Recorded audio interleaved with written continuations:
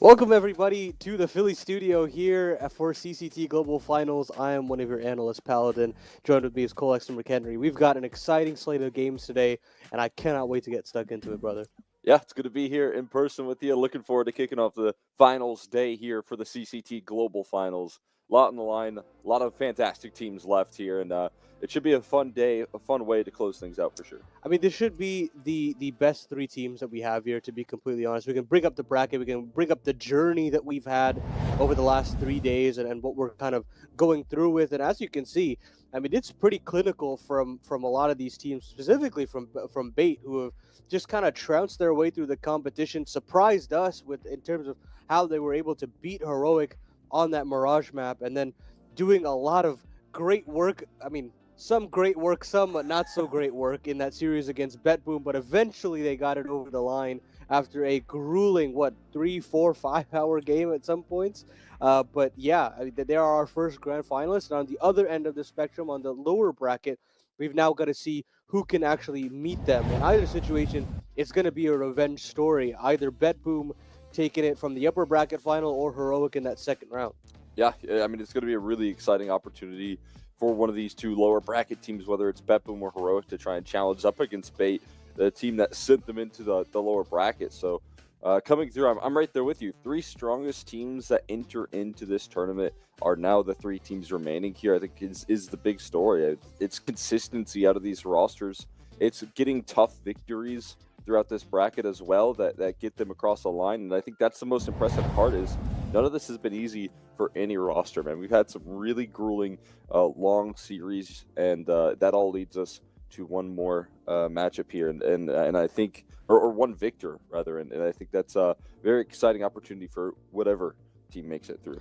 Yeah, well, start jumping into some of these rosters and breaking down what we have in front of us. We'll start with Heroic.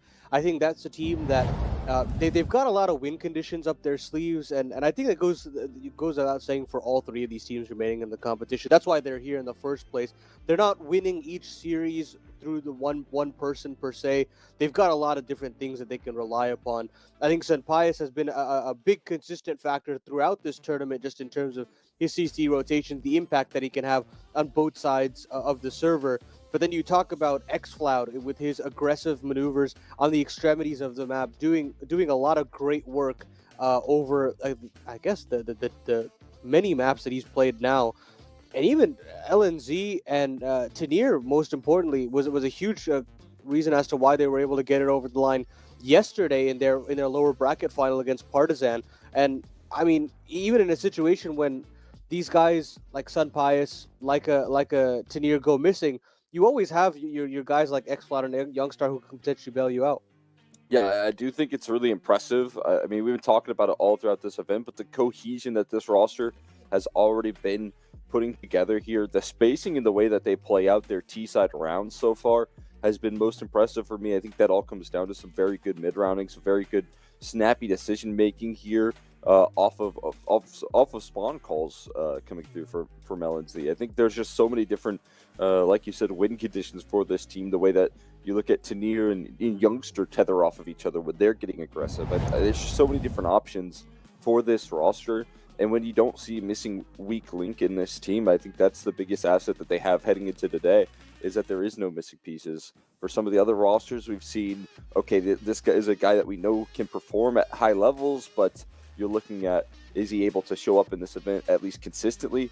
I think that so far out of Heroic, I haven't really noticed a big missing piece of the puzzle here long term throughout this tournament, and I think everyone could step up as that win condition. I mean, I think the one big point that you brought up is LNZ and his calling, because I think there were some scenarios where they had to call off the back of the T side. You think about the second map against Partizan, having to grind out an ancient victory off that offensive half.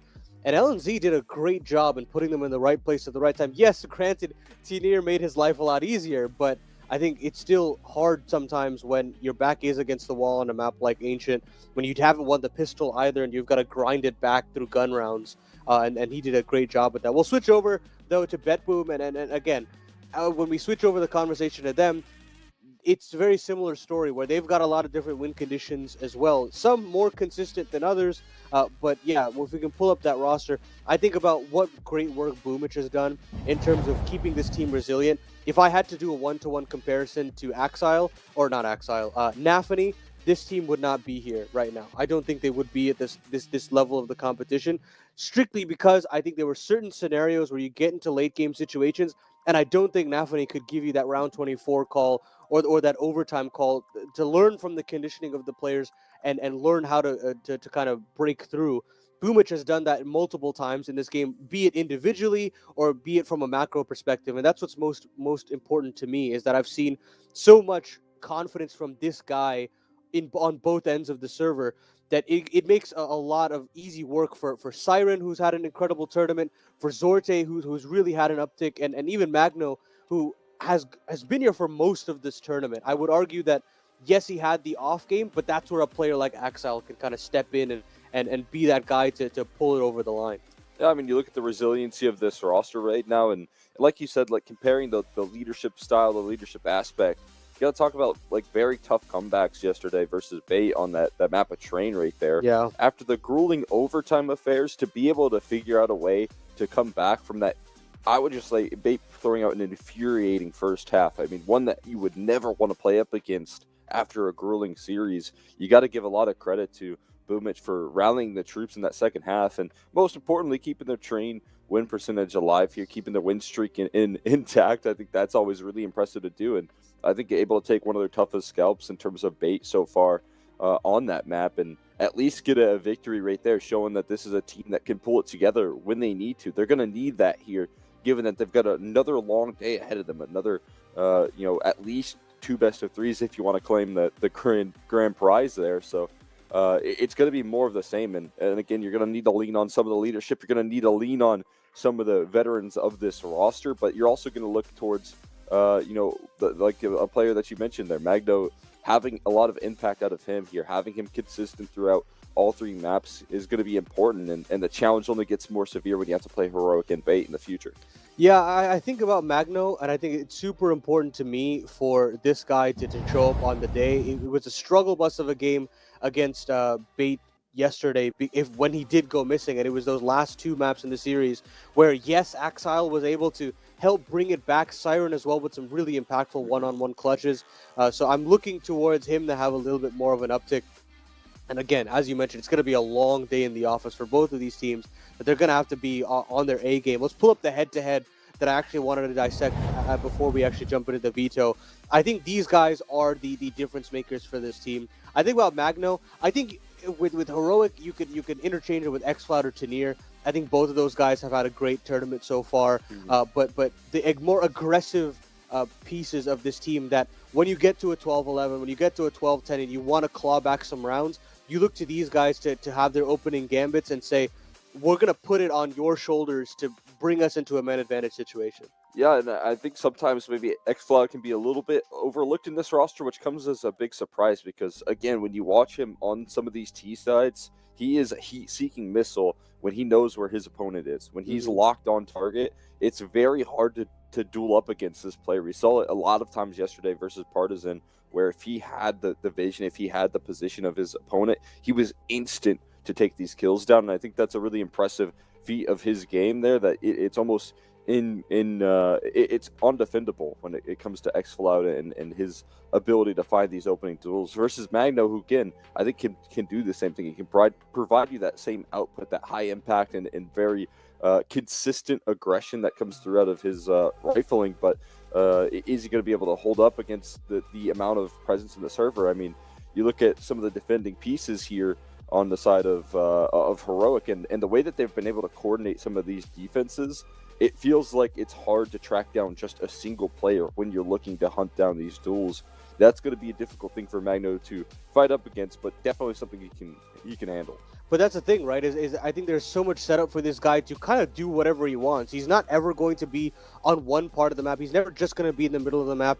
They'll put him on the extremity if they want, on either end of the map, and they'll have a secondary player to support him if that is the kind of all-in maneuver that they want to go for. And the fact that they're willing to do that with a player of his caliber is super important, because I can't tell you how many times where you've got great pieces. And again, I have to call back to the previous system they had, where you would mishandle and misuse the talent that you have here by pigeonholing them into one idea. And if you can let a player like this off the leash, that's where you can get some high tier performances, and you can get him to be that big X factor that can pull you over the line in a late game situation. But look, guys, I want to talk about the Veto. They both share an Inferno permaban, and I love it. I love to talk about Veto when we do have a shared permaban, and I actually want to see where this ends up. Who plays that game of chicken well enough, and who actually takes the bait. And look, from a bird's eye perspective, I think about how BetBoom have played Inferno before. They have played that bluff all the way to the end. A decider against Spirit Academy at the Yellow Compass not too long ago. They won that 13-10, and I'm very curious to see how much that affects Heroic in this Veto. Do they want to play it as favorites and just say, we're going to take it off the table, we'll play your train, we'll play into our own kind of win condition of Anubis, maybe even some Ancient. There's a couple of things that they can look at there and just say, we don't want to mess with Inferno whatsoever if we get at the end there. I would understand that more from Heroic's sense there as well. I talked a lot about them in the Vetoes here having a strong suit in that Inferno ban, just because again, some of these teams, it was one of their better maps. If you look at a team like Wildcard, that's now eliminated. If you look at a team like BC Game, a little bit better on Inferno, so they had that huge advantage in the Veto.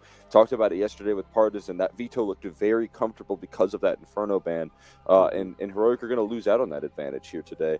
I'd have to imagine, given that they should be the ones leaning in on that ban because of those results that you highlighted not too long ago with BetBoom. So that being the case, you're looking at maybe more challenges in the Veto here. You're looking at maybe needing to lean on Train again, which is something I've been super impressed with BetBoom. That sort of shakes things up a little bit, where I think Heroic coming into this one should be feeling confident, but now that Veto maybe shakes things up. Yeah, one thing's for sure, I don't think either one of these teams are going to let it through into the second phase. They will let it in through the second phase, and I'm thinking that if a ban comes through, it's probably there. Yeah. Just because I think you would like to get off your free pick, and then maybe try to go to something where it's like, if we have to go to the secondary bans, things will get uncomfortable. There it is. Heroic will take off Inferno out of the books, and that allows BetBoom to actually take Dust 2 off the board as well. They'll go into the comfort of Train, Heroic go into the comfort of Ancient, and we have the Anubis decider. I'm sure if you're Heroic, you would have, if you didn't ban Inferno in the first rotation, you probably could have gotten away with a Mirage decider, banning out Anubis or Nuke or whatever. But that's the kind of state of affairs for them. I think they'll still be happy with what they've got here, because they've shown that they've improved a lot on Train. And the one thing's for sure, BetBoom are definitely mortal on this map. It didn't feel like that game against Bait was a walk in the park. They had to grind that game back, and I'll be completely honest, Bait gave them a lot of ways back into that game with how they dropped the ball on that T side. And I don't think LNZ is the type of IGL that could fumble that.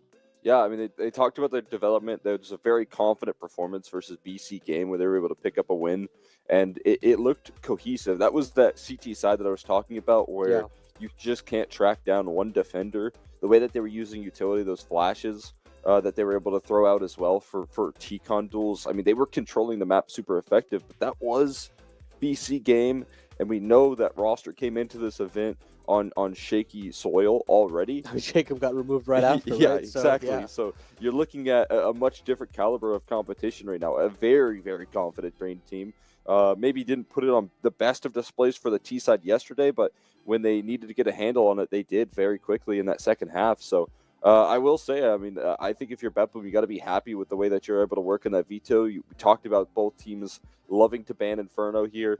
For Heroic, they're the ones that do it in that first phase, and I do think that's going to set up BetBoom for the best possible opportunities. I mean, it's so good for them that they got to play against another team that has perma-banned Inferno before in Spirit Academy at that Compass event, because that has just given them a world of love here in this Veto here, to be able to have the gall and say, yes, we'll take Dust 2 first. We'll ban first, and we'll ban it out. So credit to them. They've made the right decision here, and they've been gifted an opportunity at fighting back in through this game.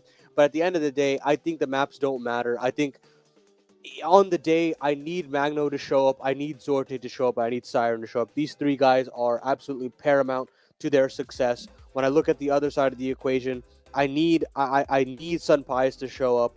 I need xFloud to show up. And Tanir, he's had some insane games, but it would be lovely to have him on a high level, because if we can get that, we can get a high tier level game. But that's going to do it, folks, on the analyst desk. We've got an exciting slate of games here, and we've got an exciting duo to take it away with us. Anders and Ted, enjoy these games.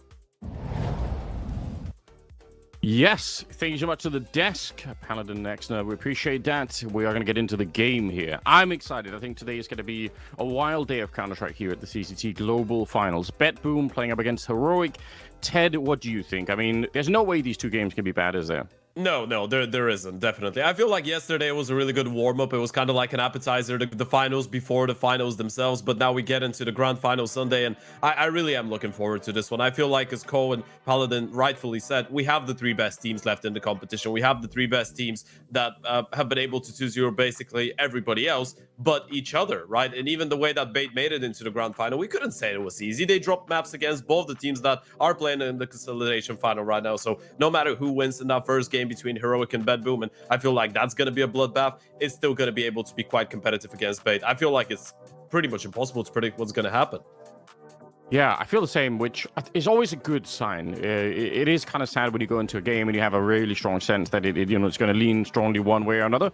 Also, got to say, my appreciation for BetBoom is kind of growing because they keep picking Train, and for a long time we just weren't able to see this map at all, but now we are. So welcome everybody. We are ready to go. It's going to be the first match of the day here at CCT Global Finals. Heroic versus BetBoom, with Heroic starting on the CT side, BetBoom on the T side, and the smokes are already down in the yard. They will not delay. MagnoJez taking down Tanir to start with, and they keep going. Nice follow-up headshot. LNC, the next victim to fall. Finally, they're answering back, and it's Sun Pius with a couple of really great headshots. Keeps it going, finds a third, and leaves Sorte alone back here instantly. His entire team wiped out as soon as the Spaniard showed up in the yard, and that's pretty terrifying. The bomb, obviously not planted yet, and they're going to not even give him a chance. They're not going to delay.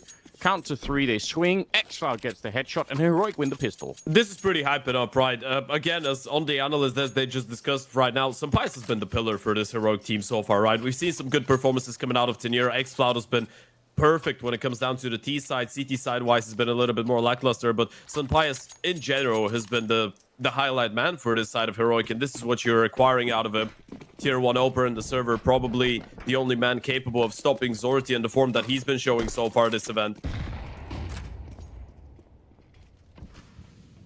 It's nice for Heroic. I feel like it's kind of a luxury for the rest of us too, right? Because Sun Pius, when he's playing well, it's incredibly fun Counter-Strike to watch, and I feel like we were missing him when he wasn't here. It's a sad feeling almost. Like, come on, Yeah. We know you could do more than this. Yeah, especially the fact that he's back now with Saw. One of the people that picked him up from Movistar Riders, introduced him to international Counter-Strike on ENCE a couple years ago. Definitely makes him feel a little bit more in his waters. This round, though, should be a little bit cleaner here for Heroic. Nothing too fancy, probably. Bit of an easy round. Deagle is back there somewhere for somebody to pick up. Deep grenade. Yeah, that's a lot of damage. No casualties yet on the CT side, and there won't be any either. Some decent damage. Tanir getting a chance to flicks the FAMAS a little bit, and going straight into the next round without much delay. BetBoom, they're going to be picking up some rifles here, and obviously it's going to be a bit of a bonus situation for Heroic with 2 MP9s and 1 FAMAS. Good chance for BetBoom to step into the game early on with the AKs. Yeah, and this is what you're after, right? You can't afford to have such a slow start like yesterday you did. I guess you didn't get punished as much against Bait in that game, and you were still able to come back in the second half, but getting only 3 rounds in the first half of competition is something you can't afford to do now against Heroic. Nade here. Oh, but the flash is insane. And Linus coming up with a nice kill. Both of them just ready and waiting. They thought they were going to catch him, but that flash is thrown over the wall and just devastates them. They don't lose anybody else, which I guess is good news for BetBoom. I say that. Might have cursed them. MagnoJez to go down, and suddenly 3 versus 5. Not exactly ideal for that first AK round. Also, This is so scary. If the CTs don't lose any, if they're playing well now, they can pick up all the AKs. That might be the worst possible outcome here. It's not just to lose the round, but you might end up giving over so many rifles. Sorte right now, apart from just doing more damage, I just think getting more kills. Look, 3 AKs picked up already on Heroic. He can't allow them to go into the next round with that much of an upgrade. This is like winning the lottery early on for Heroic. Not only winning the first 3 rounds, but upgrading the FAMAS and the MP9s into AKs. That would be such a luxury. Tough thing is, I'm not sure if he even believes he could just go back, pick up the bomb, and try and do something, right? 35 seconds on the clock. There's so many angles to be wary of, and it's not like Heroic are going to be giving him the fights. Especially with the low HP on Pius, LNZ, and X-Cloud.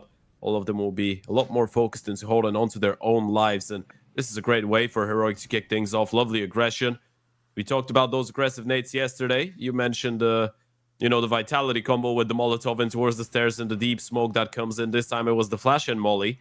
And then the second molly and the smoke came in after the first contact was made initially by LNZ. Heroic shut it down. Zorti holds on to the AK. A 3-0 start, and as you said, 3 Kalashnikovs saved up after the first buy round for the side of Heroic. That must feel damn nice.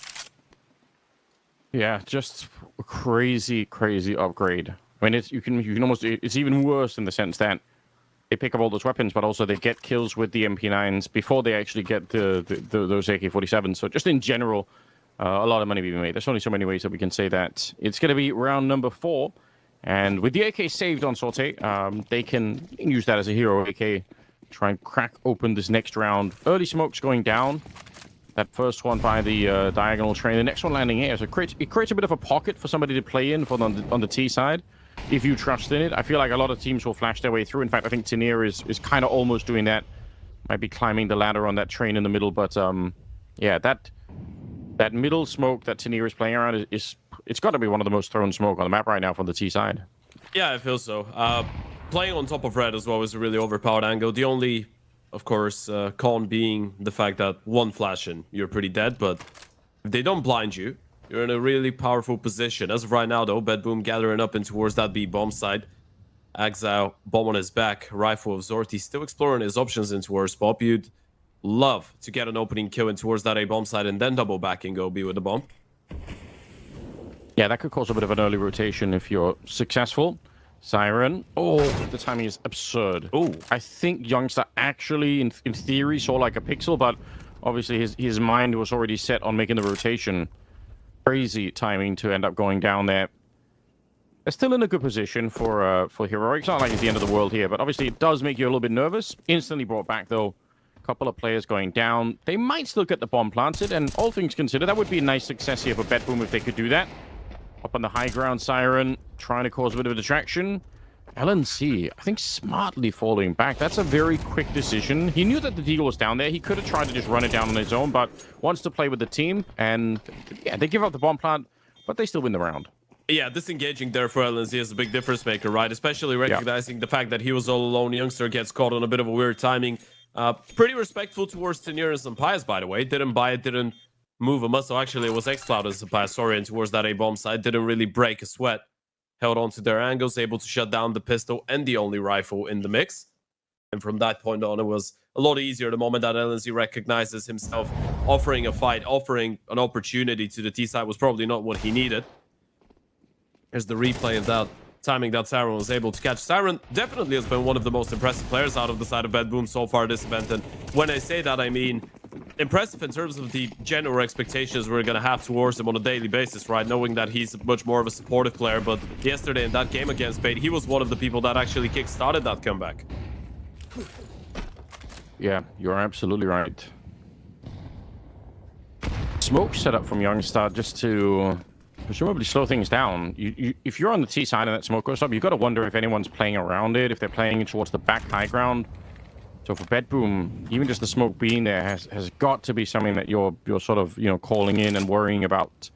They do have position in Pop Dog. Also, Axile playing down by Ivy, and then Sorte is kind of covering main.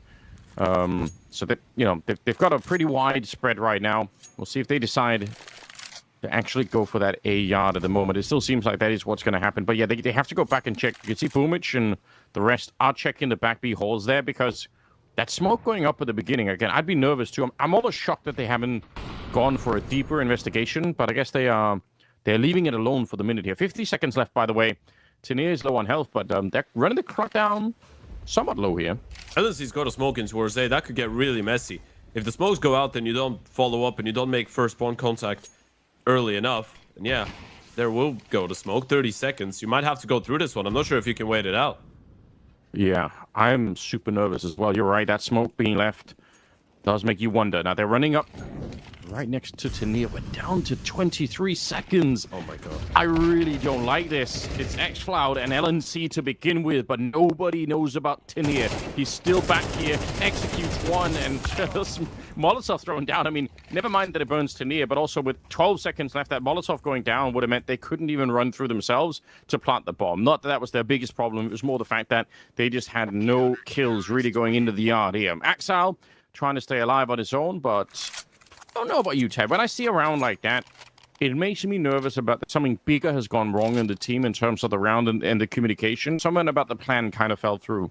Yeah, it kind of feels like you've lost track on how much utility the CTs have left, right? Because you spot that early smoke in towards the B holes, and this is actually a really good way that you can mess up with the T's counting for all those grenades, right? You throw in an early utility, then you resmoke a couple times towards Bob, towards main, and later on they just lose track of how many smokes you've got left. They might have not even anticipated this one. Tenier just plays it to perfection, gets up close and personal. No one's really thinking about this being a possibility. Everyone's a lot more focused on trying to clear out the bomb site itself. It does get a little bit scrappy towards the end for BetBoom, and this is definitely not what you're after. We spoke about the slow start. Picking a train against Heroic. In general, this veto is incredibly favorable for the side of BetBoom. We already pointed out, and I think Paladin made the point that BetBoom, having played one Inferno against Spirit Academy, means that Heroic needed to ban it, so BetBoom do get to remove that dust too. They have a massive advantage into the veto, and Train is a map that Heroic's won only once. That was against BC Game in this event, obviously, but this should be much more comfortable than the start has been so far. Nicely done. Magnojez, in every single game, apart from one map, I think, he's been playing lights out, so I'm not surprised to see that he's picking up some kills here. They will lose shots here, unfortunately, but they still have something to do in this round. At some point, we're going to have to discuss the fact that Axal is drinking water from like a pint-sized mug, and it just makes me really uncomfortable. Like, there's something about that just doesn't... Maybe it's just me, but it's just... That doesn't make any sense. You just don't have that Fortnite brain on, right? Yeah, I don't know what it is. It doesn't make sense to me, okay? Maybe we can get that on a replay at some point, because I need to investigate what's going on there. Maybe have a conversation with Axile. You know, it's like a one-to-one. Oh, nicely done.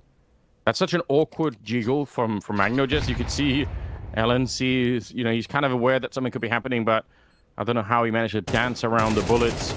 Youngstar, nicely done. Bit of a spray down. That opens up for the chance for a retake. I think without it, it wouldn't have been possible. Tenier landing a headshot on Axile, and suddenly it might be on. Boomich, he's managed to scavenge home an AK, but at the same time, Magnus is still back there. How is he so dangerous? He's been low on health the entire round, trying to get it done. He finds one more. That's 4 kills in the round for Magnojez. One-man army to try and get BetBoom on the board for Train, as they haven't had a single round yet. Sapphire taps the bomb, but just Boomich had to wait. That was all he had to do. Just don't peek, and you're going to win the round. But obviously, all of the praise will go to Magnojez in this one. What a sick round. Yeah, what a sick round. That wasn't even a full investment coming out of BetBoom, by the way. That was just them playing with a couple hero AKs. Some of them saved them from the previous round. Some of them invested into this one. Not even a full investment. Didn't even have a lot of utility. Just walking out the A bomb side on a later timing, getting a lot of individual fights. And as you said, Magno being low on HP, getting so many kills. This is the real difference maker. That 1v1 against Youngster. If you don't get that kill, you're probably losing the round, but it's a 4K coming out of Magno. Impressive stuff is that the majority of those kills he even gets on low HP as well, right? The young man showing he can be pretty dangerous when he's wounded as well. Kind of like a wolf. You know, that's what they say about wolves. Most dangerous when they're wounded. I appreciate that. Although they don't typically, you know, they didn't shoot AKs. So I'm much less scared about the wolves, to be honest. Sure. Just you know what? Maybe wolves in the future will. AI wolves. That's when I would start to get concerned. I really would. I don't know. Are there any wolves in Bulgaria? Is that a thing? Yeah. Oh, okay. I know there are bears because when we were in Sofia, my family were worried that we might run into bears, but I said that's not going to happen. xFloud will get that first bullet to the face, and they're going to just clean entry. That is a 1 round. That's how you do it. Listen, sometimes Counter-Strike doesn't have to be complicated. You can just flash your way into a site and get some entries. Job done, on to the next. Yeah, also it's a good switch of tempo as well. The fact that Heroic have been trying to hold on to the majority of the utility for the first 30, 45 seconds of most of the rounds makes an early execution a lot more potent than it would be otherwise. And still, Heroic did have a lot of numbers in towards that B-bomb side. It was just about the clean execution. We kind of mentioned that yesterday, but out of all the impressive things that we've seen so far from BetBoom this event, utility has been one of the best, especially in my book. Flash efficiency, utility damage in general has been really well timed and really well coordinated for the side of BB. Yeah, we brought that up yesterday. I think as a contrast to Bait not really doing a lot of that stuff, which is fun to think about. I still appreciate that. Those kind of stats do help to paint a bit of a different picture of what the matchup is like. Bait, they don't need grenades; they just shoot people in the face. I mean, we saw that Mirage from Kenzisor. We're gonna hopefully get to have that conversation again later on today. Of course, the winner of this one playing against Bait in the grand final, and both those teams have lost to Bait already. Both of them in a 1-2 fashion, both of them trying to redeem themselves. Of course, for the side of Heroic, the road has been a little bit longer getting to that consolidation final as they faced off against Bait in their second game after taking down BC Game in the first. Had to deal yesterday with both Wildcard and Partisan in pretty hectic games. For BetBoom, it's been a little bit cleaner. Clean 2-0 wins over Wildcard and Imperial. Then you drop that series against Bait, but I guess the definition of that game was a 50-50 map, one only taking 47 rounds to be decided. And there was an overtime on the second as well. Yeah. We had fun yesterday. We really had a lot of cool Counter-Strike being played. Yeah, the 4 overtimes, that was such a crazy game. Like even the regulation part of it was out of control. Here we go. Some aggression down towards Ivy. They actually don't follow through. They just kind of put out a little bit of a flashbang. It looks like xCloud, he's going to run through the Molotov to try and challenge Axile. He's still fighting down there. Sunpies is holding this angle.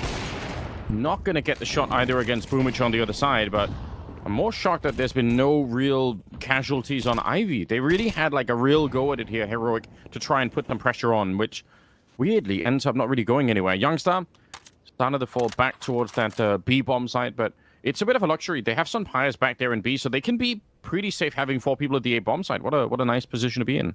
Yeah, it was a good aggressive play towards Ivy as well. What a great way to try and open up an opportunity for some Pyres to get a kill on the other side of the map. You're just trying to bait the T's into going for a reaction play somewhere else, but now they've gathered up, going for another A play, and as you pointed out, 4 rifles here in position. Boom. Trying to make their way out. 45 seconds. Quick trade here. Axile for xCloud, but look at the timing. I think Sorte was about to throw a grenade back there in main, and unfortunately he had the bomb in his hands too, so that's going to be dropped on the ground. Boomich, 1 versus 2, sneaking out with a knife in hand. Either way, probably Tania would have had it, but yeah, trying to be real sneaky with it. And it's Heroic. Back to their winning ways after giving up, 1 or 2 rounds here. That's a real concern here. BetBoom, bit of a struggle early on this T side. Yeah. You know what's the easiest way to identify a team that's comfortable on the CT side of Train, by the way, Anders? You look at the way that they pick the timings to go for the peaks on the A-bomb side. When a T-side team goes out main and pop and they don't see anyone, there is that specific timing when they will think, okay, we can actually throw some utility by hand right now. And then you go for the swings, then you surprise them. Now you try and switch up the pace a little bit if you're BetBoom, but again, you're being stopped. Yeah, they're running into a lot of issues. Deep Incendiary, you can see Siren there. Takes a little bit of damage, burning alive. More grenades landing towards the T side.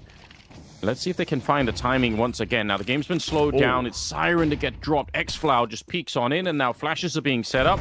Incendiary on both sides for Axile. He was going to burn one way or another, or he would have to run and probably get shot while he was escaping. That's a double Incendiary to put a lot of pressure on. Sorte in a 1 versus 4. And they know exactly where he is. Again, the lack of surprise here, just not being allowed to get 1 or 2 free kills before anyone knows what's happening, is definitely hard to win these kind of clutches when they know exactly where you are. So disengaging with the bomb might actually be a good call here. A little bit of a jump for xCloud just to try and get the information, but Heroic, they should be able to play this one cool. Yeah, if you're Zorti right now, you're going to give this 1 versus 3 a go. At this point, you just need rounds, but it will be difficult to isolate the fights. xCloud is just toying with you, and Sunpice is holding the tight angle from E-Box. Should be impossible to find a way back. Yeah, they're not giving him anything to work with. Sunpice here, and he does not really want to miss those kind of shots. 8-1 in terms of kills and deaths on Sunpice. Again, another strong start for him. He really seems to be hitting a high level of consistency at the moment, which, you know, again, is that's one of the rare things for AWPers sometimes. It can be hard to show up every game and just deliver. There I said, I feel like this is the most functional team that Sunpice has been part of since that ends lineup with Snappy, Matt, and Diha and Nerds, and obviously beforehand with Spinks. I feel like now we're starting to see the level of Sunpice that we didn't quite get to see on Falcons, and even when we were getting to see it, the team around himself just could not complement it, right? They couldn't back him enough. What we're seeing right now out of Sunpice is just a resurgence, and you know, it's been a while since Heroic have lifted an online trophy and have won an event. So if Sunpice is able to lead them to something like that whilst also playing that well, this could be the start to something great for both him and the team once again. BetBoom, of course, not out of this one just yet, but at least in this round, unless Siren goes absolutely nuclear, it probably should not be too competitive. And after the last couple rounds being unsuccessful in towards that A-bomb side, might be the time to do some exploration work in towards that B-bomb side as well. The A defense has been incredibly strong for Heroic. Yeah, it really has been. Almost, I mean, they have had almost no success. The one round what they did was Magno just with an AK and 4 kills, and I mean, again, that's sick. But if you could just call that every round, then you would. Youngstar, this seems like an insane risk. He's been throwing the smoke a lot, pushing in front of it. What a wild play. I would love to see that try to, you know, another time. Siren actually able to land a shot here. Orc in the back, and xCloud's going to get a couple of really fast shots. He was very nearly ready for the third one. Takes down Magnages. I can't believe he's got this one production. xCloud has shut down the B attack. 4 kills for the Turkish star.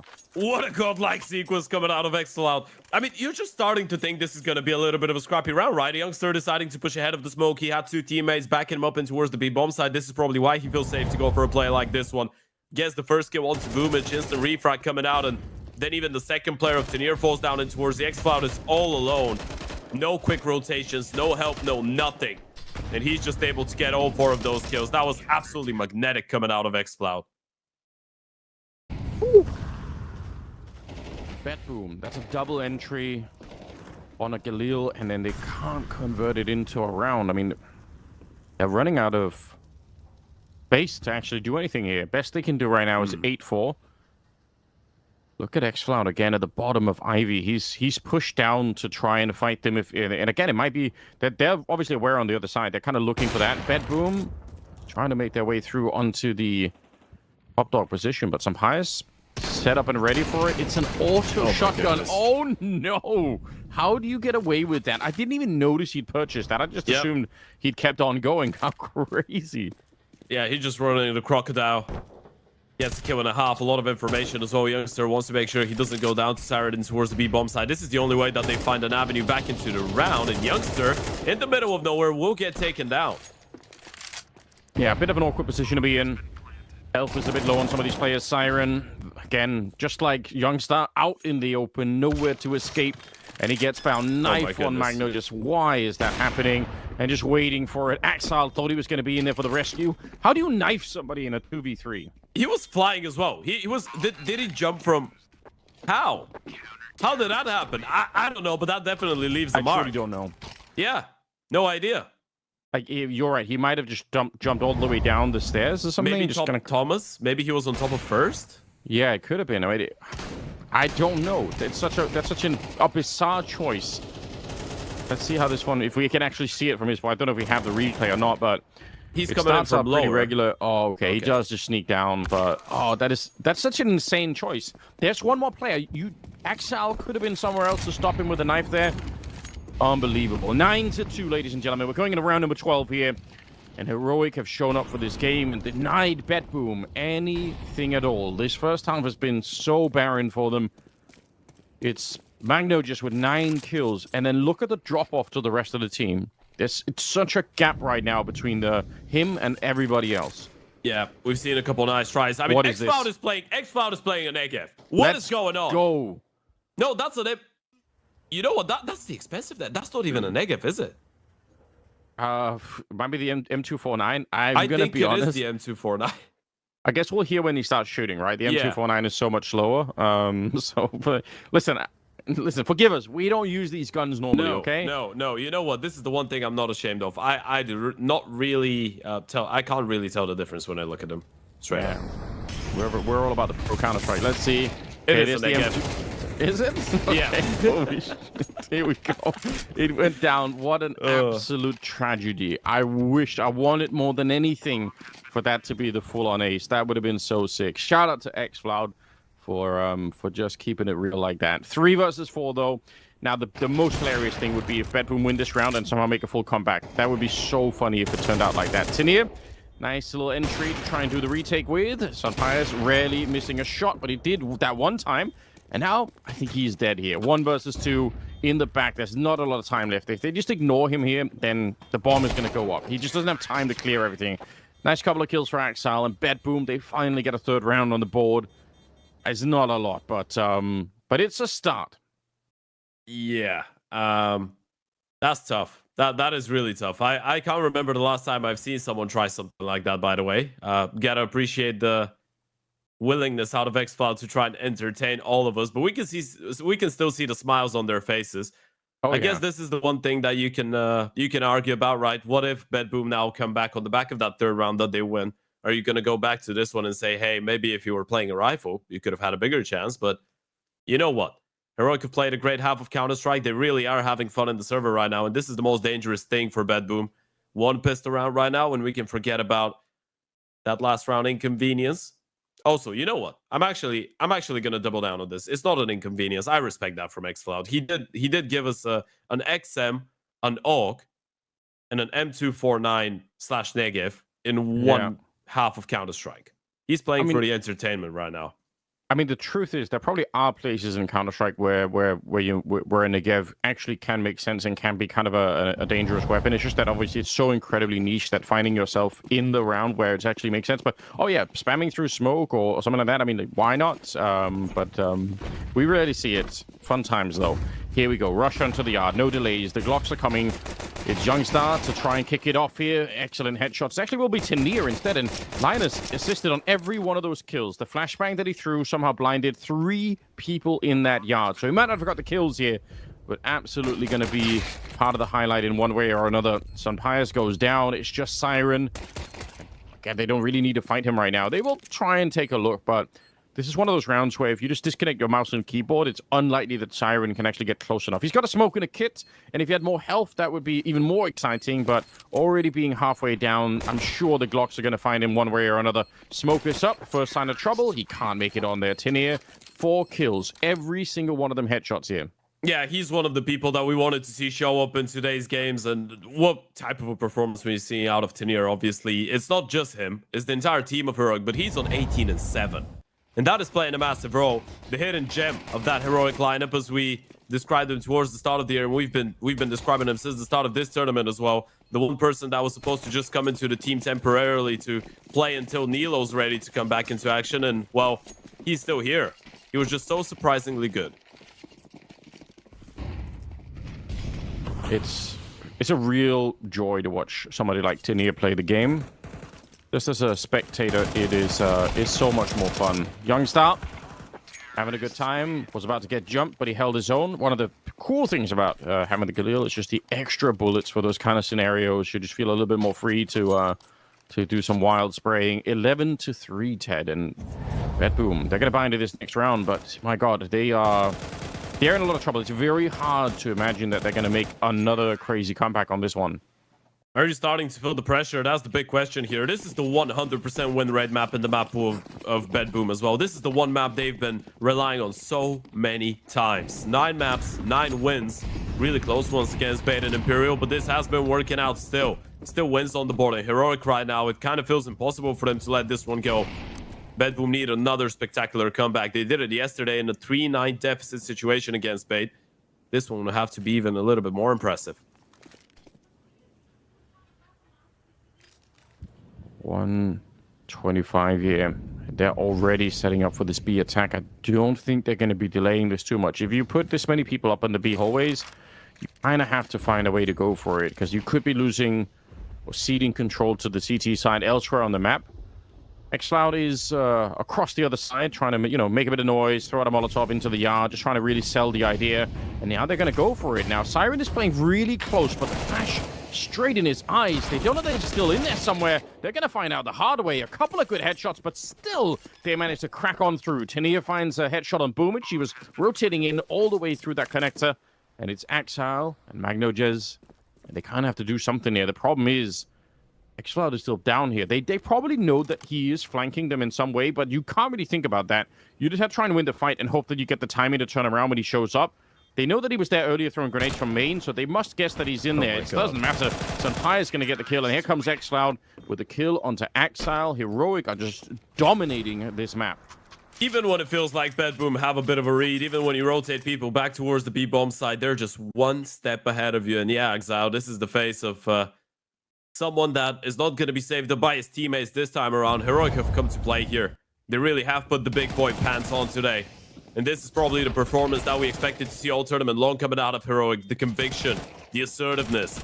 It's not even close right now. They're having a field day, and this is the best map of BetBoom. This is their map pick. That was supposed to be a punish pick. I mean, they've been doing a fantastic job on this map, obviously. And it's been exciting because they keep picking it and they keep winning it. Heroic are putting a hard end to that right now. It just shows that there was some gaps as well. All those close games.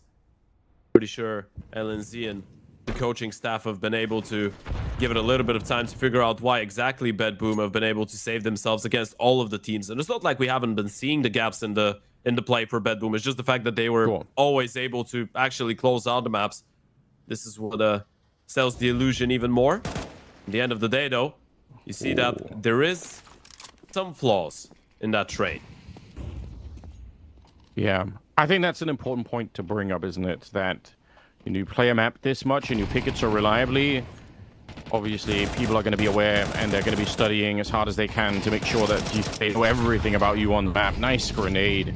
Siren explodes xCloud, and Youngstar finds himself in an interesting position back here. He's actually got a chance. Look at the health here. There was almost a chance for a quick follow-up second kill, but MagnoJez is going to be able to find him. They upgrade to some AKs. I'll say this, though. BetBoom have been an insanely entertaining team to watch throughout the tournament so far. If they win 8 in a row, we're in overtime. I mean, if you watched the game last time against Bait, you know that's possible. Yeah, it should be. I feel like at this point, it's all about the mental, though, right? This is a first step in the right direction, but quite difficult to still put it.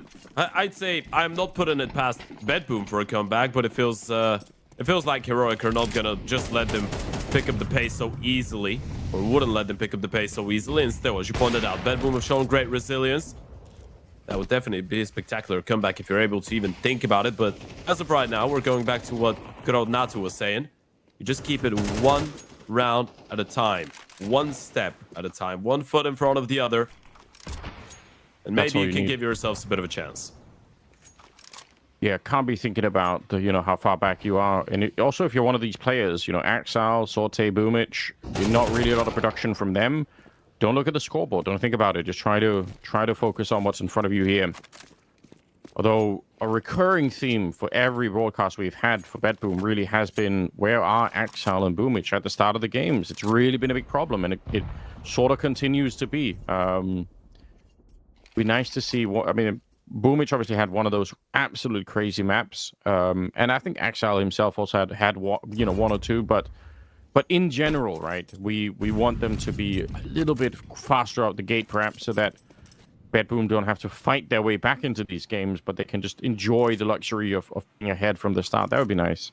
Yeah, it kind of feels like Boomich is coming back to his own self a little bit more so far this event. His own self from back on Na'Vi, right, when he would be that type of an in-game leader that could just throw himself out there, create space for the team, and then have the stars that he can rely on to win the round itself. He's been playing with a lot more confidence, and as you pointed out yesterday against Bait, had a great ancient map, single-handedly actually brought them into so many overtimes. It's a bit of a shame they couldn't close, but if you're talking Axile, it was really just that Mirage yesterday against Bait. It's one of the few maps that I personally can reckon we've seen a good performance out of him. And again, it is a really difficult one as well because he still is a pretty young player. So you couldn't say that Exile won't be able to come back to his old self, won't be able to come back to the level that we all know he can play on. And obviously, there's a lot of external factors to it. He needs to get used to playing a little bit more online Counter-Strike after a couple years of only Tier 1 competition. But you definitely are looking at him and saying, well, after spending such a long time on C9, Gambit, all of those teams, you have to be able to put up a little bit more of a fight online. You have to provide a little bit more support to Zorti, Magno, and Siren. Yeah, and I mean, he's not the first player that we've seen kind of lost in the wilderness where, you know, you just can't find a way to rediscover your own game. And sure, I think it's an interesting topic, right? Like, it's something that I would love to have more insight into, maybe especially in talking to some of the players that have done it and sort of figuring out how did you do it? Because, you know, he's not the first person to sort of, you know, go from a really high level to kind of, you know, disappearing. And some people make it back and some don't. Hard to figure out how that works. Here we go. Magnager is going to be flashed into the bottom of Ivy, trying to take the fight against Tinier, who is hiding in the corner back there. You could see a little bit of an engagement happening. It's so close. Two experts at play here, and it will be Magnager to come out. None of them have any fear of the other one either. You could just tell there's absolutely no respect given. Careful about the B reaction, though. Boom and Siren have to hold on. It's going to be a really quick bounce out of Heroic. They just need one round, so I like it. Put up a little bit of speed, one good entry, and they should be able to find their way through. But it won't be this round. Siren, nicely done, and Boomich also stepping it up. So just very nice hold. Two people at the bomb site to begin with, a quick rotation coming in. And BetBoom secure the round and secure 3 AKs just to add to the mix. They're in a... I mean, still, for Heroic, it's going to be a long time before the fear starts to set in, right? It's not yet. They have such a long runway. But I think once you get up to about 10 rounds here for BetBoom, that's when things get interesting. That's when you start to realize on Heroic, maybe we can't find that one round. Yeah, especially if you get another tactical timeout. Obviously, there was one before the start of the previous round. If you go through a little bit of the tax, you burn through most of the time that you can spend talking to So, and things don't really change. You don't close. It could start getting a little bit tricky, but maybe all you were waiting for was just a round with the pistols. Oh, they're flexing the deagles. Oh my god. That's just annoying, isn't it? We've all been there, just as you're trying to throw some kind of grenade. Yeah, Boomich getting to add to the mix. That's nice. Yeah, the big booms arrived. Had a couple big rounds yesterday on Ancient. Obviously, a map that we will see in this series. And that is a guarantee, being the second map of play. Of course, the map pick of Heroic, one that some teams have picked against them so far in the event, and most of them did get badly punished for doing so. As of right now, though, we're still on trade, where BetBoom are doing their absolute best to make us believe that they could come back. And again, it is Siren and Magno to actually carry the logs for this BetBoom side, at least at the start. Now is the time for Zorti, Exile, and Boomish to get activated. One of my favorite strategies on this map that doesn't get played nearly enough is, you know, when we try and put some pressure on Yard and you try and distract essentially the Ivy CT player, and then you sneak in one T into CT spawn, basically. So it'll make a big wraparound. Right. Obviously super hard to do and pretty elaborate stuff, but it's one of the reasons why I love Train, because when those kind of positions start to unfold, when you got the T's in there somewhere, it could just be so much fun. Don't know if Heroic want to play that kind of game. I feel like a lot of the times we see them, it's a lot faster, it's a lot more... Oh, wow, shooting him in the heel. That's got to hurt. Deep nade as well. Youngstar, though, keeping it kind of cool. He's saying, listen, that's fine. I've got a job, though. I'm going to flash in my teammates into the A-bomb site, so you do whatever you want down there, but I'm busy with something else. Sorte, he goes down. I thought that was going to be a kill. Magnet is showing up, and Boomich here in the back, feeling uncomfortable. He knows there could be a grenade landing. Sampires just barely staying alive. They do have every health advantage right now, but it's still somehow a 2 versus 2. And with an AK in hand, you never really know. It's a nice, almost a pre-fire there for Siren. He was ready for it. And Youngstar, he's just out in the middle of the yard. Axel's going to shoot him in the back in a couple of seconds. There we go. Oh, the grenade probably would have killed him anyway. So nicely done. They hold on here, but that was pretty close. Yeah, now it's starting to get a little bit tricky. It was a really good readjustment coming out of Youngster, by the way. The moment that you recognize the push coming out of Ivy, you just signalize, hey guys, we can just execute onto the bomb side. Magno's not there. It's going to be a little bit weaker. We should be able to take it by force. And then he himself actually doubles up and flanks the Ivy player. Unfortunately, not clean enough on the entries there, Heroic. A good hold coming out of Boomich. Another multi-kill coming out from the in-game leader. BetBoom really giving this one a go now. 4 rounds the difference. Yeah, I mean, it's again. I don't think it's panic stations yet. We're not there yet for Heroic. I'm sure at this point it's still, maneuvering, trying to gather all the intel, trying to figure out if there's anything interesting going on. But a couple of more rounds, I think we might have it. Nice little spam coming out from Axile. Those windows are insanely thin for both sides, T and CT.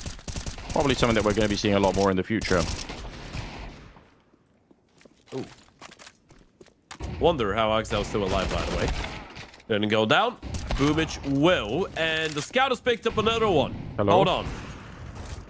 Surely, okay. I was about to say, if of all the rounds you could potentially lose, this should not be one of them. LNC is going to be dead in this corner somehow. They're all coming for him. Siren just handling it very nicely. I mean, we haven't said his name too much, but obviously it's been true so far that the 3 players that we can rely upon on BetBoom are Siren, Sorte, and MagnoJez, and that continues to be true. Really, really cool to see Siren just consistently performing across all the maps. Yeah, especially role-wise. Obviously, Sorte the highest rated player in this entire tournament before the start of this first map. But then you're getting some good impact coming out of Magno and Siren. Definitely punching well over his weight. Well, not over his own personal skills, but over the positions that he's playing. And Heroic. Now you're starting to feel a little bit of the pressure, though. 3 rounds the difference. This is a pretty winnable one now for BetBoom, or a pretty doable one to reach overtime. If you're a Heroic, this should be where you close ideally. That was a 12-3 lead. Yes. It's not funny anymore. You close it now, or you've got some big troubles. I agree. Yeah, that's a good way to think. It's like the fun has gone away. Now, you had your moment here, but don't give up a 9-3 first half. MagnoJez going to be taking down Youngster at the start. Not the best thing that you're looking for here. And again, he's just pushing aggressively down at Ivy. You have to admire the confidence. He's done it like 3 or 4 rounds, and there is something about playing against someone who just, is that relentless. It feels constricting knowing that you're just going to be peaked like that, and he's going to win the fight. Now, they will lose Siren, unfortunately. So the round is back on again here. Nothing has been decided. 1 minute and 10 seconds. 3 people in the A yard for BetBoom, leaving Sorte, I believe, alone with the AWP at the B bomb side. They're sneaking out at Ivy. Axile going to find one, and that will distract. The gun barrel showing here. MagnoJez, he doesn't have the health to take the fight, unfortunately, and he will end up going down. That's a bit unfortunate. Axile, they know that he's on the other side, but he just absolutely expertly handles that one. Couple of good headshots to bring it back, and nothing that Tania could do at this stage. 45 seconds here in a 1 versus 3. He would have to go completely nuclear. This seems like an impossible clutch. It really does. Fine, isolate all 1v1s. At least he's got a little bit of time to work with 30 seconds on the clock. It's all about being able to pick it up, all about being able to pierce it together, but Axile is the only one piercing through this round. There goes the big man. 4K coming out of Axile. BetBoom, 2 rounds away now. Good to see Axile do some work here. Yeah, look at this. It's been him and Youngstar just going at it down at the bottom of Ivy like that. It's pretty interesting that they have their own isolated battle that's happening on train. Good play. Well, we said at about 10 rounds for BetBoom is when Heroic should start to feel a little bit more worried, and we've hit that number. What a comeback it's been so far. We'll see if they can finish it through, get into overtime. And I can't believe that we're still on train. I feel like we should be, gearing up to head into the second map on Ancient, but that's not been the case. Boomich gets a kill here, but the MAC-10 will take down MagnoJez, and now the battle continues. Siren will drop Tania, and he finds another kill, keeping it close right here. Boomich out in the open and exposed. He could have been isolated in that corner, and it could have been a very interesting 1v3 for Sunpires, but it's not going to happen. Instead, it's Boomich to get the round back into it. The org is once again back for BetBoom, and we're at 11-12. One more chance for Heroic to close this in regulation or suffer another overtime against BetBoom. And at that point, I mean, all the confidence surely is going to be stripped from Heroic. What a missed opportunity that would feel like if you're going into overtime, by the way. 9 consecutive rounds, 9 chances to close this out. And you missed out on 8 of them. This is the final one. AKs all over the board. Heroic, this is the one that you need to win. This is your last straw. Last opportunity. And then you're going OT. Look at Boomich. This is actually such a forward position. xCloud might not be mentally quite ready for it. It's rare you see players playing this far forward. They're playing on that boxer further back, and you could see he's got the grenade in hand. Boomich, I think he has a shot at just getting this one. Ooh, but he's so quick. xCloud, nice kill. Sorte's going to get one in return, but there's nobody else at the B-bomb side. Call it the A-yard here. Axal with a nice deep crouch. He swings in, and they've cleaned it up. It's just Youngstar. Now, he is aware that could be a flank coming. AWP here, and I think Sorte is almost showing his gun barrel. Calamity for Heroic. 9-3 in the first half, and it goes to overtime in the second. I don't know how BetBoom have done it, but you could see Boomich just neither. He is laughing his way into overtime. Yeah, he's got no clue. Welcome to the 100% win rate of BetBoom. No matter what happens, even if the planet ends, even if the world is over, they still cannot lose the train map at this point. That's what it feels like. No matter what happens, no matter how many stars align for the other team, people just can't close a train against them. Yesterday, Bait had a 9-3 lead. Now Heroic had a 12-3. And both teams unable to close in regulation. Now, Heroic is not out of this one just yet. You might even argue that at this point, you feel like you've lost the map, so it's going to be a little bit easier to play. But yeah, there is no sign of all those smiles that we were seeing on those faces at the end of the first half, definitely. And Pious Youngster, xCloud, not really being as optimistic anymore.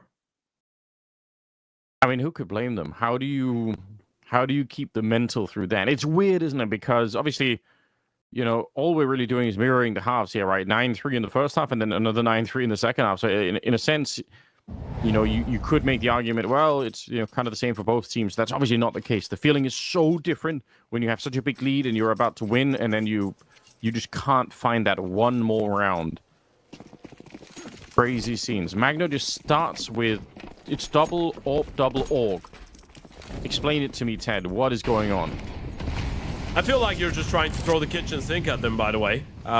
You're just saying, hey, you know what? Money is not an argument anymore. Magno's been so aggressive and towards that heavy position that you're expecting them to try and challenge, so you're trying to be a little bit more creative. And look at Boomich. He's going to get up close and personal. He's going to line them up.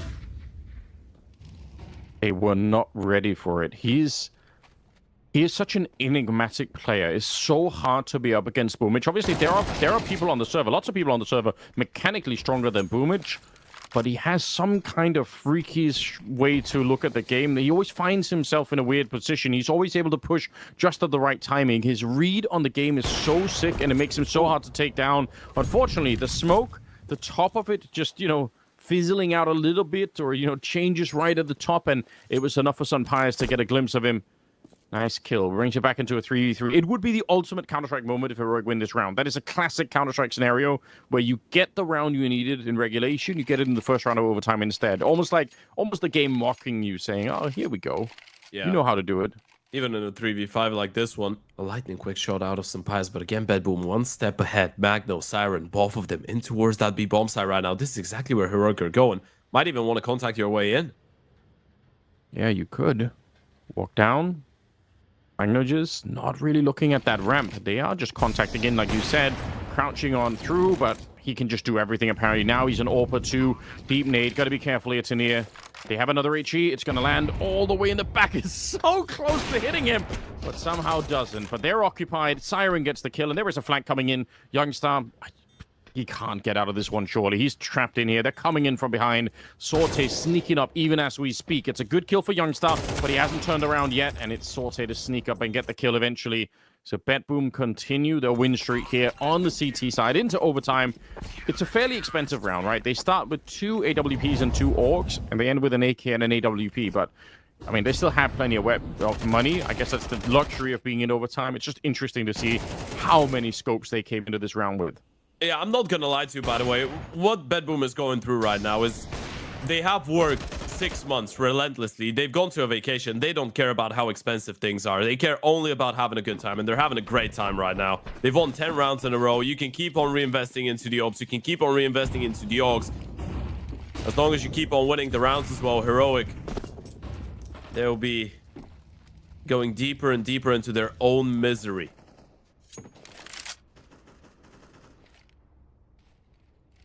A little bit of a forward position at the back of B. I do like that. Could be a potential time bomb for Heroic here if they keep pushing. So far, they're just setting up, but we'll see if they get the courage to move forward. I would love that for BetBoom. Exile and Siren, you could see. Now they've cleared the corner, and I don't think there's any reason to stop. I mean, you might as well keep going if you've made it up this deep. If you put the pressure on here, it's going to get interesting. By the way, the corner that... The corner that Siren is hiding in, you actually can't see it from coming in from the T side. He's going to move forward anyway. All right. That might be one of the more scary timings, though. He still lands a double headshot. He's exposed. Once he starts going down the catwalk in the back there, there's no escape. He can't hide, and they could swing him and kill him, but he's able to land some really crisp shots. And Heroic, they've fallen apart here in this T side. They really don't know how to win any rounds anymore. No. Absolutely not, and you're running through a smoke. It's desperation. You're just not ready for Exile, though. Hold on a second. They get the kill. Sunpias has picked up another one. There goes another 3 versus 5, and Sunpias is going absolutely nuclear. It's because he was reloading the August. They came for the smoke. If he hadn't been, he would have won the round right then and there. The reload is what gave the opportunity for them to get on the site. Now the bomb is planted, and it's a 2 versus 3 here. Magno just spotted out in front. Sunpias already with a double, and he knows there's a player back there. Nice headshot. Magno just finding another one. How did he spray that down? He gets all 3 at the end. I need to see the second kill. I think he just kept spraying. It looked like he changed the elevation and took down X-Cloud. BetBoom. They can't lose on the CT side. It doesn't matter what's going on. That's what it felt like for Heroic as well. How do they keep losing those rounds? I mean, they lose the first 2 kills, then Sunpias goes absolutely nuclear. You get so many kills you shouldn't be. Look at that. Siren should never be getting a double kill out of this position, yet he's still able to get both of them. Then Youngster goes out, deals with Exile, Sunpias landing a couple quick shots, dealing with Zorti as well. Look at that for Magno. Spray transfer must have been sick. That is filthy. That is insane. I can't believe it. I actually can't believe it. That's the type of thing that makes you switch to his settings, by the way. Yeah. That is true. Yeah, let's get the config out. Let's find out what kind of crosshair he's playing with. Boomich going down early. We know already he can't really take anything. Even this kill. It's not over yet. Magno just is out, and with 24 kills, it's good to get him off the field. But Heroic have been struggling to close rounds, even when they have a bit of a chance, even when they have a big enough advantage. So let's not call it done yet. Flash, unfortunately, it's a sick idea with the flashbang, but Zorti just doesn't really get to react in time. They do have another one on Exile, but he's really far away at the moment. Youngstar gets the kill on the Zorti, and I mean, they surely can't. Even Heroic on this T side can't find a way to lose this round. Yeah, that should be the end of the misery. This is just 1 kill from Siren. No reason to get worried. 1 kill on the wrong side of the map. The bomb's been planted. You have a 4 versus 2. You have a flank on Sunpias. There's no way you lose this round. The thing is, obviously, I don't think the math exactly works out like this, but if you win 1 out of 3 rounds here, it's sort of functionally the equivalent of winning 4 rounds in regulation. If you just, if you transpose the math, I'm sure there's got to be some mathematician out there that can tell me why that obviously the money is one thing. Exile, he's got no health at all. Gonna go down to Tanier. Headshots overkill, doesn't matter. You get the job done. Heroic, they will win 1 in 3 rounds in overtime against BetBoom. And like I said, I don't think it's quite the same as winning, 4 in 12, but it's nice to be able to at least pick up 1. Yeah, it's not quite the same, but it might actually have even more weight to it, right? You get that 1 round, now you're moving on to the CT side, and Heroic, it's been a while since you were on the CT side, and the last time you were, I mean, you had the audacity to bring in an XM, a Negev. I don't think we're going to be seeing any of that this time around, of course. It's a much different situation, but on paper, Heroic have done what they had to at least keep themselves in this one. Still, nobody's gone down the route. It actually makes me sad that no one's gone down the route of picking up the auto sniper, because that was a classic thing. The old NIP lineup on train, They actually made great work of it, and you can even see how it could make sense. Obviously, the reason you don't want to buy it here in general is because it's insanely expensive. But on those long corridors on this map, I mean, it can work obviously. So I say now is the time. You know, I would do it. I feel like if you're xCloud, to hell with it. You've got all the rest. Get the auto sniper. I guess. I'm recommending it. Yeah.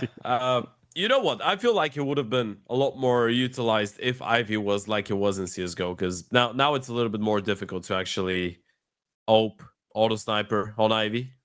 Yeah, you know what's fun though? If you really wanted to, you could have one guy peeking Ivy sort of regular, and you can actually shoot through the entire double wall that's on Ivy there. In theory, you could just keep wall banging with an auto sniper and you know kind of cover the whole lane there. But I mean, I agree, mostly for fun. Although in truth, in CS:GO, on train, people did actually do it for real. Here we go. No auto sniper in sight. Just a couple of AWPs and M4s for the rest. BetBoom. Can they make it all the way back and get to 16 here? They need 2 rounds on this T side. Yeah, would you think that now we're looking at Heroic being in a position where they need to come back into this map? That was a 12-3 lead for Heroic. But now you're back on the CT side, and this is where you got 9 rounds in regulation. This is where you did all of your good work. This is where you were shining. It felt like it wasn't even a close game. What do you think about the fact that this view model has taken over Counter-Strike all of a sudden? I don't want to speak about it. I don't care what I tried it for 2 games. I don't really care what it gives you, what it doesn't. It should be forbidden. Okay, fair enough. So, I like it. 1-for-1 trade. The flashbang was so sick. Maybe overstepping it a bit by trying to get another one in there. Nicely done. Magnoj's his ability to manipulate those angles is sickening right now. You can see he stops exactly when he needs to, and he's just so close with it. Actually did get to pull the trigger on that AK, so Youngstar goes down, and Magno just finally put to rest as well. Sorte is coming up behind. That's one problem, but the other problem is the time that was left here. Only 23 seconds when Sampayas gets the kill. It's really well done. The Spaniard picking up 4 in this round. But even if Sorte had won the fight there, he would have had so little time to actually run to the site. It would have been a hard round to win no matter what. Yeah. Alvaro just refusing to give up, refusing to give in. Probably the most experienced player in the server, I guess, alongside Boomich and Axel on the other side. So he is the one that you want to see stepping up on the side of Heroic in important rounds. A massive 4K coming out of the Oper. This has leveled things up once again. Heroic not out of this one just yet. They might have made sure that it's going to be a hell of a difficult trade to win, but it's still not impossible for them to get it.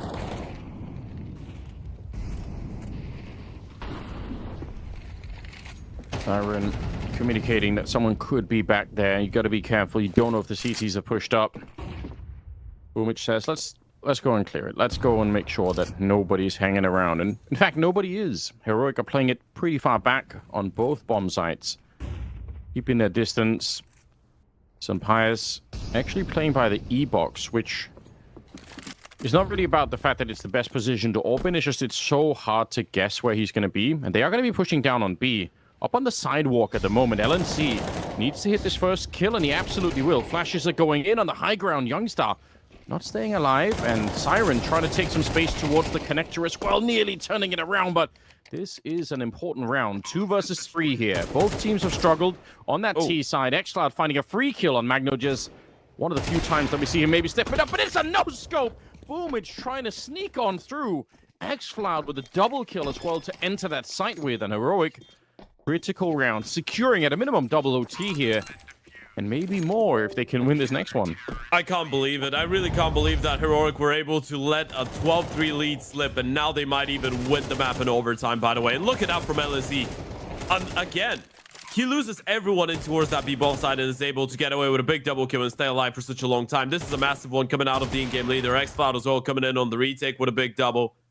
Sampayas with that no-scope was the cherry on top, and Siren's seen enough. He's had enough. He's furious at what is going on right now. Oh, man. Probably just maybe running to close the door or window. He's back in action at any rate. Magno just... Oh, he's going to get that one opening. It's looking real strong at the moment. Tanir blocking Sorty from entering, and Boomich, he's ready down. It doesn't matter. No Tania, way. the confidence is insane. He knew that Boomich was there, and he says, I just don't care. I am better, and I will take him down. The bomb's the name main. It is. That's a big issue. I wonder if Tania knows. I don't think he went deep enough to find out, so he's not going to realize. Axel crouching in to take him down.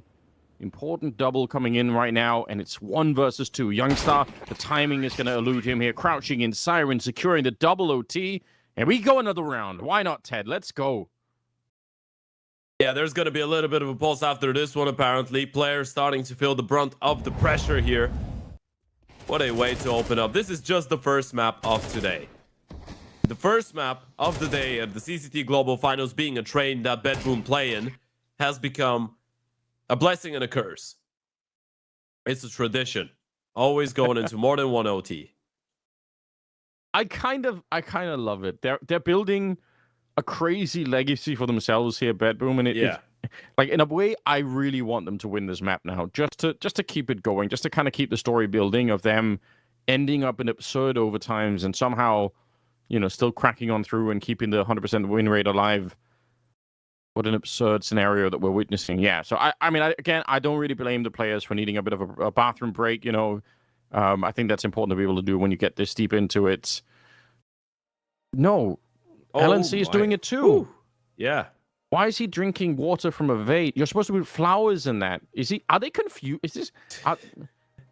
I do wonder sometimes if maybe I am just living in a simulation and the NPCs, someone just like didn't want to program them just right. So it's just like, oh, just no one will notice if we give them, you know, a giant mug or like a mug or a vase or something. Let's put whatever we can, just throw something in there to drink out of, you know?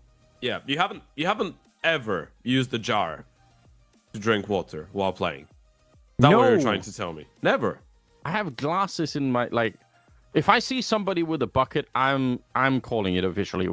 Then we are in a simulation. If I see somebody drinking out of like a bucket, it's over. Right. Why are they doing it? I couldn't tell you. I have used a 10 liter. Well, it wasn't 10 liter. Maybe like a 7 liter tube when I was younger. I just didn't want to pour every single time, so I just had the 7 liters right next to me, and I would drink right from it. It is the life, man. I'm telling you. That is such a crazy approach. Saying like, I need a certain amount of water per day. I will pour it at the start of the day and carry it with me, so that I just have it with me all the time. Yeah. Or you're just too lazy to go to the other room while you're playing. Yeah. You know what? That's fair. I can accept that. That is the way to do it. Don't interrupt the game, you know? Well, here we go. Sampai's at 27 kills, Tania at 25. On the other side, it's Magno just at 28 and Siren on 26. Just to highlight a couple of players as we go into double overtime, ladies and gentlemen. Welcome here to the CCT Global Finals, and it's consolidation. We're looking for one more team that's going to be in the grand final up against Bait, and whoever wins this series is it. So there's a lot on the line here. So much to play for. BetBoom and Heroic, I mean, they're both excellent teams, and you can tell they're really going neck and neck. They're going to be trying to go fast towards the B-bomb site. No delays. Youngstar's already holding in. He needs a little bit of backup here. Very important that he got even the 1 kill there. And let's see if they can do more than that. The bomb's surely going to be planted. They are taking a minute here. Deep HE. Atlanta does a lot of damage. Scary stuff right now. And now the Org is raining down hell from above. There's no flank coming in. The full retake is happening from this side. So Axel back there, he doesn't have to worry about that at the moment. He could just focus on this. Sorte, nice shot onto Xcloud. 3 versus 3. And that bomb is ticking away here. They're running out of time a little bit. No more smokes either for Heroic. So it's going to be down to the rifles alone. Sorte found. Siren, he's up front. They don't know about Axel, but they will find out. He crouches in, but he's so low on health. And surely this is going to be covered here. Yeah, Sunpai is not going to let his teammate down. Imagine the trust that LNC has to have. He's got his side turned. He's completely vulnerable. And if Sunpai misses the shot, then LNC is dead and the round is lost. You know what's the worst part about all of this, by the way? They know he's low on HP, but LNC is the one that can tap and defuse the bomb. Time is running out all as well. So you needed to trust Sunpai to hit that one shot with the op. Biggest issue here for BetBoom, probably the fact that you were stuck on the bomb side, right? Needed to try and brute force your way through, needed to try and go into all those fights, but you probably didn't want to. LNC with another big round on the double kill in towards that B-bomb side, and as you said, it was all about not only hitting the shot, but hitting it quickly enough. Sunpai does step up. Speaking of LNZ, this round won't be his for the taken. Zorti shuts him down straight away. Another good opening, but look at xCloud. He's on a bit of a mission, flanking around. Tania takes down Siren. And that xCloud threat is getting closer and closer. The rest of Heroic can slow this down. They don't have to fight nearly as much because they know that they've got that contingency at the end. Tania pushing through, you're right. Nobody was covering that. And xCloud's put into play. He got a double kill of his own. The round has completely disintegrated for BetBoom. It's just Boomich in a 1 versus 3. I did say earlier, I think he's such an elusive player. And look at how his mind works, Ted. Who else would do this? He's picked up the bomb, he's run to B, and then back to CT spawn. I so badly want this to work. And I actually appreciate that Heroic are waiting. Yeah. You know he wouldn't go for the instant bomb plant in a 1 versus 3. Ideally, you want to get the first kill, then go for the bomb plant. Heroic are just not moving. Just waiting for Boomish to make a move. Actually, so smart. I wonder if that's the kind of play you make on Heroic side, specifically because it's Boomich you're up against. Again, he's one of those players that, like, I would be nervous just being in that kind of a clutch against him because he just does think a little bit differently. Sure. I feel like it's just in general how you want to approach that situation, though, right? Probably Boomich is the best person on the side of BetBoom to be stuck in that type of a clutch for them. But if you're Heroic, you just want to make sure that whoever it is, you just let him get away with a bomb plan if he wants to, right? It's overtime, so it doesn't really make that big of a difference. And if he gets the bomb plan, this is where you want to shorten up the distance as much as possible, get as close as possible, make sure you're not letting him walk away from the bomb side. You've got him trapped, at least you know exactly where he will be. And under those circumstances, Boomich even walked right back into them. So Heroic CT side, 2 rounds now. Another tactical timeout, of course. Both teams, both coaches getting an extra set of timeouts going into overtime, 1 each. And Railway will use his. Try and help. Although Boomich is doing the majority of the speaking right now, Heroic might get 3 rounds on that CT side. Yeah, trying to finish it, trying to close out the map and strip away the streak for BetBoom. For some reason, they are insanely hard to put away on this map. Do appreciate the fact that they keep picking it. Sunpius down at Ivy. Maybe expecting that there's going to be a bit of a fight again. It's been, to some extent, a bit of a battle going on down there on both sides of the map. They've been trying to find it out when it's BetBoom on the CT side. It's been Magno just fighting Youngstar down there. They've had their own private war happening, which has been kind of interesting to follow. But now, Heroic trying to see if they can shuffle around Sunpius so that nobody knows where he is at the start of the round. Yeah, you even have the support of xCloud in towards that upper ramp. He's going to go for a peek. That's so much information that Sunpius could get, or xCloud could get any moment now, by the way. This is Heroic realizing there's no presence in towards the brown holes. Youngster will just start sprinting back in towards the A-bomb side. It will be on high alert. Yeah, you are so right. That one little peek around the corner, and they can rotate a 4th man onto the site itself. Tania does go down, but look at the rotation. That's Youngstar in position because, like you said, the xCloud peek up onto the hallways back there. Exile and Sorte, and only for a minute, and Exile will find himself on his own. 1 versus 4, and it's xCloud just comes bursting out from Pop Dog. 2 kills for him, and Heroic to win 3 in a row. And a little bit of frustration here, I think, on the BetBoom side. They know they've got their backs to the wall once again. Yeah, you see the reaction coming out of Exile, and that is the worst feeling ever, by the way. You'd rather get 13-3 right there and then than being able to come back all the way, even having the opportunity to get into the lead in the first overtime. And then end up losing.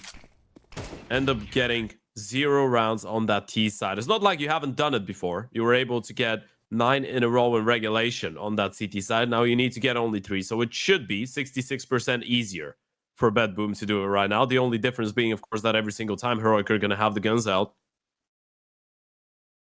Yeah, I mean, we saw it yesterday, like how draining it could be if you have to battle this much for the opening map, and then you go into it, you end up losing, and suddenly it's kind of all for nothing. You wasted so much energy on it. So I'm sure that it would be a bit of a blow to Heroic or to BetBoom if it goes down that way. Tactical timeout called.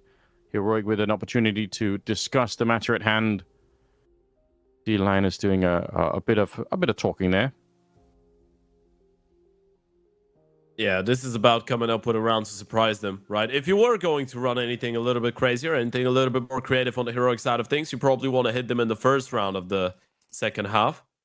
First opportunity that you get. T-side was a big struggle. Now you need just one. Let's see. You have an ace up your sleeve, something that you couldn't really try in regulation, but you could run right now. Well, the first part is they're ready for Magno just to push at the bottom of Ivy, right? They've got some nice down there. So you can't even really blame them. He's been so fearless, and he's been winning a lot of those fights, so I don't really... Yeah, I don't blame them for it. Vampire is going to be P in the high ground. Smoke goes up, and that is a bit of an indication. So, yeah, no fight happening at the beginning. Yeah, it's a smart readjustment coming out of Magno as well, by the way. He's anticipating them putting extra pressure, so this time around, he's not going to go for any wild peaks. Yeah, not staying predictable, even if you feel like you've got the skill for it, is obviously... I guess that's like a really deep level of Counter-Strike that's probably hard to reach when you're playing this, this many rounds, double OT at this stage here. Yeah, it's hard to tame yourself. You might have that urgent feeling of taking the initiative and going for a play, brute forcing your way forward, especially when you've been that successful. Uh-oh. They find Magno just all the way around this side as well. That's super interesting. LNC gets the kill. There's still 45 seconds. It's such a clean entry. Axile and Boomich playing a bit of a double position right here. But honestly, if X-Flight dies and sees both, they're going to have such an interesting read here. 35 seconds. They are bringing their way back to Pop Dog. They're going to go out the A yard, and now it's all down to this defense. Axile, very important, but he's still very exposed. Boomich, the last one of the side. They don't know that he's back yet. There's no reason he should be back here either. They've already cleared out that position. The fact that it was a double... They're going back, P? Yeah, they are. They're running back. You're absolutely right. And Siren, he's already a bit low. This can still work. Heroic might find a way to get that 19th round and win the map here. 10 seconds... and the bomb being planted. But the low health on both the players here on BetBoom is a scary prospect. One mistake here, and you're going to be dead to the AKs. And Siren's up on the high ground, calling it in, trying to get the location. They haven't seen anyone. Boomich, she should be dead. I don't know how he lives through that one. LNC goes down. And now it's Tenier. Not a bad player to have left in a 1 versus 2, but the pressure is still on as they're trying to get a bit closer. No more grenades on anyone left in the round. They tap the bomb a single time. Tenier walks in. The spray, not quite connecting. He goes for it again. Still no defuses happening. And it's going to be Tenier going down. Siren landing the shot. Look at how close it is at the end. If he delayed it for 1 single second longer, that would have been it. Train would have gone their way. Yeah, and they know it. You see the reaction as well. Both LNZ and Tenier know they had 2 fights that they probably could have won. And winning even one out of them would have secured a round. That's a lovely opening coming out of LNZ. X-Flat going down to Axao, sure, but then both Axao and Boomich stuck in a pretty difficult position, and still Axao is able to get away with 1 more kill. Lovely effort coming out of him.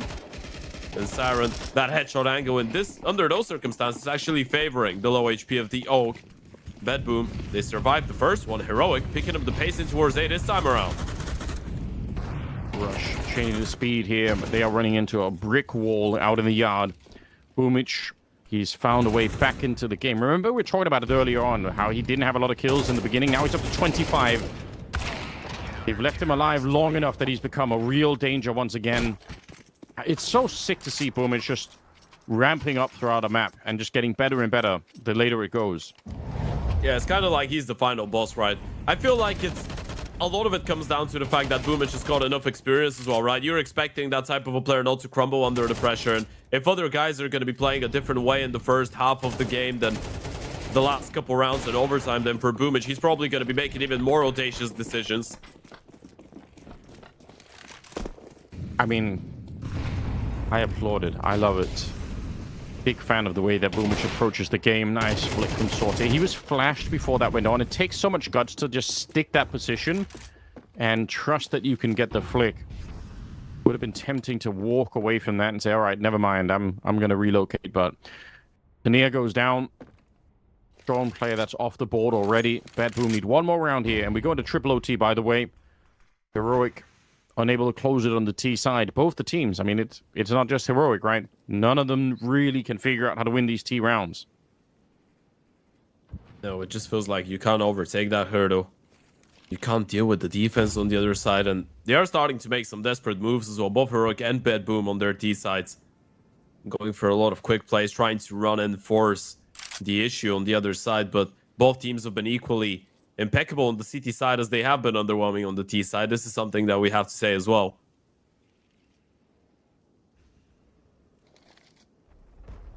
Okay, so going to be setting up some grenades here. Classic smokes coming out. Axel, I think, setting up just to try and flash somebody here, but the timing is awkward. I can't believe he wins that fight. He still can't see a thing. How did he do it? Still, they're in contention for it. Youngstar alone, but the peak is just too much here. Magno just with a triple, 32 kills in total, and BetBoom extended.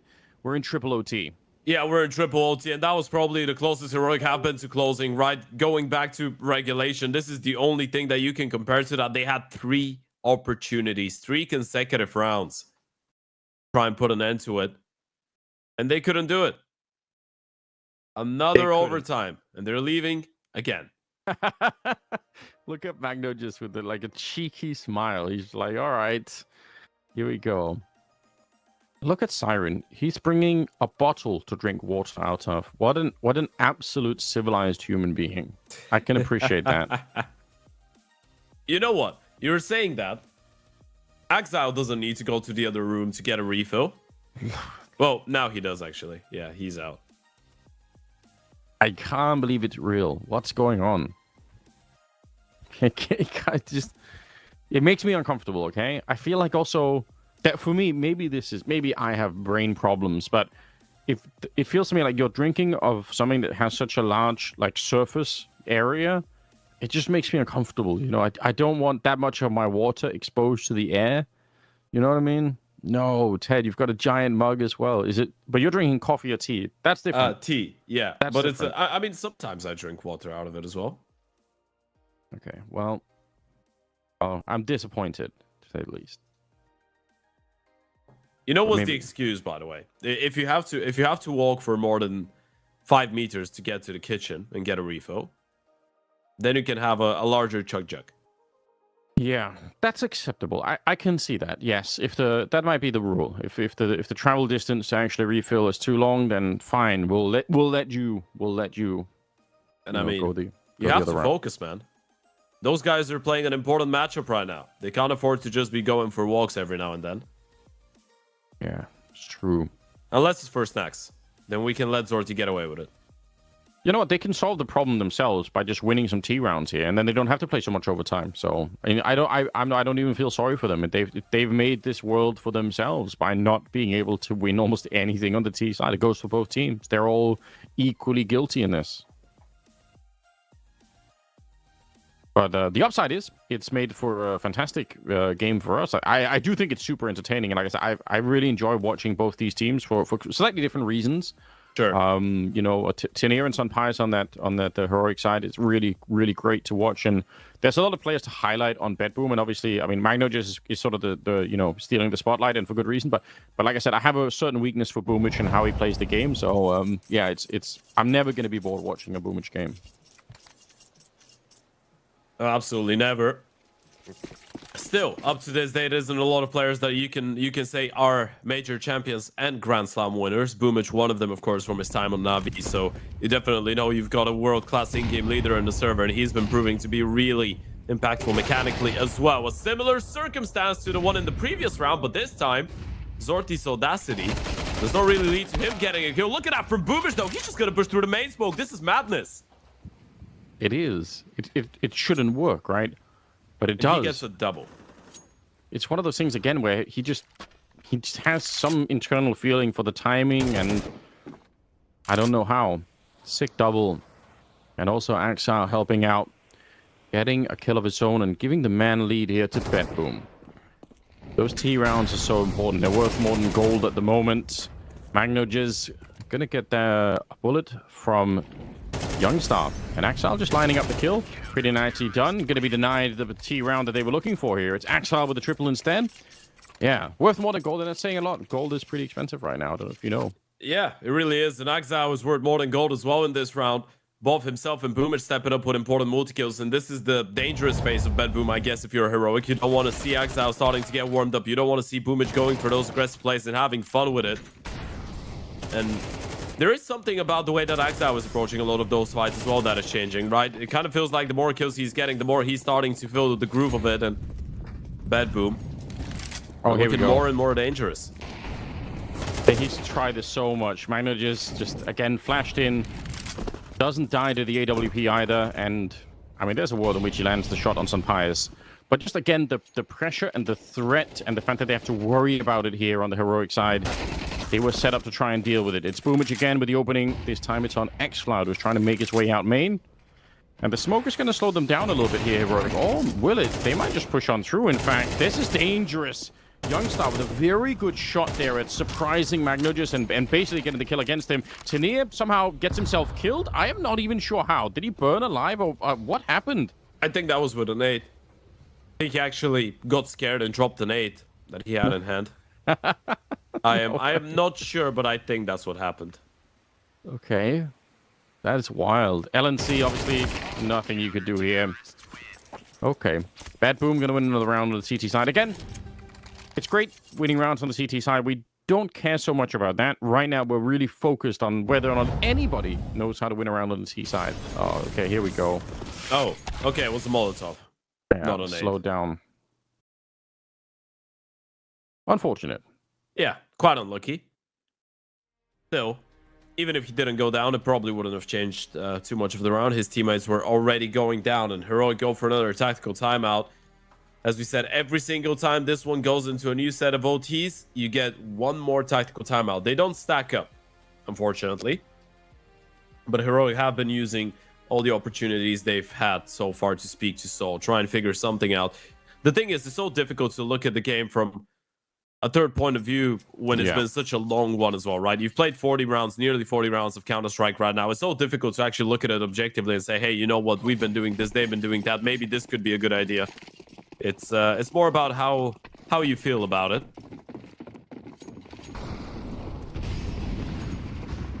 Two-round difference. First team to 22 kills. Magnus again down at the bottom of Ivy, battling Youngstar. That's got to be somewhat depressing for Youngstar at this stage. I feel like Magnus is coming out on top of this one, but some Pius might have brought it back. Never mind.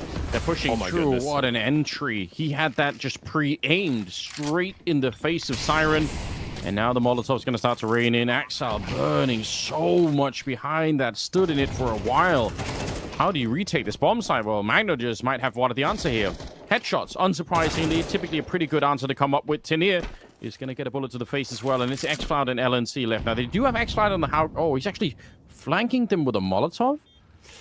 They don't have a smoke right now. If he somehow threw this down right, maybe he could stop the defuse, but they were already kind of aware. Oh, he wanted a double, but it's not going to happen. Boomich takes him down. It's another retake.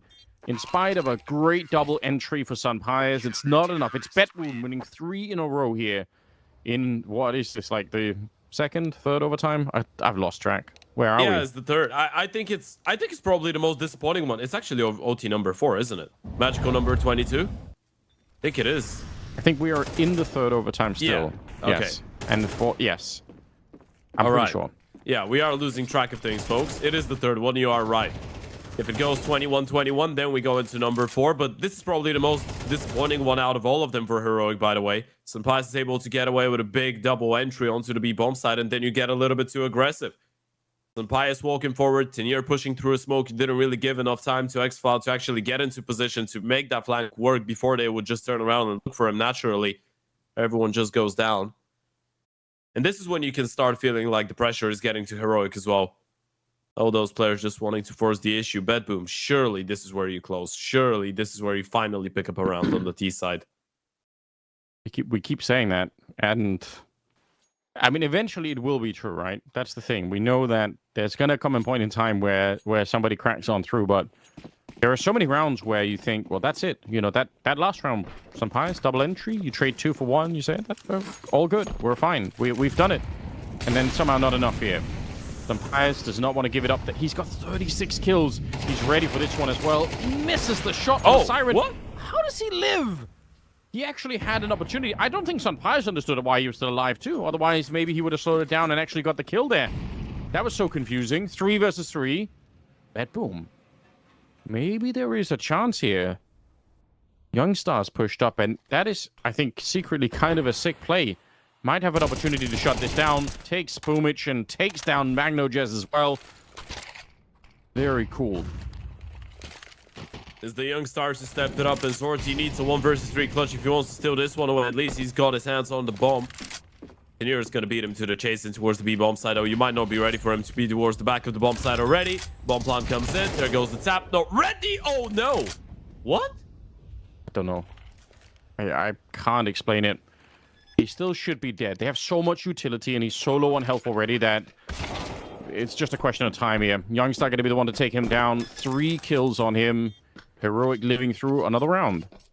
This is crazy to say the least, by the way, Anders. I really am losing my mind right now. Youngster with a big play in towards the B lobby, pushing in towards Bob, but still there was a world in which you could see Zorty having a bit of a go at it. That fight on Sampaias was stuck into it, and yeah, you're spot on. If Sampaias did believe that he would be alive for such a long time, he would have gotten the kill the second time. He just thought he was a dead man walking, so might as well just try and press mouse 1 as quickly as possible, see if I get lucky. Heroic do get the first one on the CT side. Another tactical timeout coming in. This one could be for the side of BetBoom this time around. You have 2 more chances. You don't want to let this one go into another overtime here. Heroic have already missed out on 1 opportunity to close out with 3 rounds on their CT side. Now BetBoom have the same. There's been so many map points for both those teams. Of course, more of them for Heroic. I mean, I am enjoying this because I think CT-sided maps, for me at least, I don't know if the audience will agree, but I think they're fun because it is interesting to see how the T side will find a way. What does it take? What is the thing that is actually enough? Or do you have some sort of plan that you figured out? So I definitely think this is really interesting, but Eyes on Ivy. yeah, they're down here. They're going to be run boosting Sorte over. Sampaias going to be falling back a little bit, yeah. Yeah, seeing him decides to double back for now. Doesn't want to give a challenge to Diop. Gonna use the opportunity to reposition, actually going towards that right-hand side of Ivy from the perspective of the T's. Engineer has already gotten himself into an aggressive angle in towards red inside of that main position. Heroic are taking a big portion of the map away from BetBoom right now. And still, Boomich and Co. should be aware of the possibility, especially with that deep smoke coming in. Should be something that you're looking to clear later on.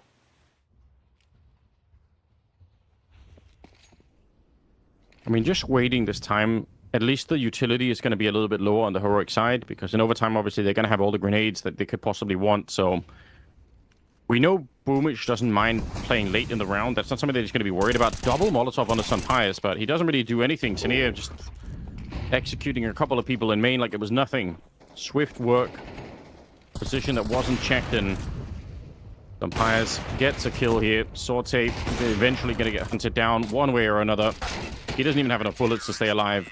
By the way, it's such an interesting position that the main entrance to the A yard, because obviously you can clear it on the T side with a Molotov, but the problem is if you do that, maybe someone's there and you kill them, but also you're telling the other team so much, right? Like, and you're slowing down your own attack. So it's this weird balance of like, do you want to slow down the game and also signal that you're probably going to want to retake the main and try and go for the A yard, or do you just go for it and hope no one's there? Yeah, it's a bit problematic as well when the CTs turn out to have a little bit more utility than maybe what you were ready for. Yeah. BetBoom now decides to throw the kitchen sink at them. Yeah, it's a Hail Mary play. Rush B, hope for the best. The best is not looking good right now. Youngstar, 3 kills, turns around for the 4th and aces them straight into more. 4 overtimes ready and queued up. That is disgusting play. Look at the cam as well. I love that attitude from the young Swede. This is so sick, and he is such a sick player. Yeah, try and read the lips right now. I think all of us know what that one meant. I think all of us knew the meaning. What an ace from Youngster. He's been having a bit of a tough one, but look at that step up. Kill after kill after kill, and all of them headshots as well. Only one being a body shot. All 5 going in for the young Swede. And now you're going to get even more fired up if you're Heroic, by the way. This is a complete madness. You're not getting tilted. You're not happy. You're just enjoying the stay. You have no clue where you've been sent. You're in the realm of endless possibilities. That's what it feels like. Yeah, anything can happen right now. I mean, there's no way to predict this game any longer. It's a replay of the reaction. I love it. That is so sick.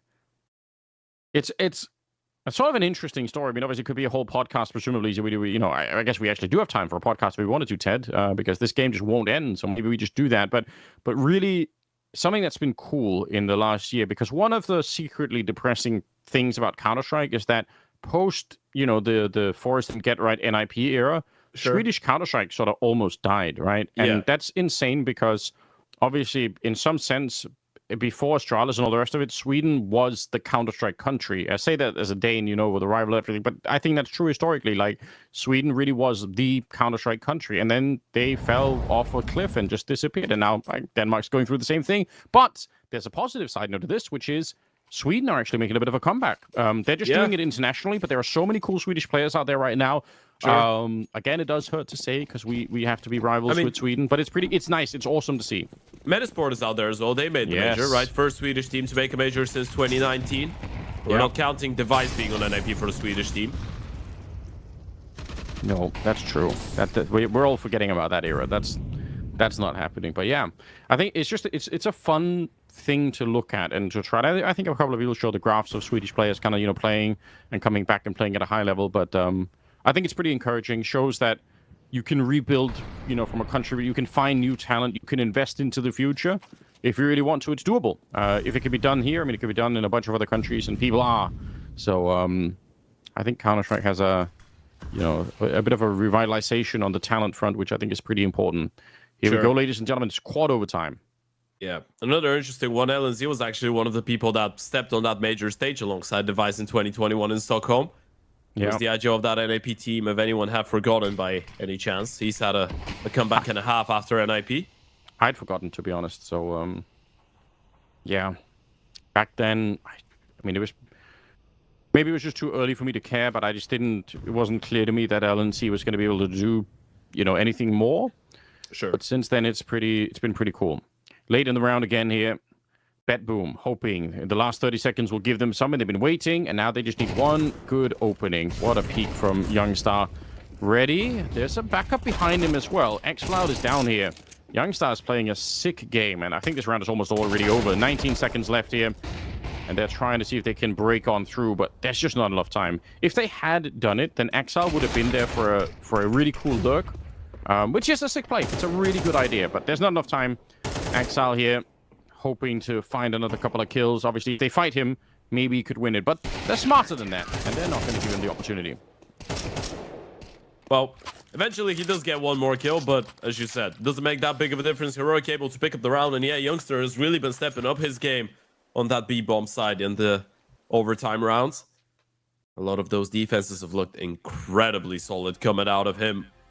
And xCloud, who's been supporting him for the majority of the time. Another tactical timeout coming in. This time is BetBoom to have a bit of a conversation. This is a tough one. It really has been a tough one. Now we're in OT number 4, of course, for those of you that are joining in. What do you say at this stage? I try to think about, like you said, the problem is there are so many rounds.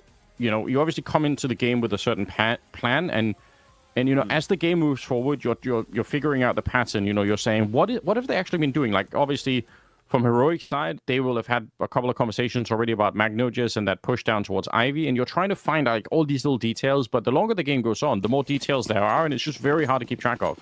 Yeah, at a certain point, it kind of feels like maybe if you're an in-game leader, it's a little bit random as well, right? That's why we said it. It's kind of how... It sounds kind of how you would describe it if they're going off of vibes, right? Just what do we feel like would work right now? We're in 2025, right? We've got vibe coding, and now we've got vibe Counter-Strike. I kind of like it, Just leave it at that. It's a nice idea. Oh, that is so close, but the grenade will find him. Actually, massive. That was a much-needed refrag, right? You let Zorti get out of there after getting the opening kill onto xCloud. You're stuck in a 5 versus 4 now. At least you get a 4v4 and a Youngster. Again, playing an up-close angle. He's calling for the support of LNZ, though. And the fact that he's thrown that smoke so many times, you could see they're spamming the smoke. He's slowly training them to be worried about some of the tricks that he's got over here. I think that proves that he's just been a real nuisance over on this B-bomb side, both in terms of how he's been holding this side, but also how he's been playing a little bit aggressively at times. A couple of tricks to make them nervous. Up on the high ground here, he's going to pick up another couple of players. It's so rock solid. When you're the B anchor like this, you've got so much weight on your shoulders, because if you mess it up, then it's an immediate retake the bombs down, and your team is in trouble pretty much right at the start. Sampires, got to be careful. Flank is coming in as well. They're running the bomb back. Axal is holding it, but what he doesn't know is Tania is right around the corner too. So Axal, he's not completely safe right now. In fact, he's dead instead. Tania sneaks up behind him, and Sunpius will not miss the shot. So nice attempt at a bit of a recovery there for BetBoom. But again, it's Youngstar proving too much in the B-bomb side. Yeah, Sunpius has hit the big 40 youngster just being a nuisance. And by the way, the fact that he throws in those upper positionings with the rifle so late into overtime, I mean, it is catching them off guard. This is twice now that the youngster has been able to get a double kill because of that early position. Last time around, being able to just spot out the upper wall coming out of the T's, drop down, and then get the kills from below. This time around, just the off angle that they were not ready for. Heroic might be getting another clean half on the CT side. Looking pretty good here. First to 25. LNC picking up the first, a lot of damage. Magno just really wants to get involved in that corner, but you've got to be careful. Sunpius going down. Are they going to check this corner? Right now it doesn't seem like they are. LNC picking up the first, and Magno just incredibly uncomfortable back there. Sorte stepping up, and okay, didn't need the scope, but he did get the kill. Unfortunately, there's 4 more kills to get, and Tania, the first obstacle, and it's already too much. Very nicely done. Heroic, they fight on. You could see Sunpius a little bit fired up once again. Youngstar is actually laughing his way through. He's having a grand old time on this opening map. Yeah, I feel like at this point, all of the players have just officially lost their minds, right? You're just enjoying the ride. The fact that it's the first map of the series as well. You know you have so much more Counter-Strike to be played out. You're just soaking it in all this fun. You're sinking in the enjoyment. Embracing the chaos. That's what you have to do, right? You can't be frustrated anymore. Maybe you are when it goes to overtime at the beginning. You're like, oh, come on. But now, yeah. I think you've lost your mind officially. I think so. And maybe that's a good thing, you know? Maybe that's the strength. Maybe that was holding them back all along. Is that they were, you know, too wound up. They were thinking too much. Stop thinking, start shooting. I can tell you for a fact right now that Bait are praying that BetBoom don't win, because participating in one of those train maps is pretty tough, and they already had the taste of it yesterday. This is back-to-back maps for BetBoom on train that go over 40 rounds of play. Absolutely crazy. Heroic get 3 more chances to close here, and now they just need one. They just need one single round. Unfortunately, LNC unable to get that kill. Axal and Magno just with a bit of aggression, and Boomich catching X-Cloud, who I think was just kind of rolling the dice on that one, saying maybe if there's 2 on the B-bomb side, I can just walk through the smoke over on main, and nobody's going to be there to watch it. Maybe it's a risk worth taking. Like you said, it's kind of hard to, you know, to stay focused in a game like this one, so not going to be judging it too much. But 2 versus 4 here. Youngstar with 35 kills now. Sunpius with 40. I mean, if anyone on this team could win a 2v4, it just might be these 2 guys. Unfortunately, they've lost Sunpius in the meantime. And the bomb is a million miles away from Youngstar at the moment. Yeah, unfortunately, they realized that they didn't spot the second player in towards A, right? So Axel was starting to back off. What he did was just go for a flash from Magno, clear out upper ramp. Sunpius, fully blinded, does get taken down, and Youngster from here on out should have no chances to get back into the round. You can try and get a couple more kills, but Zorti's heard the drop and should be able to confirm the kill and the round with this one shot. First one on the board. We go again. We're back in the circus. We can't escape.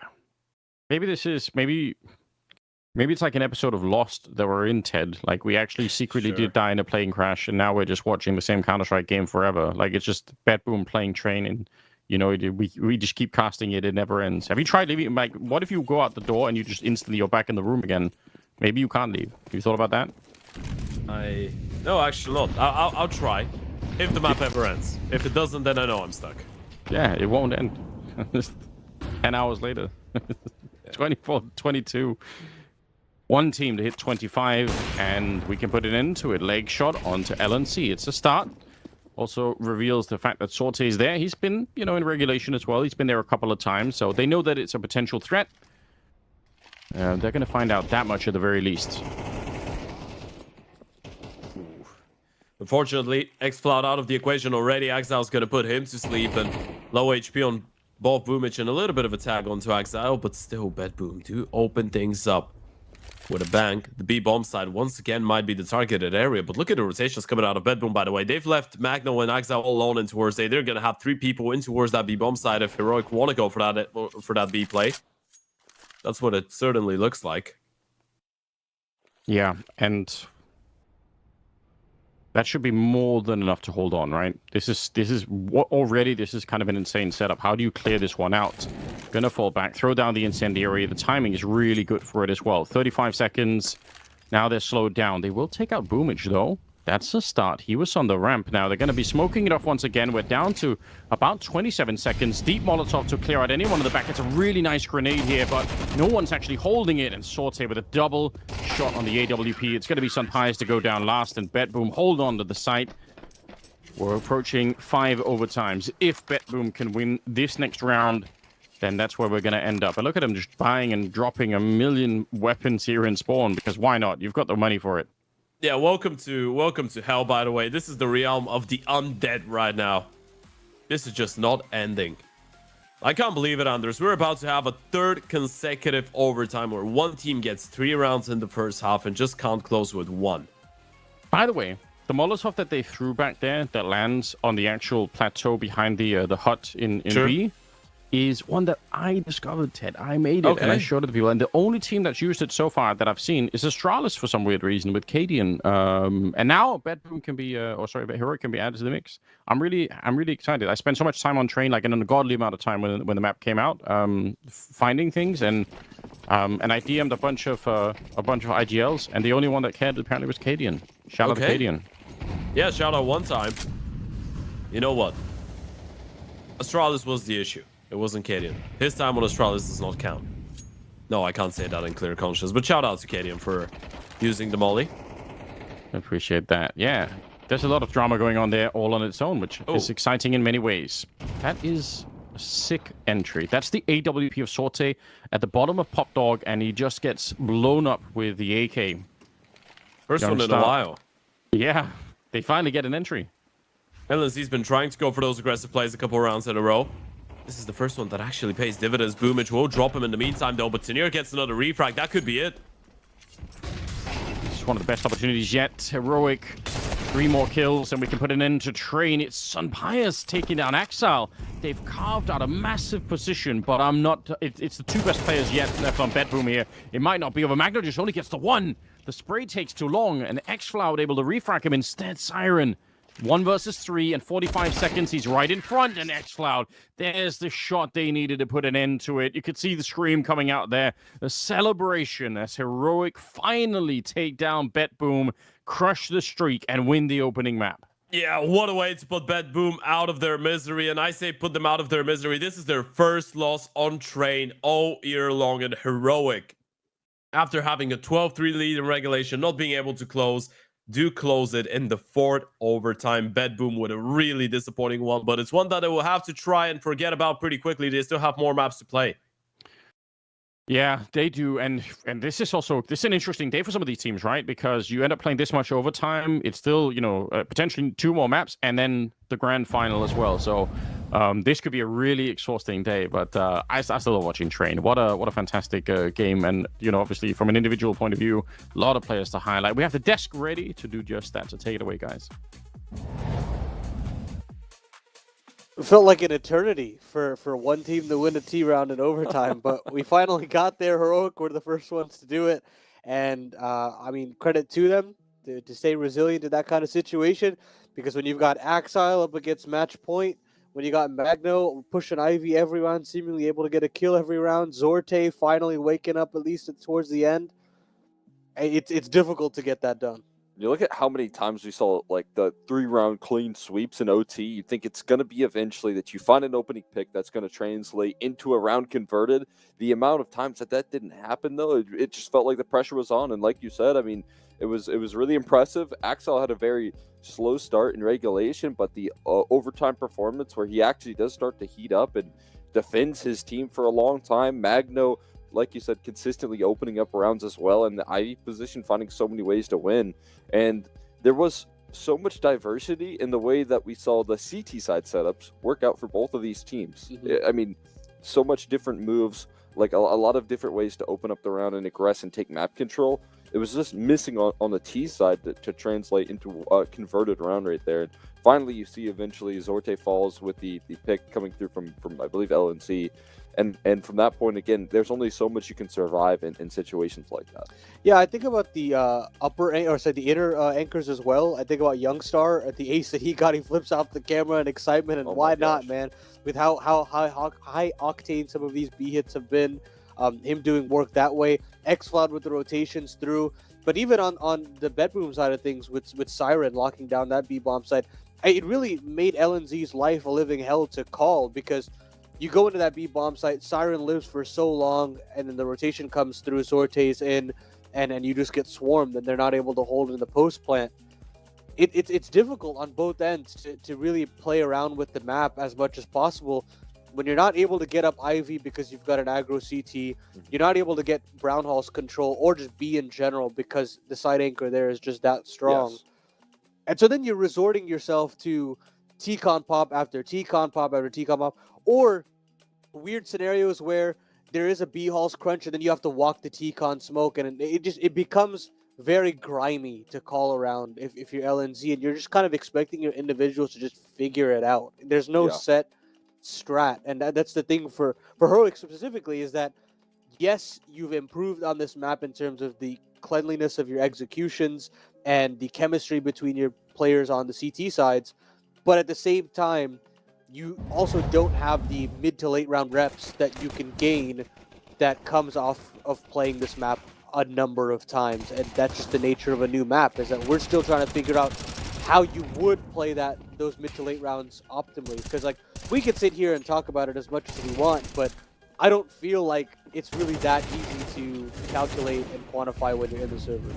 Yeah, I mean, you're watching a lot of teams right now struggle with the same thing that we saw both of these rosters kind of fight up against, and that's getting out of T-Con comfortably, finding ways to get your Opera involved and helping out with these deeper lines as well. And when you look at the difficulties, I mean, we've been talking about it a lot. This is, at certain times when you're dealing with really good anchoring presence, I mean, sometimes it's the only option that you can really put together. And if that's a difficulty, if you're not able to do that, then it's going to be incredibly difficult. I mean, overall, I got to give a lot of credit again to a player like Sunpius for powering them through on some of those difficult to win CT rounds, man. That quad that he had at the back of B. In OT, I mean, he positionally reading into every next step of that attack right there. I mean, you're just talking about just a fantastic awareness of the situation or understanding the vulnerabilities, but you got to look at this comeback effort here from BetBoom and again kind of realize that they made it happen. They almost made it happen again, man. Down, what was it, 12-4, I believe? 12-3, even more stark. And you're looking at the way that they pull this one back here. It's definitely impressive. You see the step up from Boomich, who had a lot of impact there. You look at Axel, both of these players were, very negative, lacking that impact in the first half.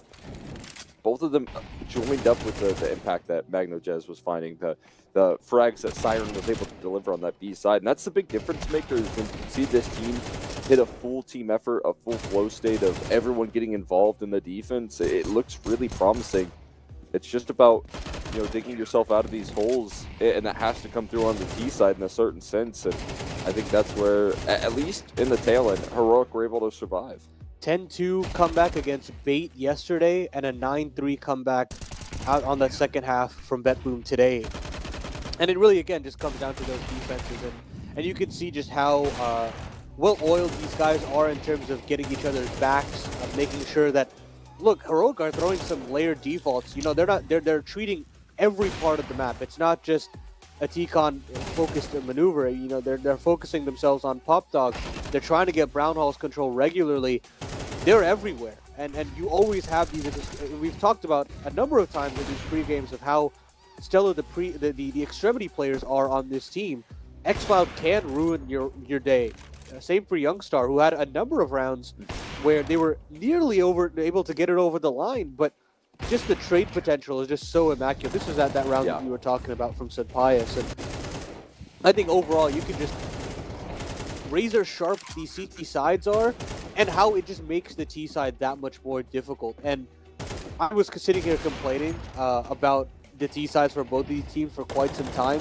But the more I sit and think about it, it's like these defenses are genuinely just that good. Yeah. And I think you as an IGL are tasked with a lot to figure out as to how to dig yourself out of it. I mean, there is no real easy answer just yet, and people are trying to kind of show B presence, maybe walk back out onto Pop Dog there. But look at how solid the rotations are from the CTs. I mean, you already got a player from Z. He's got his Og trade down the line into Pop Dog. He gets a quick couple and puts up into a favorable clutch. Like it's just very great understanding.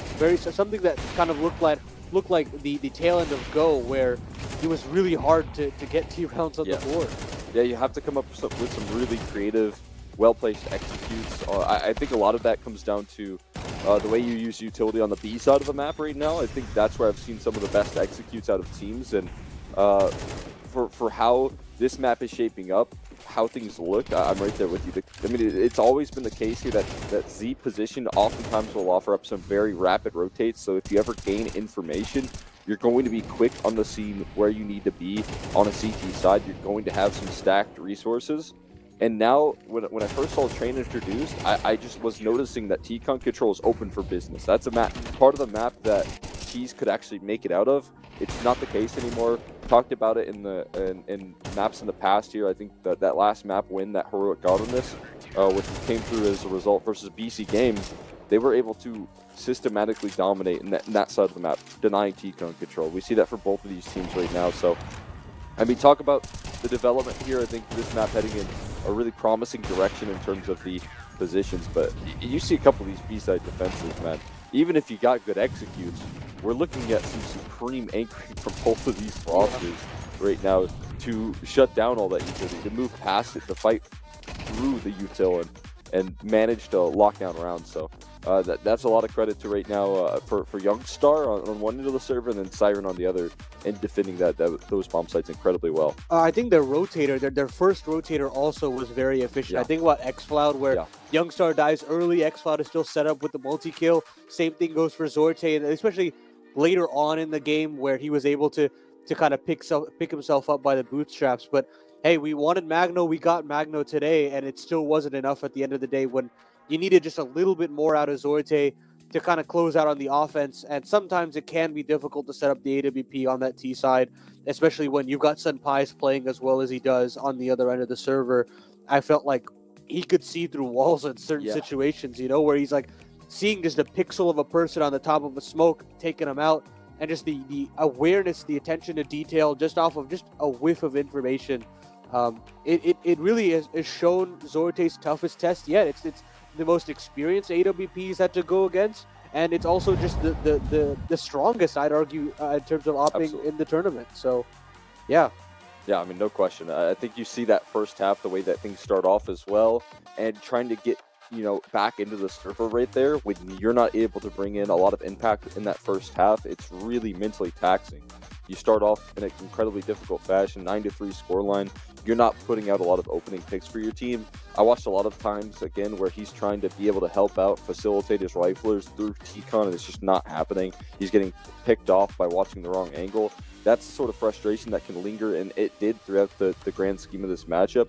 So when he hops into that defense and he needs to be firing up, you look at the last round in particular, and the way that LNZ was able to open it up, it's just a very quick shot on an angle that Zorte is good on, but he misses, or he doesn't even shoot, doesn't even get a chance to fire off a bullet. And that right there was the opening pick that they needed to get their way through and into that last round. It just needed one to close that out. Eventually it comes through. Now we move on to Ancient. This is a map that I've definitely seen some great work from Heroic. Tanir is specifically just such a monster on the middle of the map.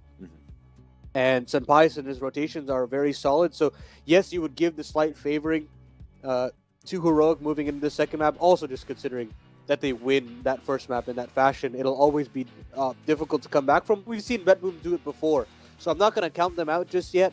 But we're going to have to take a little bit of a break, folks. When we come back, we will have that second map ready and rearing to go and see if basically if BetBoom can stay alive in this tournament, or if Heroic have that revenge match brewing against Bait in the Grand Finals.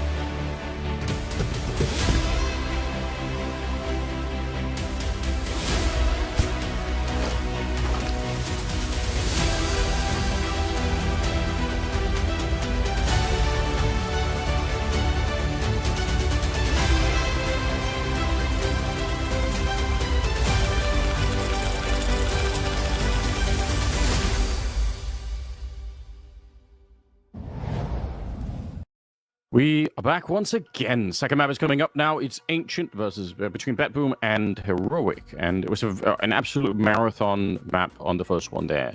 4 overtimes to have Heroic finally find the solution towards the end. Devastating for BetBoom, no question about it. Question is, Ted, can they reset and make a comeback here and maybe get us a third map? Is there a chance here they can win the second one?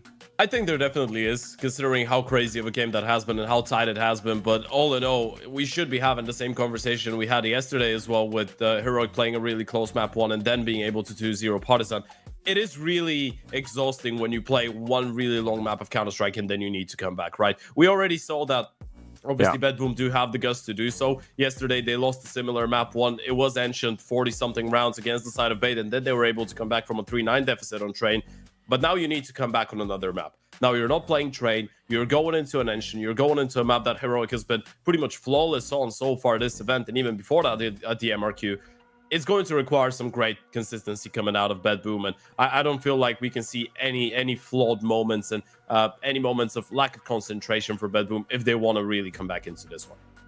Yeah, they need to get that mental reset, and as we all know, the best way to do that, Jeb, typically is just win the pistol round. You know, get off to a bang on the second map. Don't start slow, because I think that's where the sort of the fatigue from that first map will eat you up. So we'll see if they're going to be able to heading into the second map. I'm pretty excited though. I mean, I think Train, it goes on for a long time, but I thought it was a really fun game, and I do like Ancient, so I think we're going to be treated to more of the same, more entertainment. Already, if you are not aware, in the grand final weightings is Bait, so one of these two teams is going to be facing up, and that'll be fun. That'll be a lot of fun too. Yeah, absolutely. And if you're looking at the second map, by the way, I think it's a good conversation to be had. Which are the individuals that we should be looking forward to watching on Ancient, right? Who are the people that could make the difference? BetBoom side of things, Magno was phenomenal on Train, right? He ends the map on about 40 kills, and it was still not enough. Then you're looking at Boomers dropping 32, Axao going in 29. Interestingly enough, the one piece that was missing the most for the side of BetBoom on that first map is their best player so far in the event. We're looking at the Opera of Zorti, right? Dropping 24 kills in that type of a long game. I mean, you compare it to some of the other performances that we've had from him so far, you feel like if he was able to step it up a little bit more, then they might have been able to take it over the finishing line. Zorti is definitely going to be a really important element going into that Ancient map. Yeah, I think that's true. Yeah, he was definitely playing below his own level, which I guess is not even hard to blame him for, because his level has been so high. But it's noticeable, and it's worth pointing out, because they will need him. They definitely will need him for this second map that's going to be coming up. And on the other side of it is Umpires playing extremely well. We had Tenier also, you know, really doing some wild stuff. But I think towards the end, with Youngstar, he obviously had the ace over on that B bomb side, but just in general, he was such a nuisance, such a great B anchor to deal with, like a fantastic mix of passive and just enough times where he was a little bit aggressive, a little bit annoying to keep everyone doubting what was going on. So kind of a masterclass, I would say, of how to hold that B bomb side. Yeah, absolutely. And this is one of the things that we've been praising Youngsters so much about. One of the things that we've been praising this entire Heroic selection about is the fact that they have a lot of diversity on the team, right? There is a lot of people that can step it up on different occasions. Xfloud's going to have a good game now. Tenier is going to have a good game later on.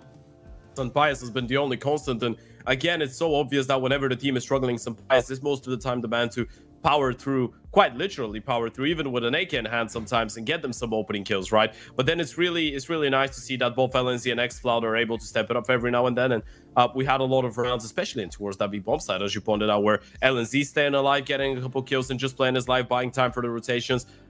Youngster getting a multi-kill was the thing that ended up winning the round for the side of Heroic. So I feel like going into this one, especially with the CT sides we've seen so far from Heroic and how dynamic they've been, how suffocating they've been on the other side, I think where BetBoom needs to establish a lot of pressure going into this Ascension, Anderson. You tell me if you agree with me. I feel like it's in the first half. If you let Heroic get into the CT side and actually have an evened up opportunity to be competitive, I mean, the CT side of Heroic should be lights out.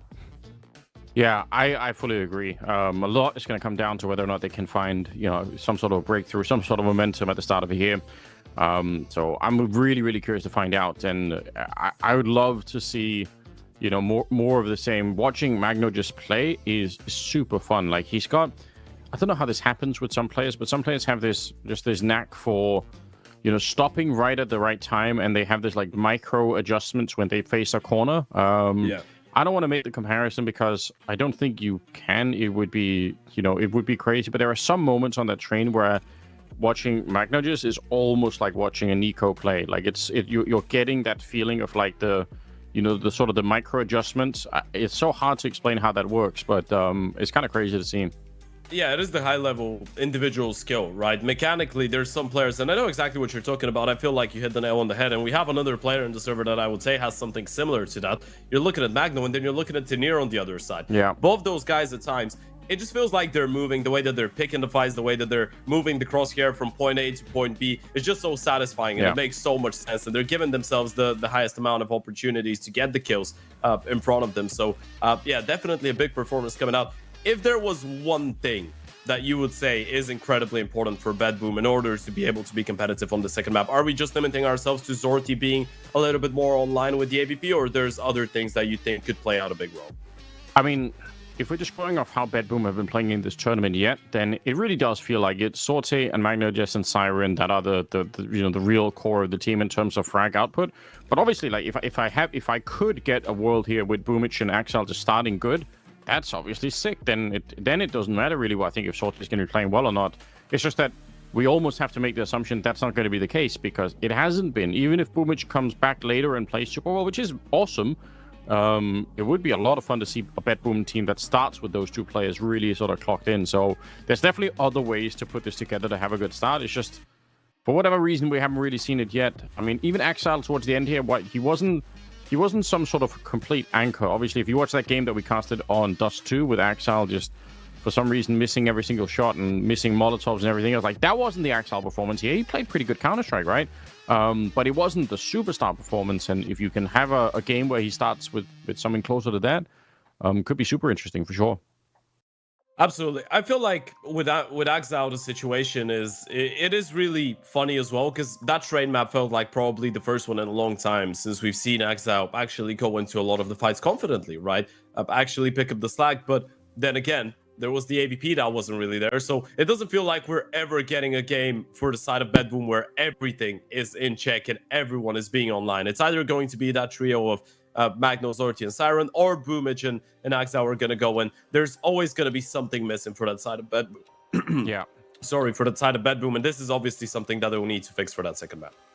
Well, apparently Sunpai is just experiencing a bit of a tech issue before we get into it, but I think we are just about ready to start. So not too much more of a delay as we do on the second map on Ancient. Just to recap it for anyone that's new and just joining, this is the second match of the best of three. It's a consolidation final, which means whoever wins here gets to face off against Bait a little bit later in the day in the grand final here at CCT, which is, again, for all these teams, going to make a big difference going forward. It's a nice trophy to have.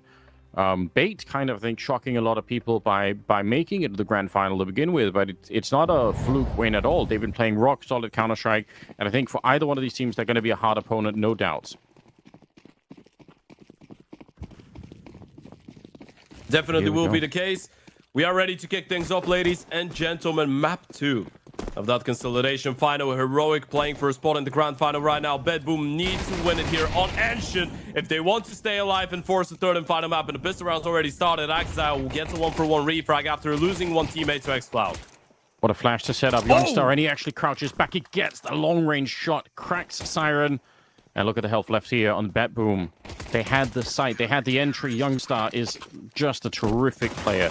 He held his cool while he was behind the box. He could have tried to peek a bit earlier, but he just waited, was flashed in by a teammate, and once he was set loose on that site, they just couldn't stop him. That is incredibly cool to see. Yeah, that is the one thing that you need to be really afraid of if you're BetBoom, by the way. You've looked, in case you've watched yesterday's game against Partisan, you know that Heroic's T side could be ferocious here. I mean, on paper yesterday, the CT side was where Heroic were arguably struggling, right? This is where they got 5 rounds. T side wise, they'll go on A2 to close it out. But now you let them start on the CT side, and this is an interesting decision, by the way, something that we didn't really get the time to notice and talk about. But BetBoom have chosen to start on the T side here. They have allowed Heroic the comfort of a CT side beginning. Yeah, although in some ways I'm actually more surprised that this happened. This doesn't happen more often, because I do think there is that fear sometimes when you start on the CT side, even though it could be, you know, like maybe statistically it's the more favored side.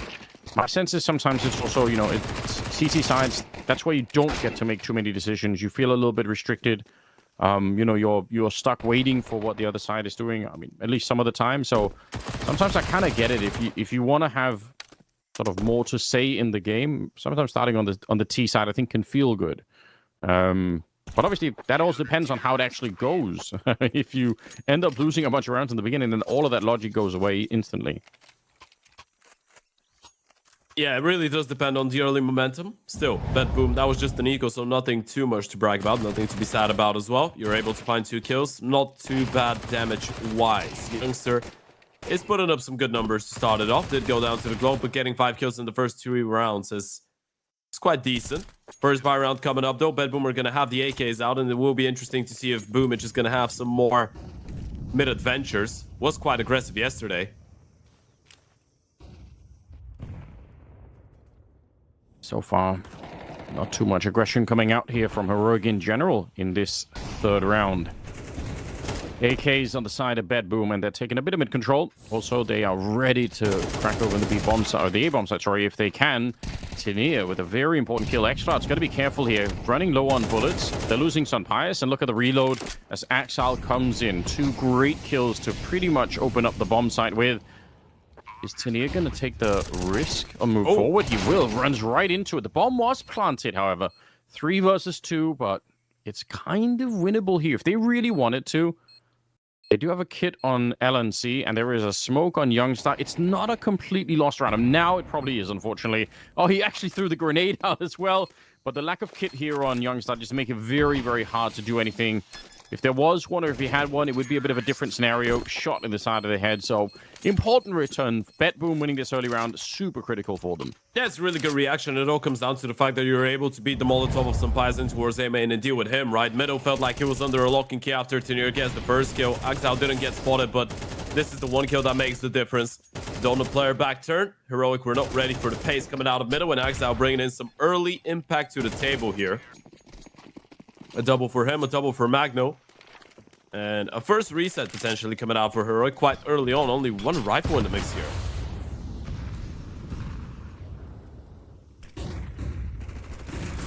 Is not flashed. Good spray down, ready to receive as well. Spins around and use all the bullets to take down Youngstar and LNC, who are pushing up out of the Cheetah Cave. I like the attempted aggression there for Heroic, trying to find a timing to put some more pressure on. But yeah, without the proper weapons, it's always going to be quite tricky. Pius, though, stolen an AK, and that's not bad, you know. If you can keep that alive for the rest of the round, and yeah, you're going to go into the next one with a little bit more to fight with. They don't have any money, obviously. Yeah, it felt like something was missing, by the way. The double push through Cheetah and the swing from the rifle through the red smoke didn't feel like a bad call, but there was no flash for the rifle to actually swing middle, right? So Magno didn't really get phased too much. As easy of a kill as it gets. Maybe a failed flash or a bit of a miscom. Someone might have been passed to throw it in. Forgot about it. Still. BetBoom will be able to get this one. As you said, some Pies is holding on to the AK-47. Money not going to be of plenty going into the next one for the side of Heroic. So BetBoom do get to start it off nicely. And as we said, we've been looking at some pretty entertaining Counter-Strike here on Ancient from BetBoom lately. I mean, that 22-25 loss against Bait yesterday was a pretty tough one. But before that, it has been a map of highs and lows for BetBoom, so to speak. On one day, they lose it pretty one-sidedly. The other day, they win it pretty one-sidedly. You're looking at a 4-13 loss against Amiga, 13-3 win over Ents. 8-13, you lose against Monty, and then you beat 9 Pandas in OG 13-11, 13-5. So it kind of feels like for them, things either work out really well, or they don't click at all when it comes down to Ancient. Yeah, which kind of annoying. I'm sure it is for them too, having that wide of a spread in terms of results. But maybe they can, again, figure it out right here on the spot. Sampias getting an opening kill with the AK. Axal goes down. Could he find anything more? They are pushing towards his position. He's got Tinir with him as well, and he actually will find another kill, but unfortunately, Sorte is standing his ground out there. He's going to take down both Sampias and Tinir, so they can't really keep it going for much longer. LNC, the last one alive.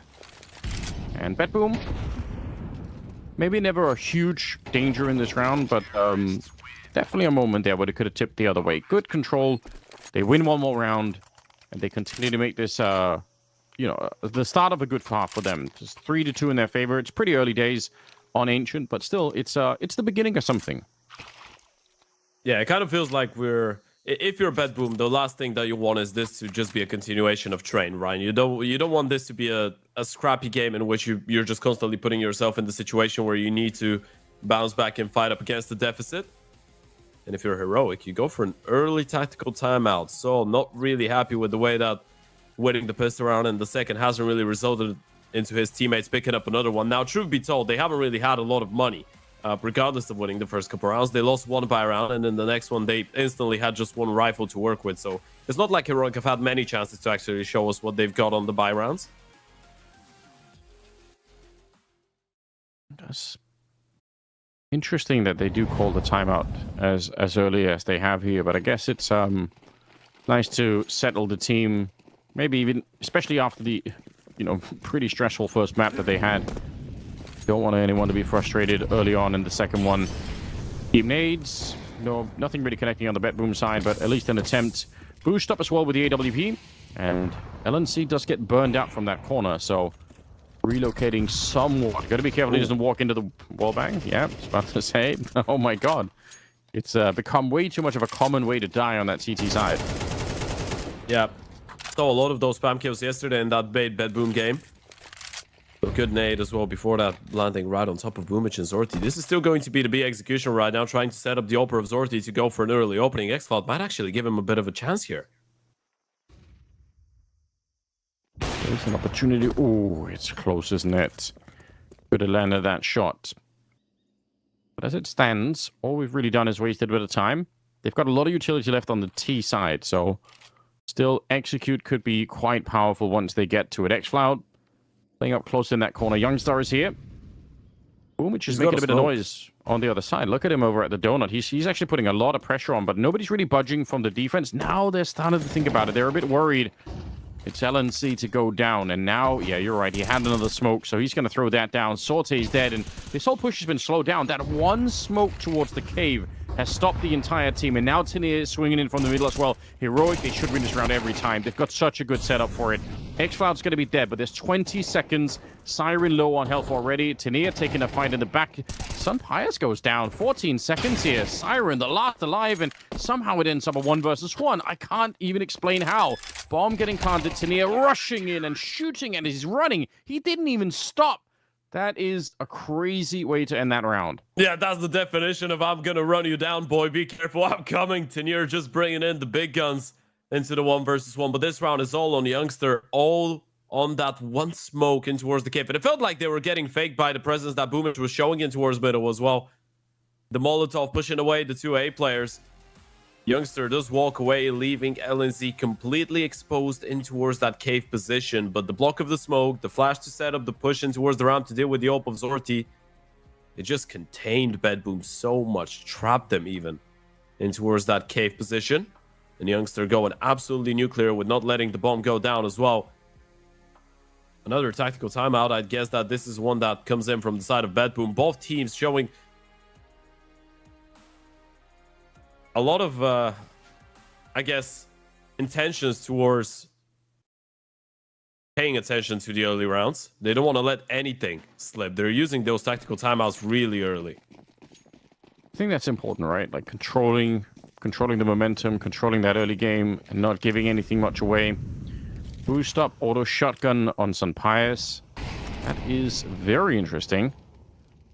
I hope they get a chance to flex that. I mean, we saw one from xCloud on Train, and it did actually do a pretty decent job. But yeah, once he's up on that plateau, if you're coming that way, I'm bringing the bomb over that way. Maybe we will get a chance to see it. Oh, they're one step ahead. I mean, Magno's not even throwing utility to try and fake it out. Boomich is just making sure that the CTs are not aggressing. Might go for a bit of a jiggle, show himself to LNZ, but Heroic shouldn't really be moving too much on the back of it. No. And with Tania, I think down on the low ground with that AK, it could be a really big distraction, right? You're going to try and see if you can run that down. Smoke's going up. We're getting real close now. Auto shotgun in play. He's going to get 2, almost a third. How I wish he would have. But Tania, he's there to assist. He takes down Sorte, and it's a shock to BetBoom as they walk right into all of the pellets. 50 seconds left now. Boomich in the middle, not going to be able to do much. Unfortunately, the FAMAS takes him down, and LNC will be able to upgrade that as well. Grenade. Yeah, he loved that AK, but you got to get rid of MagnoJez as well. He's on the other side. 1 versus 5, and honestly, a couple of more kills here. Winning the round, I don't think it's an option any longer. Gonna get that headshot onto Tenier. Still 3 more left, and about 23 seconds. Smoked off and pushed back into the waiting arms of Youngstar, who is listening intently. He's got the audio all the way tuned up, and he knows what a headshot. If he had more time, honestly, somehow Magno just seems like he could have won this round, but ultimately, there's just no way. Yeah, it's just good effort to get all those kills, though, right? You're doing even more economical damage. This is going to make a bit of a difference. Let's not forget, that was both teams running out on fumes. I mean, BetBoom definitely won't have an investment going forward. Heroic, though, what a cool way to actually compensate for the lack of rifles and for the lack of an AVP in the hands of Sampayas. You put him on the boost and you're there to bait for him. A double kill and a half going in favor of DXM. And as you said, a couple nice pickups coming out of Magno towards the end. But this is Heroic on the back of the tactical timeouts being able to regain control of this map. Still, Magno not to be ridden off out of a round like this one.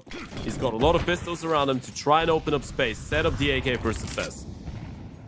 I mean, if anyone could. No one's going to be doubting the mechanical skills of MagnoJez at the moment. He's been such a terror every single game that we've seen him in. So why not? Give it a go. Trying to do some of the wall bang here. A couple of interesting spots that people recognize by now. But no luck in that lottery. They're still grouping up. This will be a B-pop. They still have 2 flashes, 1 smoke in the hands of Boomers. This could still get a little bit tricky. Nice from Heroic leaving the bomb site. Taking that cave control still. You have to be careful with Magno. Yeah, I agree. Like, the fact is, with these kind of pops to the B bomb site, all it really takes is 1 good entry, and you're there. You've got some momentum. You've got some leverage to look at Exo. Get onto the next to the bomb site. Yeah, he's all the way in CT spawn. He's pushed really deep in there. Could be a bit of a flank. Still got 45 seconds, but I think Tini is holding it. He knows. Youngstar's getting a couple of kills, and it's a really nice attempt for Axel. It's impressive that he even gets to that position. But heads up play from Heroic as well. Good communication for somebody to realize that, and I mean, that's one of the things I think that sometimes falls apart on the CT side is that nobody calls out that, hey, there's a part of the map that I'm not covering, and you have to ask the question, right? Is anyone else doing that? And if nobody is, well, then we've got to adjust to that somehow. But you can easily slip up on that. Yeah. Lovely work coming out of Youngster. Cool angle to be working with and towards the cave position as well. Oftentimes does get overlooked, especially when you've got a shorter gun like the MP9. Barrel doesn't stick. 11 and 6. He's been incredible when it comes down to holding on to his bomb sites. We praised him a lot on the B bomb side on Train. He's been doing a really good job so far here on B on Ancient. BetBoom back to the AKs this time around. This is the one that you need to win in order to keep this one competitive. Otherwise, you're risking letting Heroic open up a bit of a distance once again. Bomb all the way back towards T-spawn here. Boomich, very forward position, which they are definitely thinking about. Youngstar not backing down from the fight, saying, oh, stick around for a couple of more jiggles. But no casualties yet in the round. They're playing it very heavy towards B and mid and very far back on that A bomb site. So something that BetBoom could maybe exploit if they get a sense that that is what is going on. Yeah, thing is, with that triple setup in towards the B bomb side, if Heroic don't really get tested, you might even want to group up, go for some kind of an aggressive play, right? Double push down the ramp or go in towards the cave, play for some kind of information. Near now will get middle blocked off, so you don't really know what's going on there. And Heroic do have to make a decision. Tenier, Senpai is doubling back in towards that donut position. Senpai still does have that flash. Yeah, just ready and waiting. Gonna get grenaded back. Tenier. See if it's enough to bring them down. What a counter flash coming out here from the T side. That nearly would have cracked the defense, but Tenier gets a double. Sunpire's there to pick it up, and unfortunately, that's a big issue. Magno just running in there to try and plant the bomb. 20 seconds left, and at least they're going to get that much. They do have Saute back here, and we said he could be one of the big keys to try and really have an impact for BetBoom on this map. They were missing a little bit on Train. Magno just somehow stolen an AK, but it'll only be the 1 kill. So 1 versus 3, and it is too much to handle. Saute goes down in the back. Heroic retake the bomb site with a bit of a defuse, and they're after a good start once again. It's looking real interesting. 6-3 in favor of Heroic. Tactical timeout called, and this time it's from the T side, I think. Yeah, it's perfectly coordinated between Tenier and Pius, by the way. It's nice to see that the communication is good for them too. I mean, xCloud blocking up in towards the B-bomb side with his teammates, but the way that they start falling back, they bait the T's into trying to chase them pretty much, right? You make them feel like you're going to be on the run, and then you just turn around, you deploy the flash, and you go for the re-aggression.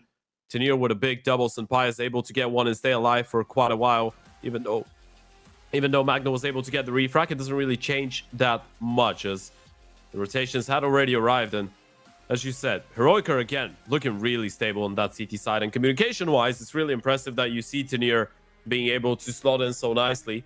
One of the main things that was probably a concern for many people was Tenier's English going to be on a high enough level, right? Coming in and out of playing for Gunfire, Forza before that, only CAS teams owe his life.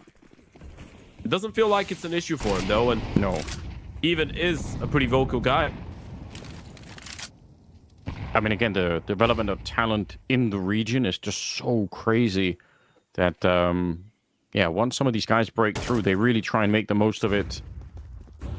6-3, Boomich leading the charge to try and take control of the B-bomb site. Gonna get xCloud as a bit of a refrag, but they lost Magno just at the same time, so that's potentially an issue. Boomich could find a timing against LNC. He very nearly did. It's not a bad idea. Pick up the AK, and Sorte is quick to let go of a round, but unfortunately he's got his back turned, checking the corner. Nicely done. Okay. Crouching in with the Tech 9. It's still on. The round is live. 2 versus 2. And plenty of time. Axel is real far away with the bomb, by the way. And Siren. Can he really catch anyone off guard? You could see that Tenier is aware. The timing is ridiculous. He's got to be careful, Tenier, as well, that his gun barrel wasn't showing there, but... Oh, I don't know what's going on. I feel like Tenier wins that fight every single time. Deep grenade should blow up Siren, but somehow it doesn't. How is he alive? He should have been dead both times. Pius, does he know how low they are? Even Axel could die to the USP here, but this is awkward. Molotov going deep. No one's behind there. In fact, they're pushing up Siren to win the round. 3 kills with that AK, and I can't explain to you how he lives, even against the fight in Tenier there. That should have been it. That's such a weird one as well, right? You thought that Tenier would have won at the moment that he's able to cross in towards the cave, but it just becomes such a weird one. He crosses in towards cave, doesn't see anyone, decides that he's gonna keep on being on the prowl, and Siren was just ready for the fight. Every single time a Heroic player would find a kill in this round, there would be a refrag coming out of BetBoom, though. Fantastic one for once, and Siren getting a multi-kill towards the end to seal the deal. 6-4. BetBoom still trying to stay competitive in this one, and might be looking to test that B-bomb take once again. Youngster, though, going for something aggressive, probably. Pius has got a flash. He wanted to. You're not wrong. Unfortunately, it backfired. Sorte got the kill, but... Actually, Pius did not have a flash. My bad. I don't think they flashed for it. I think Youngster just swung. Yeah, maybe he was just in... You know, he wanted to take the risk. Maybe if they had a flashbang, that would have actually made a difference. xCloud decided to go back. I thought he was going to keep on pushing. Oh, nice. What a headshot. Oh, and what? LNC gets another one on Boomich. That was so lightning fast. Brings it back to 2v2. xCloud, unfortunately, very low on health with Pius. You know, he's been a little bit quiet this game. Or at least the map here. Obviously not the whole game. On train, he was out of control. Position for xCloud, maybe hard to clear, but apparently not. That's a bit of a weird angle, but Magno just is ready for anything. Pius.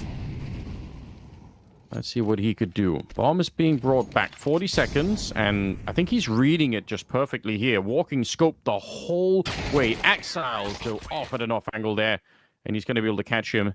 That's a very nice round. Very important for BetBoom. Remember, we're talking about them recovering this game for themselves after a really, really bad loss on train in quad overtime. So getting some of these early rounds, I think it makes a big difference. Yeah, it really does. And again, you're seeing a great example of how good BetBoom are in some of those mid rounds, by the way.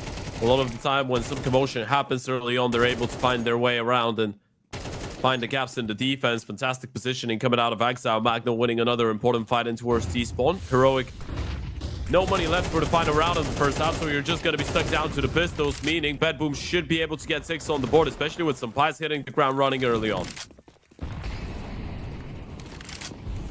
4v4. No real delay towards that donut position. They go to smoke. Maybe slowing them down a bit. They're running through into the 5-7. It's dangerous. Oh my god! No! How has he done it? He is a mechanical god. 3 kills in quick succession.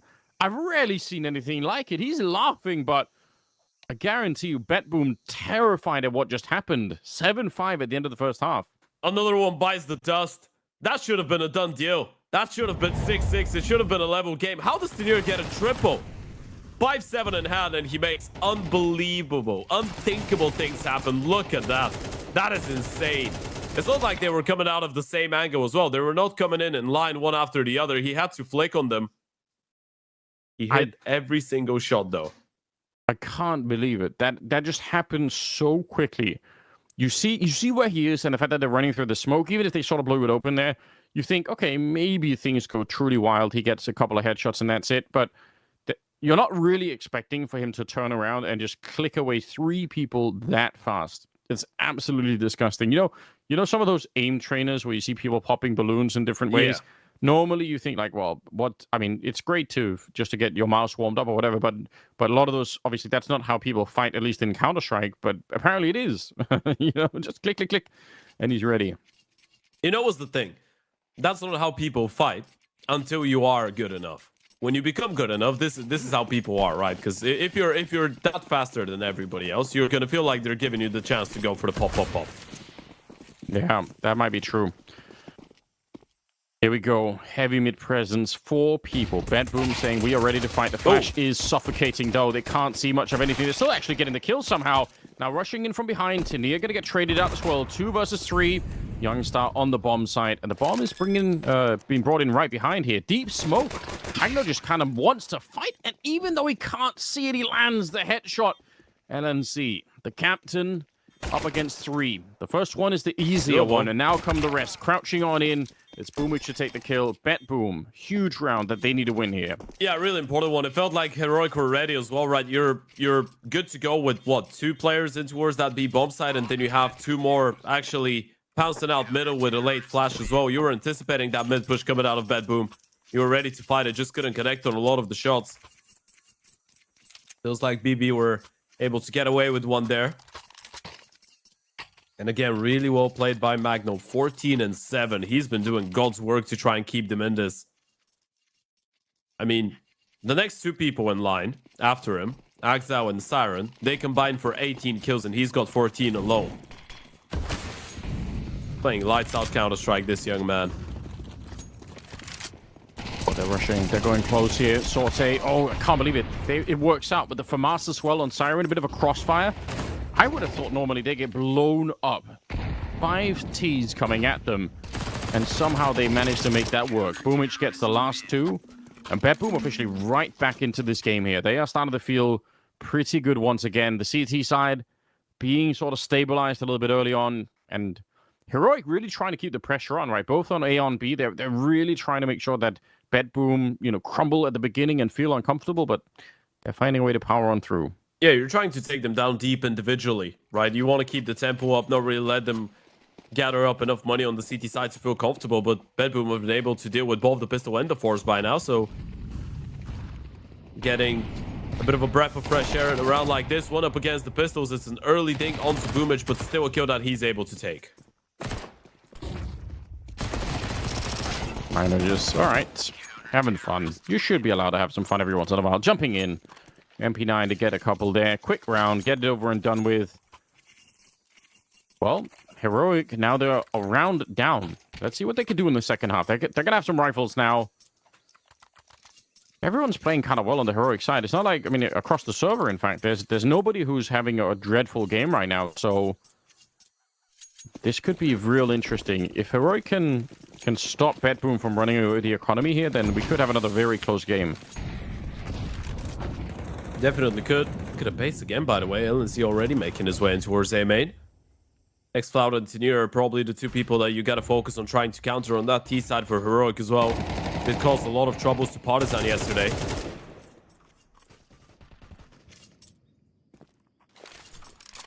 Trades. Xcloud to go down. Important shot from Sorte. They're throwing a lot of Molotovs his way, but what they need is probably a smoke. They have one on Tenier.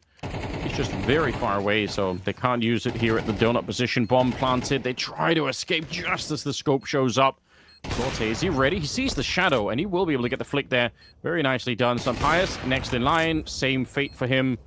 Both of them dying right on top of each other. And like we said, Tenier's battling it. As soon as he gets the kill on Magnogis, they know. Straight defuse, another round. BetBoom making it a 9-7 lead. Bomb is planted, and that is nice. But only 2 kills in this round as well for the heroic side, which means that economy is still building right now. BetBoom they're getting pretty rich at the moment. Yeah, it's just the fact that, again, it all comes down to Zorti holding on to a couple of shots, and it's nice to see him starting to get warmed up. We talked about him not really being able to show up to the level and the standard that he's been setting up for himself so far in this tournament on map 1. This is a big triple kill for him in the first round. He's got the big green on the CT side though, but as you said, bomb plant enables Heroic to go for another investment, and again, it's looking like just a little bit of caution into the win towards B and a late fight in towards middle with 8. This time it works. Boomich, he's Never mind. Right back. I mean, they did get an opening in this round. That's normally half the battle, just getting one of those entries. And Big Boom shows up. They're anyway back in the round though. They've blocked everything. They've blocked absolutely everything. You get those kills in towards middle, you instantly molly and smoke A main, you smoke elbow in towards that mid side of the map as well, and you have Axe out with Magno just spotting B doors alone. Or not alone, but together. Heroic, there's no way you catch its timing. You need to just go into this one and hope to get the kills. I mean, maybe one kill could open this up. The problem is the crossfire here. You could burn out one of these corners, but what are the chances you're going to try and do that? It'll be on contact alone. Axal calling it out, and he continues to fight. They walk right into the shot. And that 1-for-1 trade is fine if you're Axal. You're going to be okay with that. You've left your team in a nice position. Throwing in the Molotov. Oh, the wallbangs are everywhere. He's going to get the bomb, and then he's going to get exploded himself. Boomich, the one to deliver the high explosives right to his doorstep. I mean, for Heroic, again, getting the bomb plant is kind of nice, just in terms of, with the loss bonus and everything else. What's really unfortunate is that they're not doing enough damage to BetBoom. If these were close rounds or down to 2v2s, 1v1s, it would be a lot easier for Heroic to make a bit of a comeback, but that not being the case is a challenge. Yeah, Heroic is struggling to stay in this one, by the way. They really are. I mean, you hit the nail on the head. You're able to get an opening kill. You're able to get a bomb plant. You'd think that the round itself should be a little bit closer. Look at the money on the side of BetBoom. I think Zorti's got over 10k going into this one, and everyone's got over 5. BetBoom have money for days right now. If you're a Heroic, it's not going to be an easy task coming back into it. It's not like you need to win 1-2 rounds and then you've reset the CT side economy. You're going to get nothing for free. I'm out to discuss the situation, but honestly, I mean, you mentioned already how there's a big variety in the outputs that we're seeing from Heroic on this particular map, and unfortunately, this T side seems to be a little bit flat right now. And BetBoom, to their credit, right, this is one of the big conversations we're having coming out of that quad overtime on Train is how do you get the mental reset? How do you come back and do it? Well, BetBoom is showing us right now that whatever it is they've got, they've found a way to do that. Good leadership. Obviously, it helps with Magnogis, again, just being a complete demon. He's 18-9 right now, but yeah, BetBoom right back into it. They're going to be blowing up X-Cloud on the one side. Now, Magnogis has been taken out, and Sunpiles gets an opening. This should definitely be the round. If Heroic lose this one, I don't think they stand a chance to win Ancient. Yeah, you should be able to hold on. Retake is coming in, a little bit of utility as well on the CT side, and with the money that they've got, they can give it a go. Sunpiles should be able to lock this one down. That should be it. Now you're calling it off, even with the money. Yeah, there's no point. You can stick around and look for exits, obviously, just to make life a little bit harder on them, but in truth, you're absolutely right. No chance to retake it. Yeah, once you get Magno just out of the round, everything becomes a lot easier, no surprise. That's one step in the right direction, but this is where that same conversation comes right back around, which is that Heroic, this is not a one round and then BetBoom are saving. It's going to take more than that, especially if they get to save the AWP and the AUG as well. They have quite a bit of cash to work with, so the fight continues. Heroic, it's a good step. They just need so much more. Yeah, it was a nice way to drag them in towards middle. You bait Boomich in to go for the aggressive play, and then you react in towards the B ramp. Senpai is set up for a kill with the OP. You get another one on the rifle, and then you've got the bomb site for yourselves. It's a good step in the right direction. Heroic still 2-round game here on Ancient. Not out of it. This was the map that they picked into. This is the most solid map probably in the pool for them so far in this event. Last couple games, a 13-9 win over Partisan, 13-8 over Bait, 13-6 over Ents, 13-9 over Parry Vision. BetBoom is the first team in a while to be able to get double digits against Heroic on Ancient.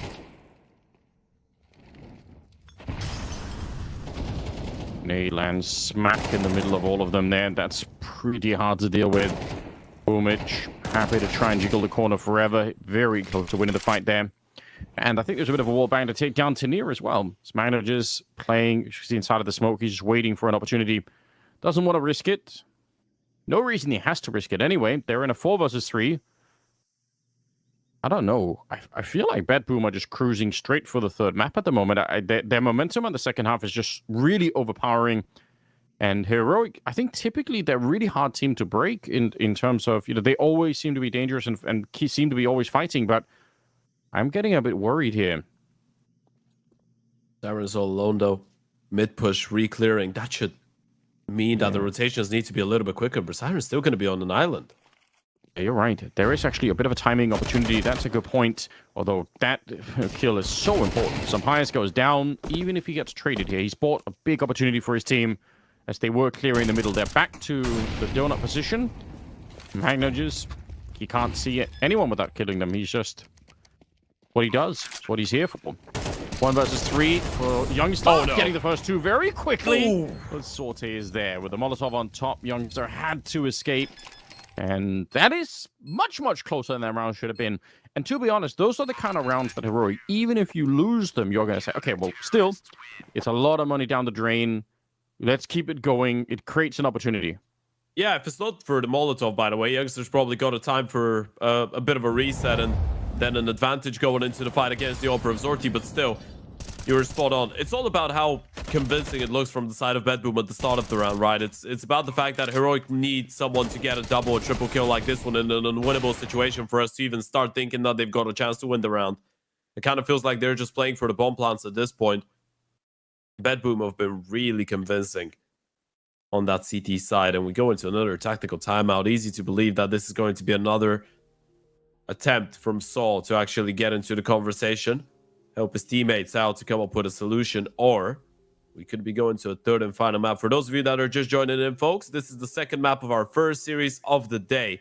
It's the consolidation final of the CCT Global Finals, meaning we still have one more Anubis to go between those two teams if BetBoom end up closing Ancient.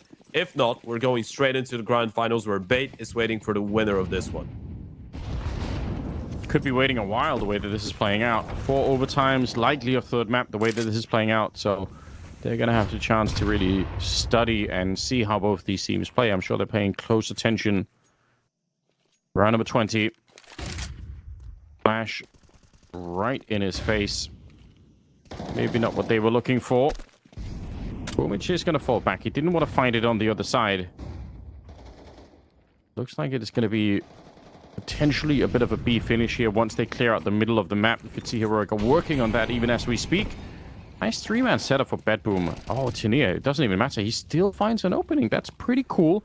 And Axal gets one onto Tanier. Now, do they realize that there's still 2 people here at the B bomb side? If they do, they might start to walk away. Also, a double setup at Donut. I do kind of like this for BetBoom. And they're pushing down the B ramp. Tanier's looking for it, though. Got to be careful. It doesn't matter. Axal wins the fight. Keeps it going. That's 3 kills for Axal. Make it a quad. He has slaughtered Heroic in this round. And with this round, potentially also the chances to even fight for the map.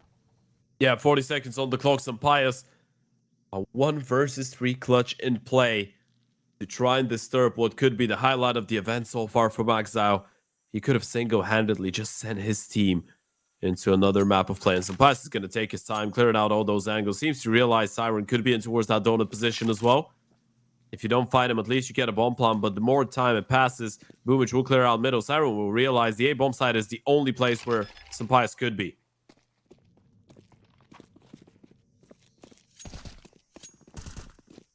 Trying for it, but they're already right on top. Nice shot, but obviously the time's going to be running out here. So 12 on the side of BetBoom. Sampayas gets to save the AWP, and that's, I guess that is a small comfort in some sense, but they need 4 in a row to get this one into overtime.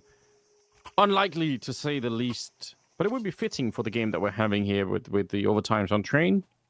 We're setting a bit of a, trend, a bit of a precedent for how this game is rolling out at the moment. Yeah, we really are. I mean, you get a couple overtimes, then you get 3 maps. It's just the good old BetBoom classic at this point. Heroic have joined the party. Bait, of course, have already had their fair share of competitive games as well, and they probably will get another one in the grand final, judging by how things have been going so far. Failed smoke in towards middle. Doesn't really cost BetBoom that much. Pius doesn't capitalize on the opportunity. Backed up just a little bit. Tenier hearing the steps in the middle. He realizes that somebody's pushed in here, and they have no idea that he's already in there. What a sick bit of movement coming out from Tenier, and if he'd waited even a second, there's a possibility that Magno just would have gone down as well. Pius to revenge the kill on Youngstar. Smoke down towards Donuts. Tenier finally falls on the other side of the map, but Pius, he did so much to try and clear this up. He's paved a way to try and get the round. Not that it's going to be easy. 2 versus 1. Not quite getting the clicks here with the Galil. Maybe an opportunity to kill Magno just there, but he's still alive. And Axile, he's come into his own. He's 17 kills. Really found a double in this one. Magno just on top, and he won't fail them. BetBoom to win the map 13-8. And honestly, they looked very, very comfortable on this one. I'm super impressed that they managed to recover from that earlier train loss and just come right back in here fighting on. Absolutely. The Big Boom and Exile might have not been able to close on map 1, but led by a fantastically well-playing Magno, able to level things up for Heroic. It's not going to be another clean 2-0. They will be taken to distance. And again, we're having the same conversation. Finally, seeing that Heroic are mortal. Heroic do have their own flaws, and there's a couple teams here that could actually take advantage of them. Yeah, no question about that. Oh, this last at the end, I mean, it's as close as it can get. If they win that 1v1, you never know. There is a pathway back into overtime, but it wasn't going to be this time. I'm excited. 3 maps here to decide who's going to go to the grand final. We do have the desk ready to break it all down for us as well, so take it away. Not the result Heroic we're looking for, and I got to give credit to Magno and Axile. I feel like they really turned a corner here for themselves on Ancient, and yeah, we're going to head to a third. Yeah, we get a third map here. I think what's important as well is that you see some of the comfortable shots coming through out of Zorte as well. I mean, that was a very big missing piece there on Train. Yeah. And I felt like, especially towards like the closing statements, I think he was a big part of that dagger that pushed them across the line right there. Being able to shut down a couple of A plays, being very comfortable when situations were in the post plant and retaking. Those are the sort of Zorte shots that you just have to see. He was able to land those small adjustments like we know he can bring to the table. And you still have the consistency of Magno, and I think Axile carrying forward a little bit of that performance from overtime and regulation of Train. Mm-hmm. But again, you have that extra help. You have that extra push that made it look very comfortable. Yeah, they got the job done on T side as well. When you've got Youngstar playing as well as he did in this entire game, I felt like that B bomb site was on lockdown because of how much great work that he could put in. He even had some crazy heroics from Tenier with that 5-7. I'm thinking after he gets that triple kill, it should be done. Like there's got to be so much momentum, wind in the sails of the heroic guys that they should be able to close it out. But again, it's the never say die mentality for BetBoom. They've been able to sustain life in this tournament for a lot longer than people might think, and that really just comes down to solid leadership, decent calling from BetBoom and Boom specifically, and yeah, Magno and Axile kind of leading the way in terms of impact, in terms of entries on this T side, which is hard to come by against a couple of solid extremity players. Even Pius with that XM, we can't believe he got so much out of that. What a purchase right there. Good way to make some money right there for the Opera. And I mean, like you said, it's really hard to come across some of these T-side rounds, especially when things are off to a little bit of a grinding start right there. When you get reset in the half multiple times, the economy just never felt like it could really lift off. But over the grand scheme of things, able to stabilize very nicely. You look at some of the retakes that were pulled together. I think you really build a lot of confidence in Heroic in the way that they're able to work on this defense. Thought they were going to take control over the half, but a fight back and hanging in there is what BetBoom seemingly do best. You know, they are always able to give you a run for their money. And the way that they took control in that second half, just, I mean, it felt like more of the same. Dominant map control there, especially towards the B side of the map. I feel like that's where we saw a lot of that success come through from Magno. Siren remaining stalwart on his anchoring. I just feel like you still are struggling to look at any mistakes this guy makes. everything he does is usually the right move. And when you end off a half like this from Tenier, you expect that to carry forward into the second. You expect it to kind of roll through. But this pistol round in particular, the way that they were able to, I would say most importantly, like stack over that mid side, that gamble from them pays off. Maybe it's good preparation. Maybe it's just the pistol that they chose that day. Either way, the starting statement from BetBoom in the second half was fantastic. Here's that retake I was talking about before today, where he has to land 2 pretty tricky adjustments, but it's confirmed. And that was a huge push in making sure that this second half remained pretty straightforward. I feel like such a big issue for previous teams on Ancient when Heroic were able to grind back T-sides was how solid the extremity players can be, even if the crux of your attack doesn't actually work out. And so many times you would have Tenier with an opportunity to potentially get pulled around back, but they'd always find him out. There was always a method in actually flushing him out of lane or flushing him out of those late mid lurks, and that can be a very potent piece that gives them a route back in, and we've seen the potency that Tenier has had in maps past to drag them back in, but he eventually became a non-factor just purely off of how often they knew where he was. I mean, it certainly had some rounds where he was getting the better of them, but in the rounds that truly mattered, it wasn't really a competition, and that's what I think really made them look as effective as they did. Yeah, I mean, absolutely. I think it's tough as well when there's a lot of pressure being put and resources towards middle. I mean, we saw the way that Axile was able to kind of run it down ramp there, and he didn't meet a lot of resistance in some of those rounds. It was a lot of mid-citric defaulting coming through from the side of Heroic that maybe it caused him a little bit, maybe it made Tenier's job a little more difficult, but that's kind of the expectation that you place on a very good extremity player on that B side. If you're going to be on an island, you got to figure out a way to make it work. When he was making it work, it gave them opportunities. When it wasn't, it was usually an opening pick for the side of BetBoom that made it the difference. Well, now we've got Anubis as the final deciding map between these two teams, and the way I see it, I still feel very comfortable in how Heroic like to approach this map. I still think they've got a really good T side in terms of their coordination, and I really like the ideas that they bring to the CT side. A couple of these little mini setups that they have on the main sides of the map, and the way they like to have these bait and switches. Of course, if you've done your homework as BetBoom, you can be prepared for this, but I think even with that preparation, sometimes it's just hard to stop that because you never know what side it's going to come out at what time. So a lot for BetBoom to deal with moving in, but I think they'll be happy that we're at least moving to a third map. But that being said, folks, we're going to throw it to a little bit of a break. When we come back, that final deciding map to see who joins bait in our grand final.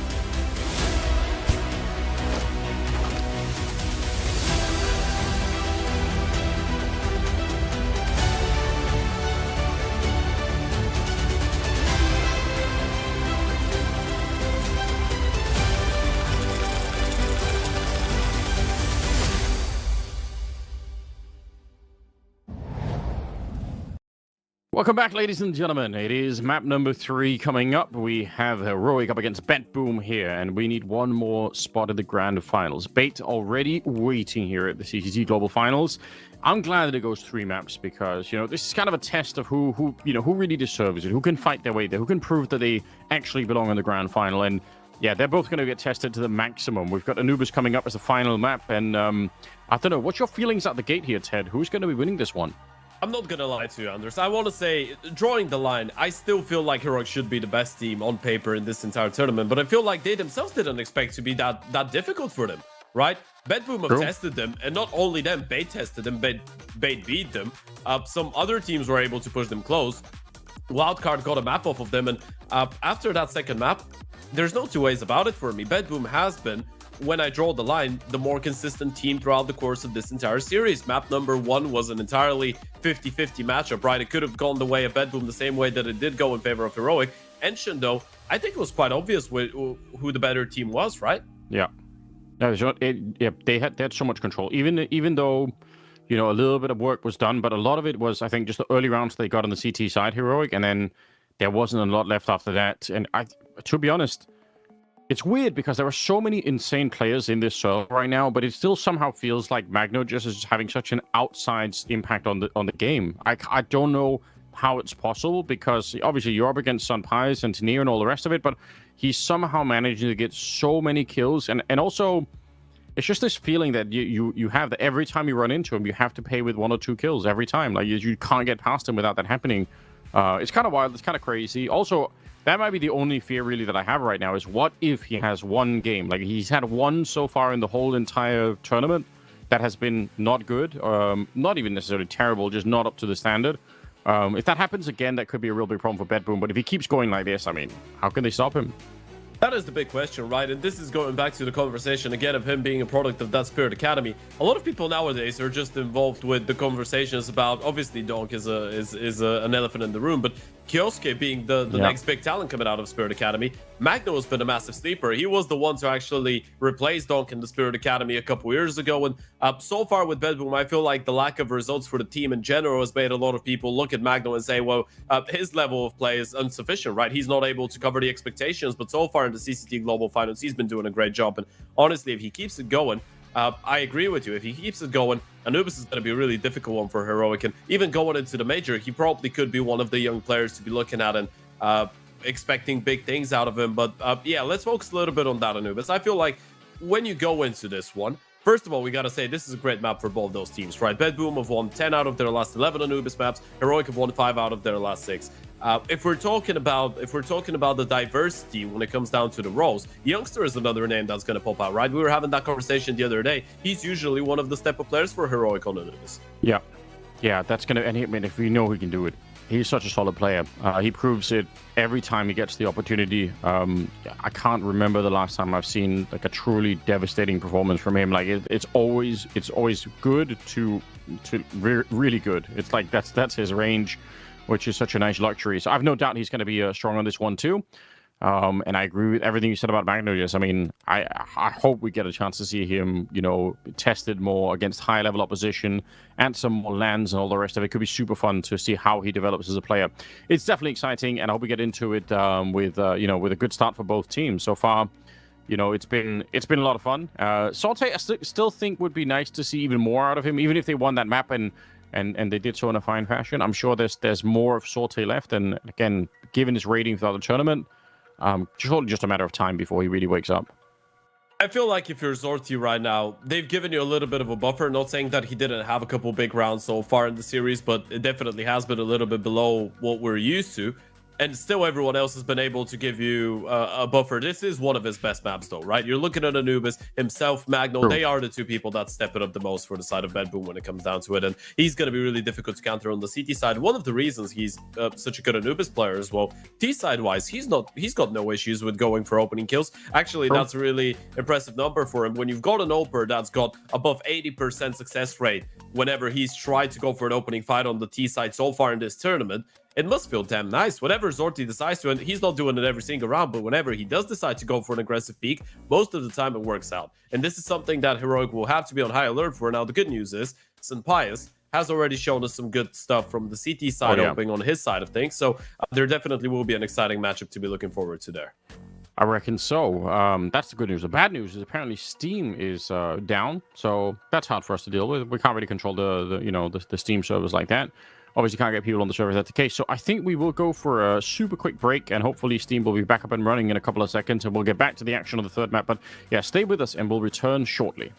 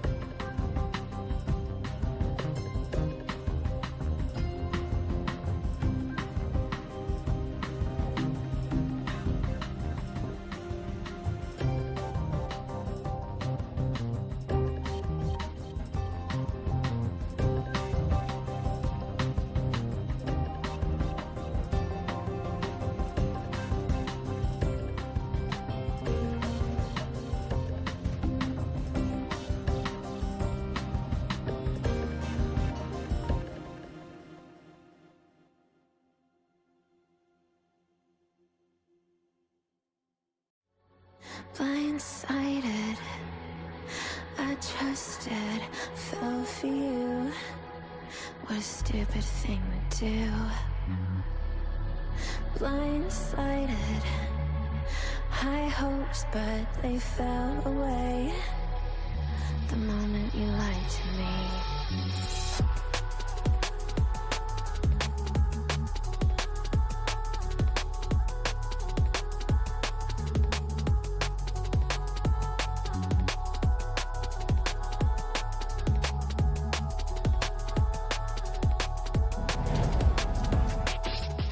Well, here we are. Steam came back online. We're all excited, most especially because we've got the third map in the series. It's on Anubis with Heroic and BetBoom starting right now.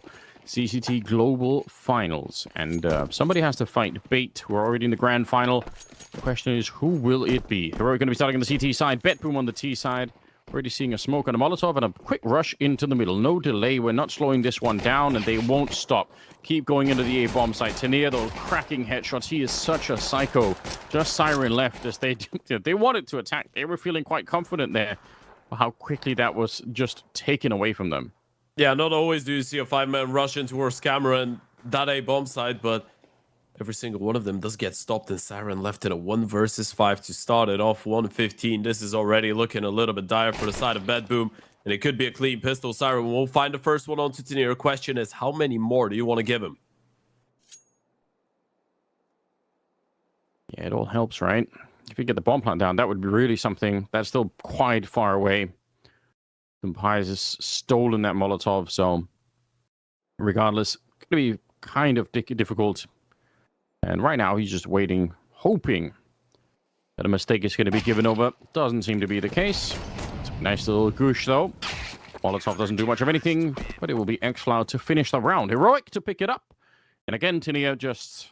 I still can't believe that he got the 5-7 kills there on the map, even if they ended up losing it. Just a bit of a display of what he can do. And he's, back and firing on all cylinders here. Yeah, absolutely. This is what you want, right? You want Tania to have a good game. You want xCloud to be firing on high cylinders. This is essentially a BO1 from here on out, Anders, right? We need to try and treat it as if the first and second map didn't happen, and this is probably the right way to approach this for the players as well. Try and think of it as a game that could be decided by a couple pistol rounds, a game that could be decided by a little bit of momentum and some individual prowess. Don't even think about the mental baggage you probably have after the first and the second map. Oh my god. Yeah, that's baggage. That's a lot of it. What a clean kill. LMC gets one. Timing's pretty good here for Sumpires. Controlling the situation well. So important to bring these rounds back, and he just absolutely has. Oh, bomb. Trying to get there. That's a nice idea. Axile, he's so close to getting into the corner. But the auto shotgun will find him. Probably almost a heart attack moment when you hear the boom of that the auto shotty behind you. Nice. This is still this is just an enjoyable kill, Good 1D. Yeah, giving us a little bit of hope that we're going to see that good performance out of Magno as well. We were talking about it before the start of the map. Without a doubt, been the most impressive player on the side of BetBoom so far this tournament alongside Zorti. And without a doubt, the most impressive so far in this series. Zorti has cooled off a little bit in comparison to his previous performances. Now Magno on an AK in hand. Zorti the same. Boosting towards middle. LNC has to be careful. Wanted to go for the double peek with some pies. I think they spotted out the boost though, so time for a disengage.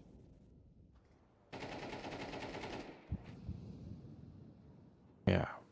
Disengage is exactly what they are right now. Oh, that's a dangerous peek. He stepped quite far into that Tania. With no smoke or anything else, no flash to set up the peek for him. That's that could have been a way to get himself killed. No AWP on the other side. He probably knew that, but still, I would consider that somewhat risky. Axile forced to use a smoke to get rid of the Molotov, and now he's been grenaded quite far down to 38 health. Let's see. Are they going to be pushing out of the A-bomb site? Seems like they're kind of close to doing that. Boomich in the middle, though. Cracking a couple of skulls, and look at the rotation. Oh, they line up. That is so close. They had everything going their way in the middle, but now the bomb is lost, and there's 45 seconds left here with Axile already being low and quite far away. How do you recover a round like this one? I don't think you do. This one is over. You got to call it off. You got to hold on to the AKs. I mean, sure, Axile, you might think you've got a bit of a timing. Youngster Tania, they should be aware of the possibility, and they definitely are. If Axile goes down, I don't think we're even going to see Siren make a move here. Youngster just periodically checking. Now you spotted him out. You can just let him go down to your teammate. Yeah. So they will axe out. Easy work. Siren. Save the AK. That is the only option. Everything up until that point for BetBoom was pretty much on track. So it's a very good call. And if they make their way into the camp position, I think they're going to be just fine. But LNC showing up just at the right moment. Really well done. It's really shrewd rotation coming out of LNC and Youngster, by the way. The amount of pressure that they put onto Axel, they noticed one thing. First of all, Axel still got that big glass for water. Second of all, he was all alone. No one was supporting him in towards B main, right? He was smoking himself. He was flashing for himself. So the moment that they spent so much time deploying that utility, they know, okay, BetBoom recognized the fact that we've got two players here throwing all that util. What is the logical response? We don't feel any pressure in towards the A-bomb side. They must be taking a little bit of space in towards middle. No one is coming out con. No one is supporting Axel from B main. You got to be careful about middle. So they just leave the B-bomb side going towards middle straight up. Re-clear it all together. And sure, things do work out pretty nicely for LNC with the lineup. But even if he doesn't get both those kills, Youngster was right behind him to attempt the refrag. So either way, I feel like Heroic did make the right call there. Yeah, that's huge. Bit of a timeout here. See if they can get things back on track. But so far, it's been 4 kills happening on the BetBoom side in the first 3 rounds. I mean, that can happen, and you can have these kind of a starts. But obviously, it's not great news. Means Heroic are going to be building somewhat of an economy, stealing 2 AKs in total as well. And if you factor in the fact that sometimes getting any rounds at all on the CT side can be kind of a nightmare, having 3 already and a big opportunity right now to get a 4th on the board with BetBoom coming into this round with just an AK, things are going to get super interesting if it goes that way. Yeah, you want to keep it fairly dangerous still, regardless of the lack of a bomb plan. You're still going to put Siren on a Hero AK-47, and it's no surprise we see him on it, by the way. Maybe outside of Magno, he's been the best rifle on the side of BetBoom so far this event. And he really is trying to power his team through. Did so yesterday against Bait on a couple occasions. There was even moments when Siren was the only player that was holding his own against Bait. We've seen a lot of those moments. Definitely a really reliable piece, but you will still have to work quite hard to make it possible for him to shine with the AK here. Need to create some opportunities. Well, Boomich is trying to do that. Actually, doesn't need that. That's so insane. And look at the spray here from Xcloud. It is not good enough. Magno just takes him down. A couple of fluff lines, and suddenly things are horrible inside of the site. Pius, he couldn't handle it. There's 4 people coming at him from 2 different directions. That's so disappointing for Heroic. Never mind. Okay, fair enough. They lose the mid-fight to begin with. For LNC, that's kind of what it is. But Xcloud, you have to be able to get at least 1 and probably both of those kills in the spray. Well, as soon as you don't, I think the round probably dies right then and there. That's kind of shocking. There's no way LNC didn't have head armor, right? I think he had, yeah. I'm pretty sure. Yeah, it was a body shot and a headshot from the P250. Yeah. That's incredibly quick coming out of Boomich. Still, LNC probably should be winning that fight. It's a shared feeling between himself and Xcloud, both going down without a kill. Pius, not really much he could have done in that position. And BetBoom will get there first on the board. Really important that you do so early. As we said, the best of 3 rules don't count anymore. We've entered the realm of a BO1. The winner of this one map of Counter-Strike, that's first to 13, with no overtimes involved, will be facing off against Bait in the grand final later on today. And we're talking about the grand final of the CCT Global Finals 2025. We're talking about $75,000 on the line, $150,000 in total. Yeah, there's a lot to fight for right now. Some of these teams, big opportunity to put their names up there. And even for some of the individuals, just a chance to prove, you've got something in your career. I mean, some of these guys definitely are likely to get to be in consideration to join, maybe even stronger teams in the future. I mean, there's a lot of talent out there that you're going to be fighting, but talk about somebody like Magno. It's scary what he's been able to do in this tournament so far. Youngstar has been taken down a little bit low already. 50 health on him. He's got 0 kills and 0 deaths, so he's just been living a real peaceful existence so far in Anubis, enjoying the hieroglyphs and the sunshine. ISO name aim, by the way. LNZ, Xcloud, and Sampayas all together were able to push back the T's.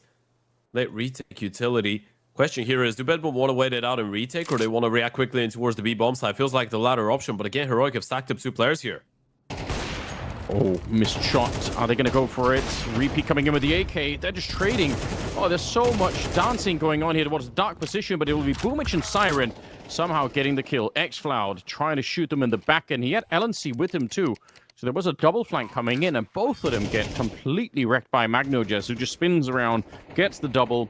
Sampires to save the AWP as best as he could do here. BetBoom going to be winning a second round, and honestly, that's probably like a whole that 2v2 in that connector position is worthy of study, right? Like how you bait out the AWP shot, but then you know that there could be a rifle, so you don't really re-peek it. Like they kept on dancing back and forth. It was pretty sick.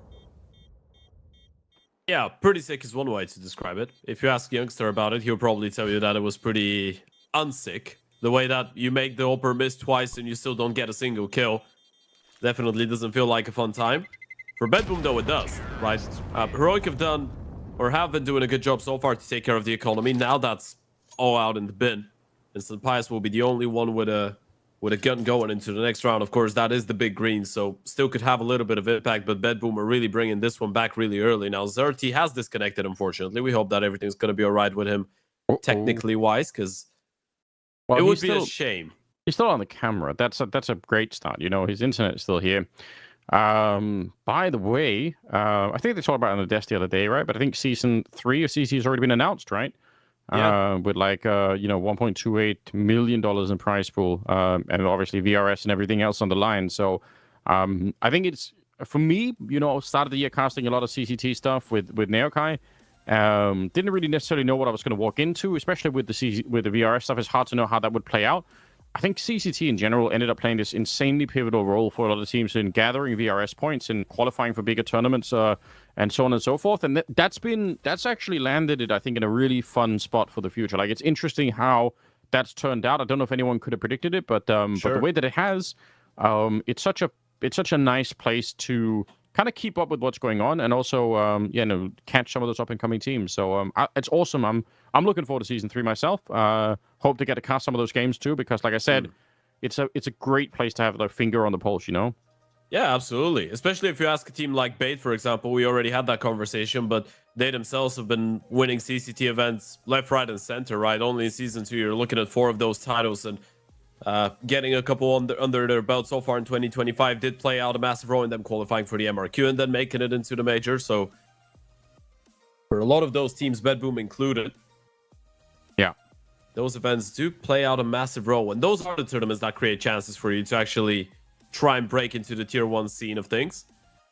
Yeah, it makes. I mean, it's really important. As we've seen, for some teams, it's turned out to be an insanely hard job to try and find those points. I mean, we had, NIP, I think, trying to attend sort of local Swedish lands and the rest of it to try and scrape anything together. So it really is a big deal. And if you fail to do it, I mean, you could be out in the wilderness, which is interesting to think about. All right, the game is resumed. I think we're back into it again. Good job, everybody. We do have the AWP on Sampires. You managed to save that, and then the rest are going to have mostly USPs. 5-7 there on Xcloud. Heroic hitting a bit of a slowdown early on in the half here. It's still not that bad, right? The fact that they have 3 rounds to begin with is a nice position to be in, but obviously it depends on how the rest of the half kicks off here. If BetBoom are going to get fully fired up, then it could be different. Sorte is yet to find a kill with his AWP or any kills at all. Not going to get this one either. Sampires ready, and now they want to push forward. The USPs, Axile, got to be careful here that he doesn't give anything too much away. Missed shot with the AWP here, but Axile's feeling the pressure. There is no back coming for him either. He's going to end up going down. That's a little bit tricky. Now, they're pushing into the site, but remember, there's a 5-7 over here.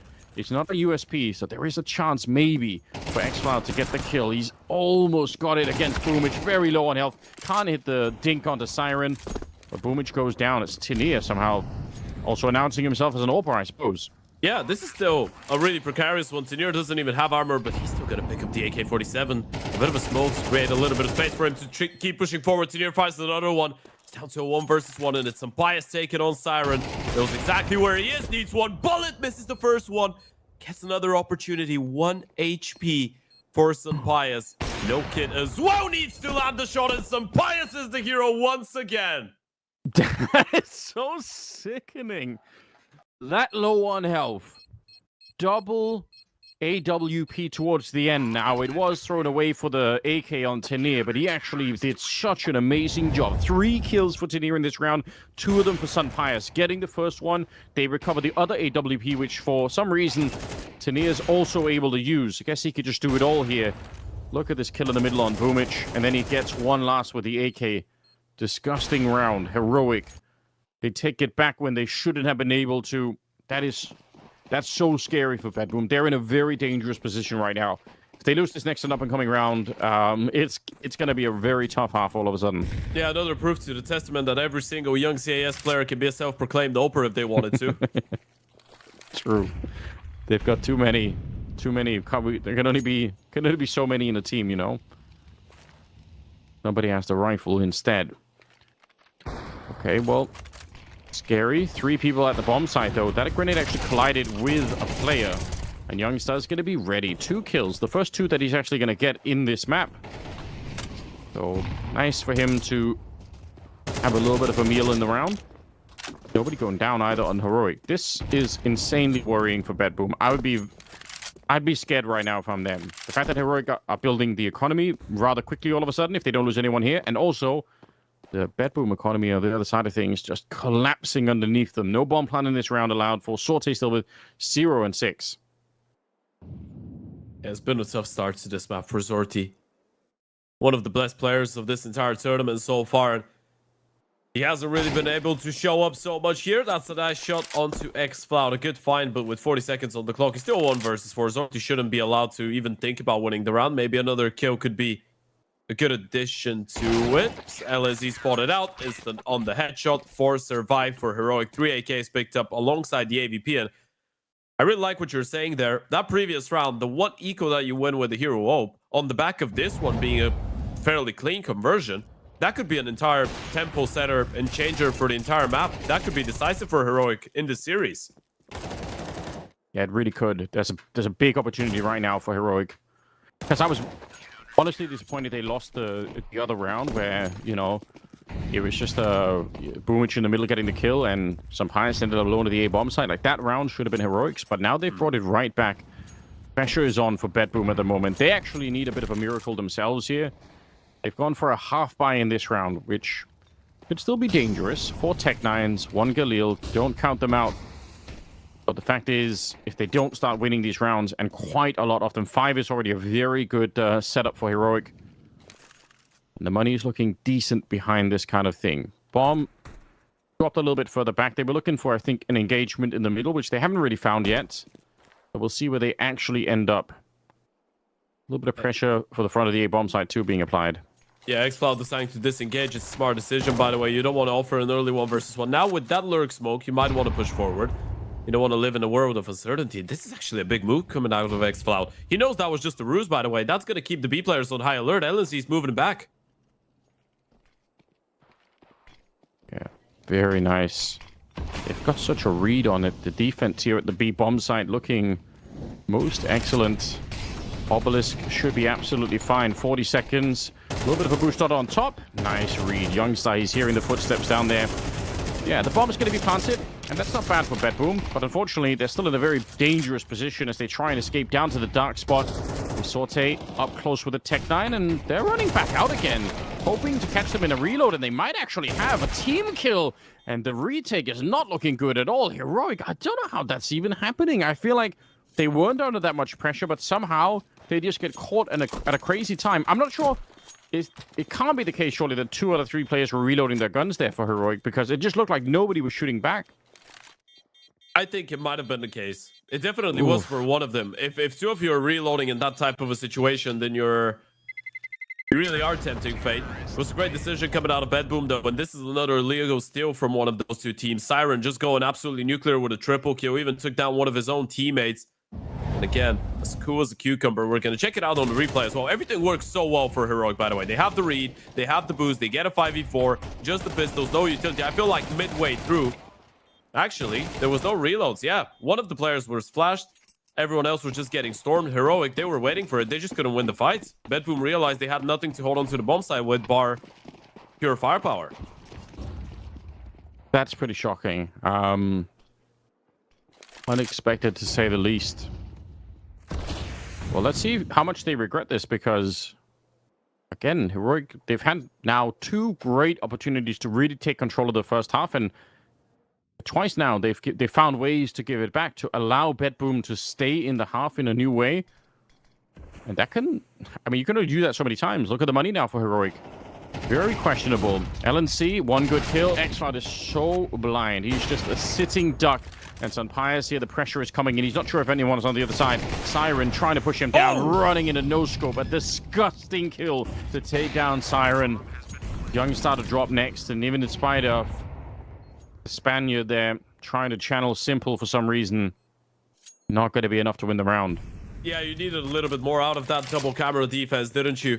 Yeah. LNC going 1 for 1, but X-Cloud is just all about the late flash as well, by the way. They take contact with LNC early on. He gets into a fight, so you can't even blame X-Cloud for turning in, anticipating the second peak to come in right away. But there was another flash right in his face. Great utility coming out of BetBoom, and as we said, this is their half for their recovery, pretty much. I mean, if you're Heroic, you're already happy with 5 rounds. If you're able to get 6, 7, that would be phenomenal. BetBoom are the ones that feel the brunt of the pressure right now. They're the ones that need those rounds, and they're doing a really good job at picking them up. And Pius still 11-2, still able to hold on to the big green. We already saw how much impact 1 AWP could have in the mix, even if it's surrounded only by the pistols. So BetBoom should still be pretty careful about this. Yeah, I mean, don't want to... If BetBoom lose another round to a Hero AWP, that's too much to handle, isn't it? Tenier's got an AK this time as well. That is a good point. Also, Sunpius is feeling it, by the way. The way that he's just running and hitting non-scopes, I mean, he's hitting shots. I'm really, really shocked at the way that this game is played out right now. We're seeing, I think, maybe sort of the stress or the fatigue or whatever on some of these players, or maybe it's just a map that's a little bit more unsure for whatever reason. But I feel like Heroic, that's twice now that they've had fantastic opportunities to essentially win the first half. And again, 5 rounds is still really good. Like at the end of the day, even if it's 5-7 here, I'm still going to end up saying that Heroic have a very good shot at winning the whole map and the series. But giving away too much is always risky for the mental. I think if you're bait, you're praying that Heroic win at this point because of the aura that BetBoom carry with themselves. Yeah. Infinite overtimes, drama. You're probably exhausted enough after yesterday. I mean, it would be sick to have the rematch with BetBoom and Bait, no question. What a boost up. Tanier, you did mention it. You did warn us that the Hero AK as well could have been a play, and it absolutely is. That's terrifying. You don't know where the Opera is either. You haven't spotted some pies. You just know Tanier got boosted on middle. He found a double kill. You know nothing about the round other than that. And look at Youngster and some pies. Look at traded Magnus. positions. Yeah, but Dorothy Magnus might go back canals towards B. Yeah, because they've got the B bomb site. Magnus is already in there. So weirdly, there's this incredibly slow dance that's coming in when nobody really knows where anyone is. Siren, I think, is going to get shot right in this. Oh, no. In fact, he's not. It's going to go the other way. If he'd peeked there, Youngstar, he had the kill 100% of the time. Now the bomb's been planted anyway, and BetBoom can actually win the round. Now, Sunpius, like you said, they don't know where he is. Going to get that kill. A missed shot! Oh, and he tries again. Dorte having a real hard time with this AWP. Unfortunately, missing a couple of kills that he needed to there. And Sunpius will take down Siren just like that. Heroic back in the round. They do just such a great job. They don't even need to have everyone on guns, by the way. Might as well just keep 1-2 players on the weapons and then everyone else on pistols. Those are the rounds that you're winning right now. And this is going to be... That's a desk slammer if I've ever seen one for Zorti as well. 2 missed shots in towards B main. He knew he had the opportunity to get that refrag onto some Pius. Just missed out on it. Tanier, lovely double in towards middle. Didn't even let go of mouse one. And then some Pius probably thought he should have been going down, especially after missing this one. Such a weird fight between the two Opers, but Sunpius is able to get the ever so important headshot onto the last player as well. 6-round CT side, potentially more.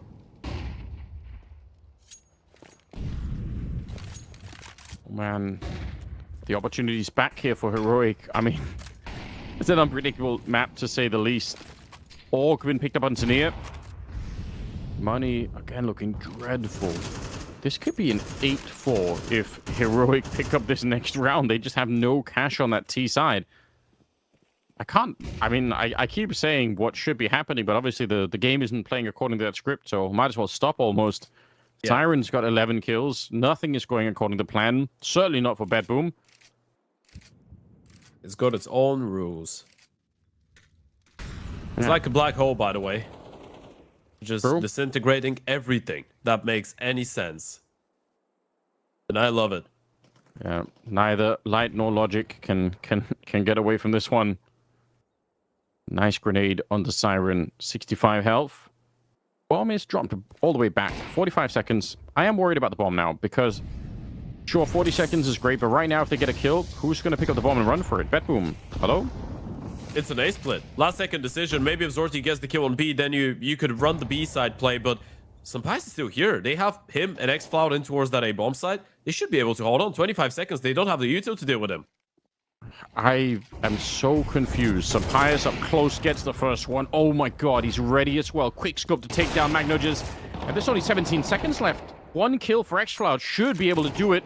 He's going to get that for sure. And 10 seconds now, trying to get close to the bomb plant. Siren is holding it while Axel is planting it. Sampais just action figure jumping into the site. I don't know why he needs to do that. I mean, it would have been a sick highlight, but it also could have risked the round. And luckily, LNC and Tania are back into it. In a way, I just love it. I can't defend it from a Counter-Strike point of view, but I think that's so You know sick. what? To hell with the Counter-Strike point of view. He's just playing. Let's go back to the conversation. He's just playing off of vibes right now. You feel like you want to jump through the smoke with the op? Just go for it. Why not? You've been playing such great Counter-Strike right now, and this is definitely upsetting for BetBoom. I mean, look at the double kill Sampais is getting away with. He should have been dead right there. Even lands a bonus tag onto another player. Look at that jump from the... He's doing it on low HP as well. There's no way he was able to even fire off a shot there. And Heroic win the round with 3 surviving. We could be looking at an 8-4 CT side here. At least BetBoom were able to get a bomb plant. Ooh-wee. All right. We are in round number 12, and it's been a roller coaster of a first half here. Nothing like what I expected, but I'll take it, I suppose. Heroic are looking really fresh right now. Sampais is 15-3. And Youngstar still not having a lot of fun down in the connector. Axel and Magno just going to be power through, and they just overwhelm the bomb site. Finding nothing but shots as they make their way in. X-Cloud alone against 5. No chance to do anything, unfortunately. So BetBoom, I mean, they're going to find the 5th round here. And it's good, but man, is it going to be a tough second half for them, I reckon. At this point, you need so much fortune. You need anything you could get. You're probably hoping that the observers run that incredibly sick cinematic once again. Maybe that was the good fortune for BetBoom to get around. X-Cloud, last round of the half, still going to give it a go. Nice shot onto Siren. Unfortunately, was never going to be as easy as getting 1 kill. Zorti will put him to bed. It's been a difficult half for him as well. I think he ended it on 3 kills only, but as we said, BetBoom still keeping it competitive, still sticking to those 5 rounds. Issue is, what happens if Heroic are able to get that pistol round on the T side? They already have 7 to work with. This should be enough for Heroic.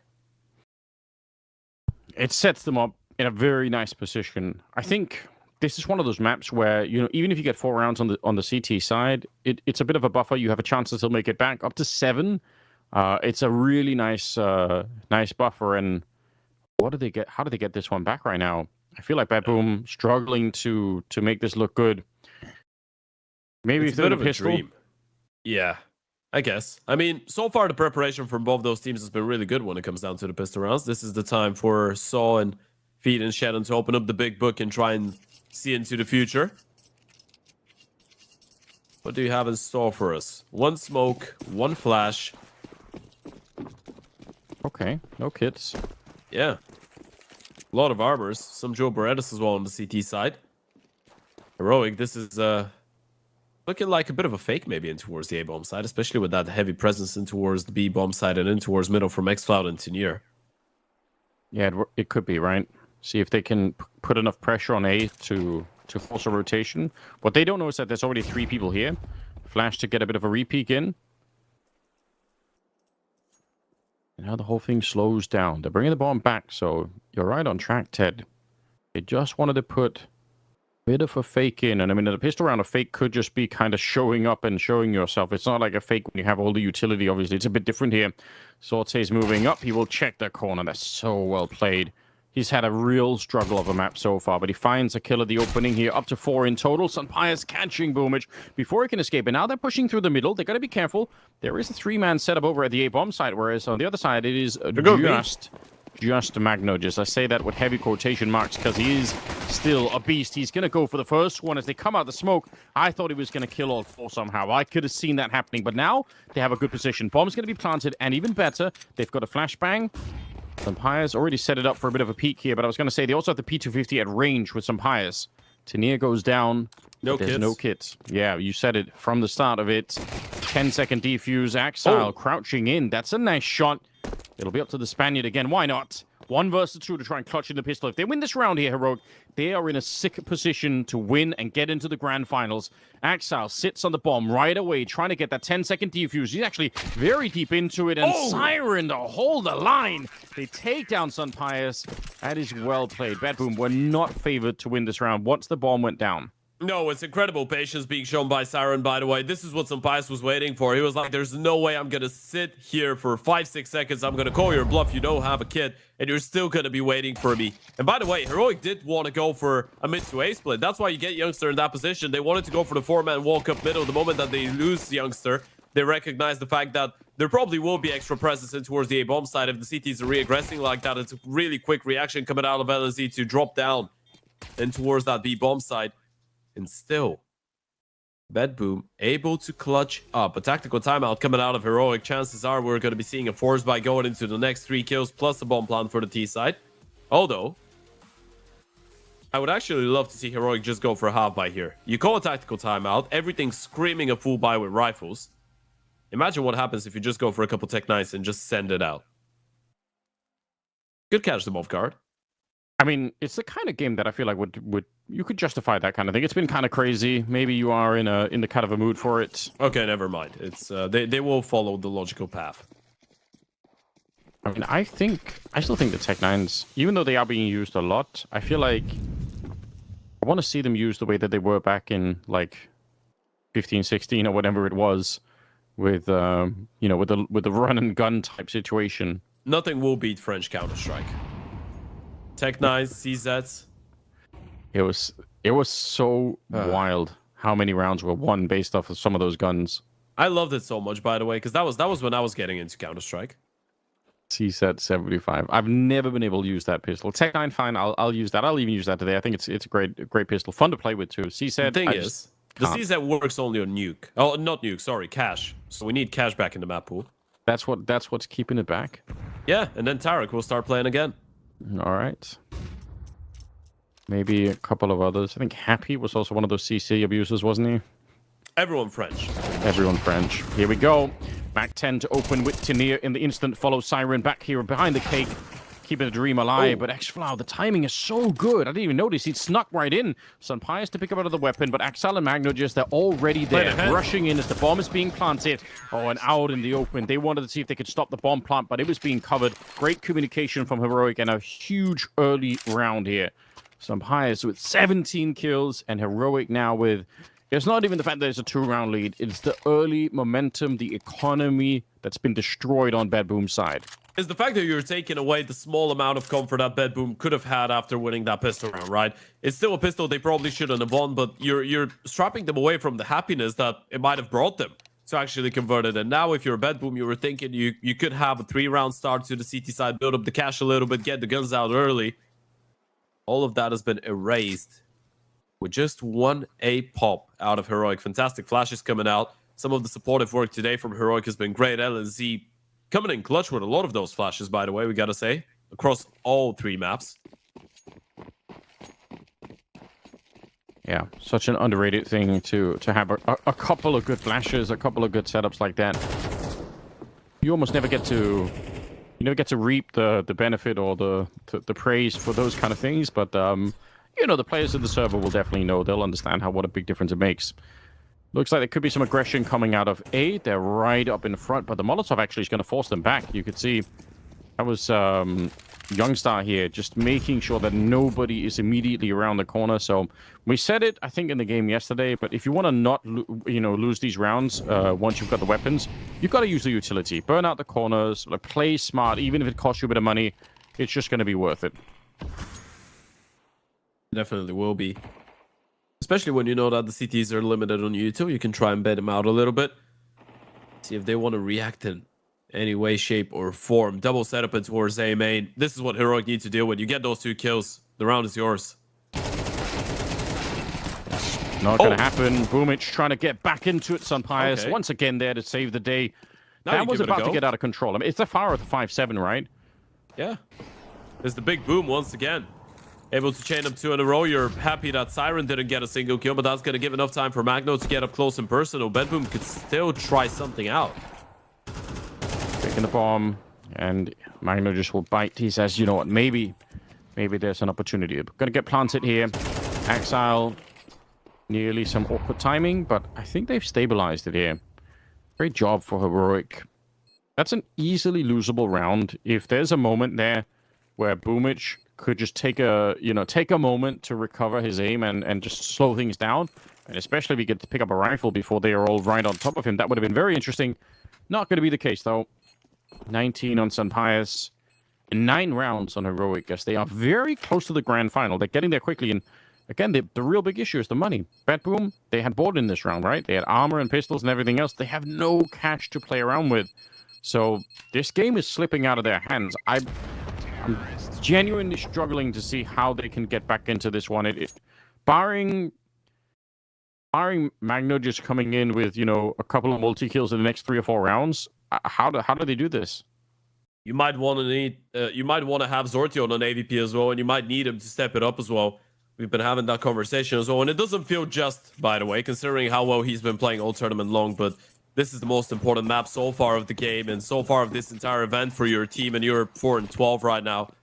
Definitely one that they're missing out on.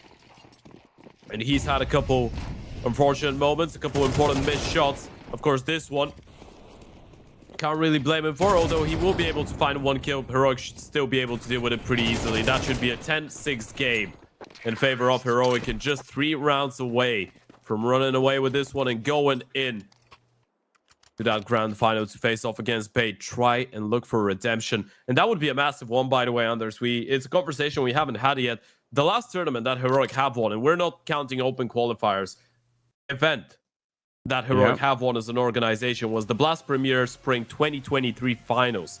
That's back when the lineup still consisted of Yabi, Katie, and Tessa Shush and Stown. Interesting. Heroic has not won a tournament. And we're talking online, LAN. They have not won a tournament as an organization ever since 2023. That's 2 years' time. Ever since those Danish days. Yeah. When the Danish Counter-Strike scene blew up, and we're still feeling we're still dealing with the rippling effects of all of that madness in some sense. That's actually kind of crazy to think about. It's been a hot minute. It's because how impressive the teams have been in reaching playoffs and going deep in tournaments, qualifying for majors as well. I feel like the conversation hasn't really been brought up as much. The last time they've won an online tournament was the Blast Showdown 2022, so even longer than that. Heroic have been waiting a long time to lift the trophy. They might get an opportunity here. There is a chance, yeah. It's a Mac 10 on LNC, but they don't have even a single helmet on BetBoom. So, if you jump around the corner here into Exile or somebody else, it's no joke. Flying Mac 10 could win this round in probably 1 kill right now. They're going to be pushing into the middle. X-Flow there holding the line. 2 headshots. Whether they're the helmet or not, going to make a difference at all. Turkish player demolishing what was left of that push into the middle. BetBoom. What do they do? You just get slapped. That should be it. That should be the knockout blow. It's not even a knockdown anymore. X-Flow just gets a triple. Youngster with another. You don't get a single kill in the most important round of this event so far. And Heroic, they might as well be running away with this one. It's been a long and tough road for that Heroic team. After flying through that MRQ, there was such high expectations. So many people thought that they would just fly over every single team in the CCT Global Finals as well, and it hasn't been easy. Drop the series to Bait. drop the map to wildcard. It's been a really tough one against BetBoom so far today as well. God, for 1 second there, it felt like they were going to even lose the game on the previous maps. But they come back into it. And as of right now, it's Boomich and Axel struggling to come up with solutions. Look at that from xCloud. He shouldn't be getting a triple kill out of this. Just insanely good work. BetBoom trying to switch it up. I mean, to their credit, right? They're trying to find other solutions. They decide, you know what, just playing the old default, you know, 2B, 2A, 1 mid, not going to work out. Let's go for like a mid-round, mid-push with 3 people. I think it's creative, but unfortunately, just being held. Youngstar traded out at the start of the round. With Sorte pushing on forward. He's going to try and recover that AK, and he has. But they can just go to B. There's nobody holding it right now for BetBoom, so... yeah, sure, you get a rifle in return, but very good chance here for Heroic to pick up a 12th round. Magno just rushing in. Some pious. Yeah, get some teammates and go as a group. Yeah, you don't want to give a 1v1. And he's actually walked away. They've let them have B main. He's going to focus on trading it for a connector. Retake comes in. Axel through the smoke, able to get away with one. It becomes a little bit chaotic there, but xCloud again with a big double. And that should be 12 rounds on the board. Boomich, Zorti, AK recovered as well, but it won't really come into play as much. Zorti's just thinking about trying to hold on, trying to stay alive, trying to run away, and he might be able to do so on the back of that 1 kill. But the round is not his. The round goes in favor of Heroic, and the nade and Ellens even chases him down. No survivors. That is such a petty play for LNC. I love it. Just... it's a bully. Could have just exited the other way, but hunting him down at the end just to make things even more frustrating here. 12 on the side of Heroic. BetBoom stumped on this Anubis map. And that's in spite of Heroic. I would say, again, I'm going to double down on it. Had a couple of really grievous mistakes on the opening half on the CT side. They could have won even more, but they didn't let that get to them too much. Sorte is burning. They put him out of his misery by shooting him in the face. I don't know if that's much of a mercy, but at least he isn't dying to the Molotov any longer. 4 versus 5. And Axel trying to play out here. He's going to get peeked. I'm shocked they didn't get the refrag there. Nice spray down from Axel. Tanir and Youngster out of the round for a minute here, but there is a nice sneak in. Look at the middle. Yeah, he's still walking in there. He's actually managed to go through. I don't know if Boomich realizes. Siren drops at the A-bomb site, and now the panic is on. He's going to throw up a smoke. Boom, it's surely going to walk through that. Oh, it's so deep. He might have wanted to do that if it lands a little bit further back, but that's so deep that he knows he can't keep going. LNC, he might have just won the round here. 2 kills, cleared over the bomb site, all on his own. They're too late to cut off the bomber as well, right? xCloud, he's going to make his way into the bomb site. They're getting a bomb plan out of this one. And Sabice has got a smoke. He can re-smoke here. LNC needs to try and hold on, slow them down even further. Oh, smoke. Might be a little bit late. Magno just, there we go. We've been missing him. Couple of nice spray downs, and unfortunately, I think everything about this was fine. The only thing that was the problem is when the bomb arrived on the site, they could have slowed it down again. They really didn't need to run onto the site the way that they did with the smoke going down and everything. They could have just held it for a second, but otherwise, very, very sick. 20 seconds. They know that eventually some highs is going to be showing up. Got to be careful about giving them the AWP here. Remember, there's not a lot of money on the CT side, so for some pious, I mean, you can't really win the round any longer. Gonna get that kill on Boomich. Ready for Axel. I can't even comprehend the level of confidence you have to play that round just for 1 more kill, knowing that you could be giving up so much. It's so crazy. Yeah, they still had an AVP to pick up as well, though. Yeah, you're and right. St. Pius giving it a really good go. Still, that was a great opportunity. That's Axel single-handedly keeping BetBoom in this game. I guess you get 1 round on the board regardless of LNZ's best efforts in towards middle. Okay, let's see, BetBoom. How good is your best vitality impression? That is the question here. We've already seen 1 6-12 come back today. Is there another one?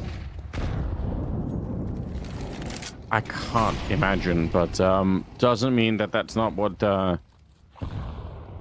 is actually going to happen.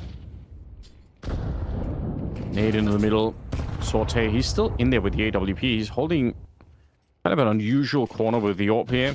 I feel like normally when you see the AWPs playing this, they go a little bit further forward to try and fight on the CT side.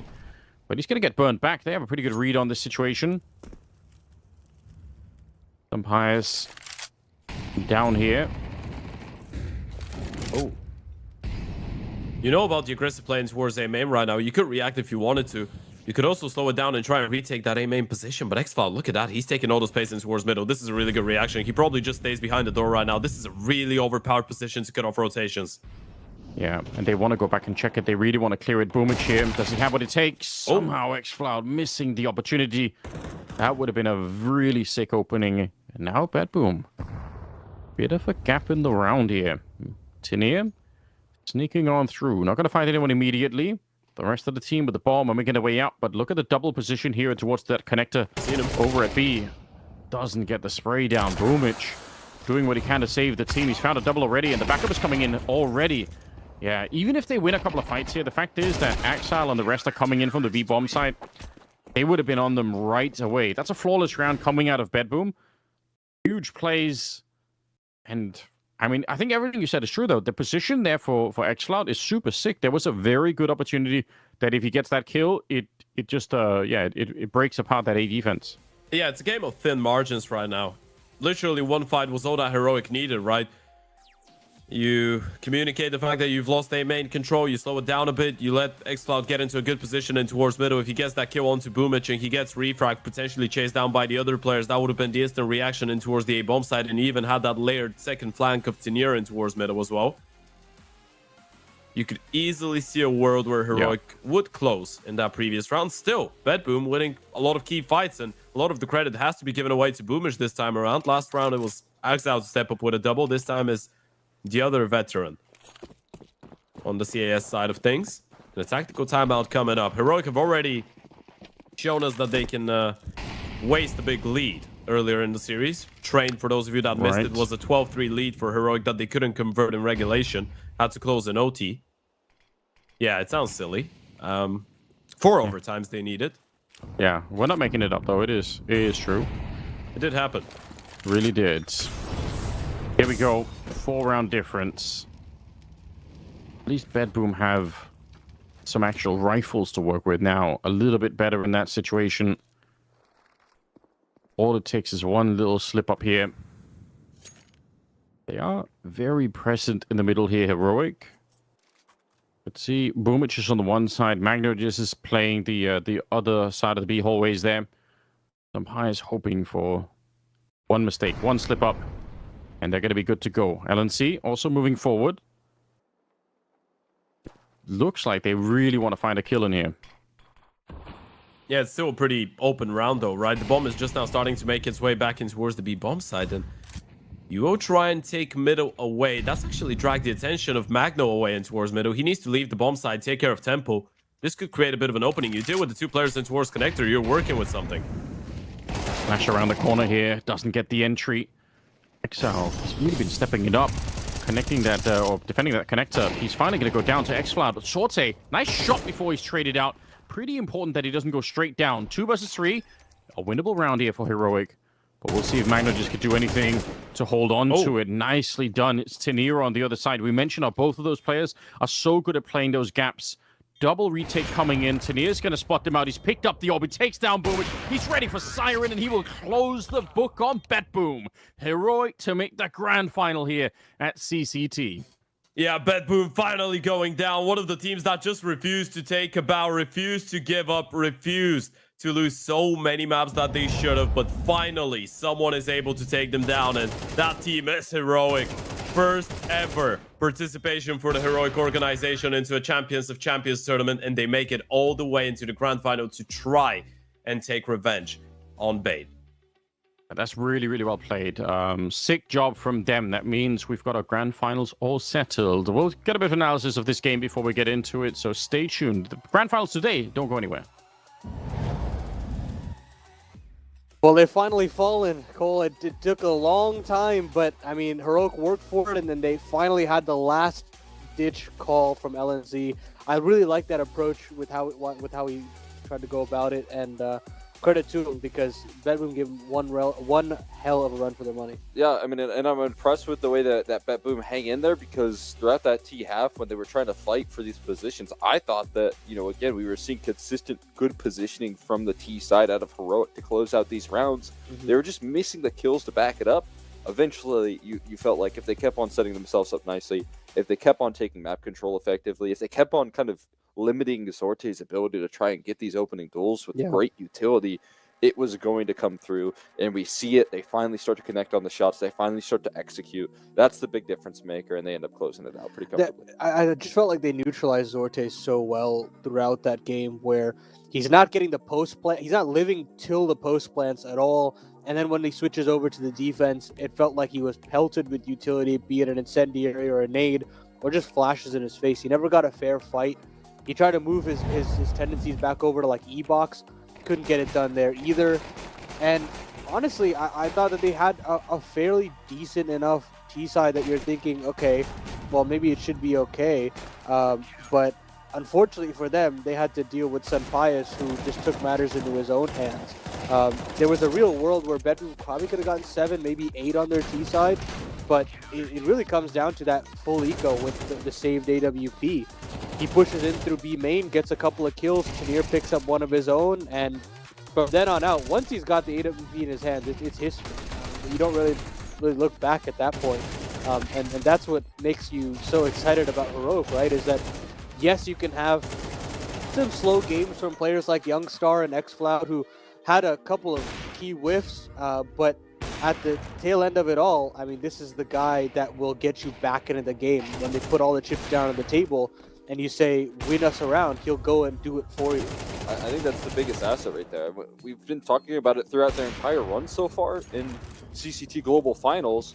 It's that this guy, when they need someone to lift off on the CT side, man, does he ever show up with the multi-kills. It has been a theme here of Heroic that he can be the engine of the defense, especially on a difficult CT side to really thrive on. When it comes down to a map like Anubis, it's not easy to pull through winning halves. And the way that they do it is by giving this op here as much freedom as possible to float out the round, and he does so just so consistently in terms of understanding the position. We saw it a lot on Train. We see it here once again. He makes all the right decisions when it comes down to the positioning.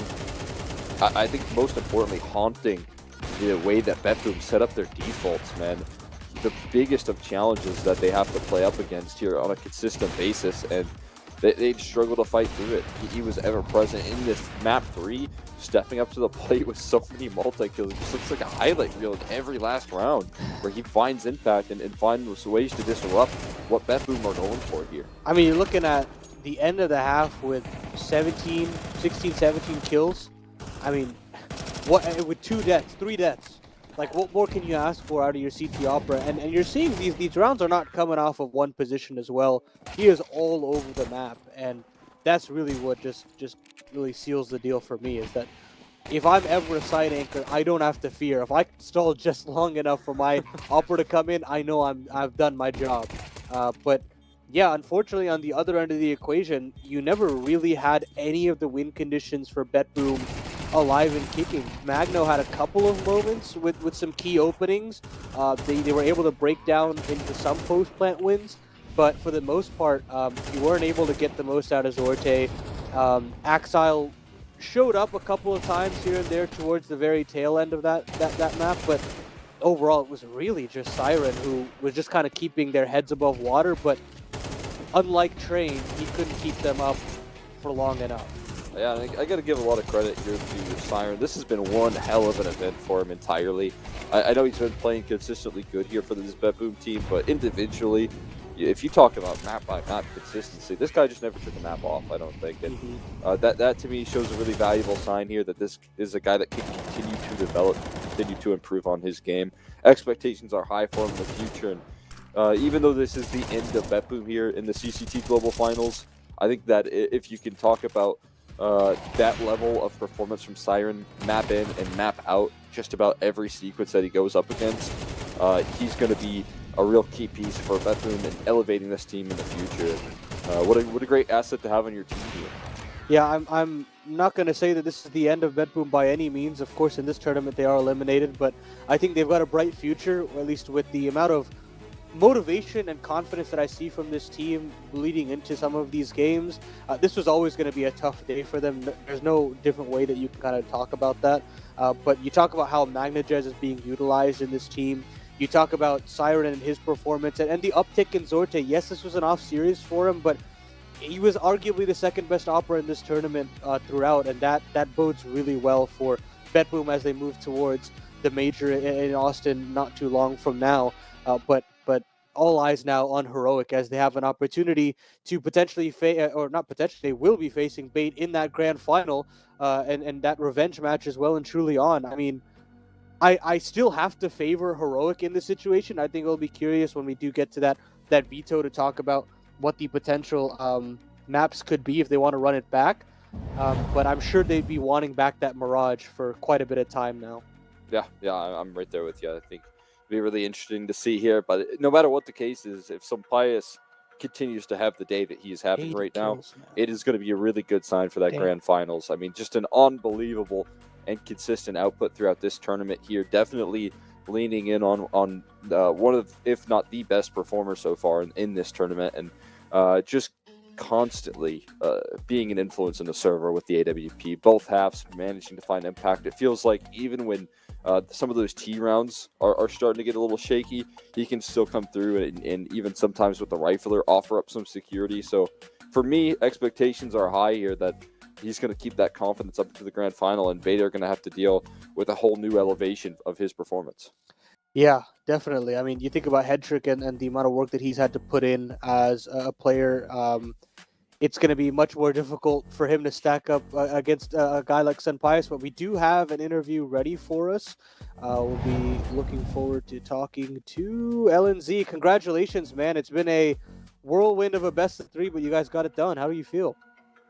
Thank you. No, it feels good, obviously, to be in another CCT final, and it was a game we had to fight for, so it feels good.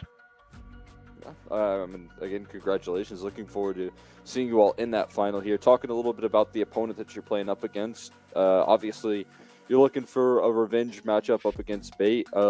Heading into today, is there going to be any difference in the gameplay? I mean, we just saw Sampaius play really good in that last matchup. So what has to go better than the last time that you played up against this Bait squad? Can't remember what Modern Ancient we played, but I remember the Mirage one we just got smashed. We didn't get a chance to play on the city side, and I think today we just have to shoot harder. I think both teams have a completely different play style, and we just have to read the game and shoot harder than them. Talk to me about that train. I mean, that's another grueling map, I feel like, in this event, and I didn't feel like you could ever really find a breakthrough T side. Talk to me about what the issues were there and how you managed to break through. I think we were pretty exhausted this game since we were playing until midnight yesterday. So jumping into that train T side, we were a bit sloppy, just getting caught off guard by their aggressive play style. And I also think they have a really good city side. I think BetBoom probably has one of the best city sides, like on train, of all teams in the world. Even like I don't think people have seen how good they actually play on city side. So like they're really annoying to play against, to be honest. Well, congratulations, LNZ. We'll see you guys in about an hour for our next game. Thank you. Bye-bye. I don't want to hold them for too long. I mean, an hour is not much time, but it's got to be enough for them to have a good grand final performance. Yeah, let him get back to his team right there and try and focus up on this next matchup. I mean, pretty straightforward as well when it comes down to being able to play out. I mean, he's exactly right. You're just looking to offer up some resistance here up against that Bait squad that we've seen so often can take control of Mirage. They're going to look to try and answer that back. And again, you know, they're shooting pretty hard right now. It looked like a real full team effort with Sampaius leading the pack when it comes down to how they closed out this last series. So a good warm up into the grand final.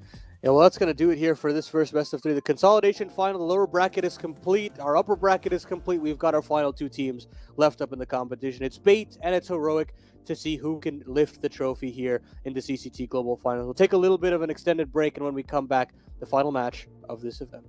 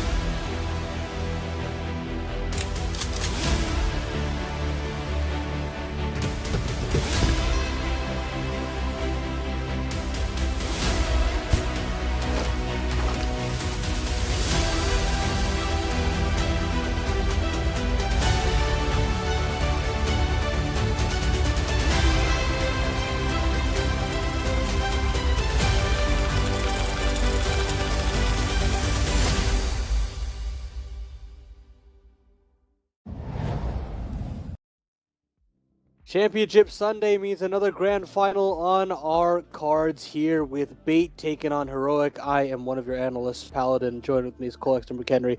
I'm so excited for this game because I don't necessarily know which way it's going to go. I mean, there's an opportunity that Heroic are warmed up into this game, but at the same time, Bait have just been managing to win close game after close game.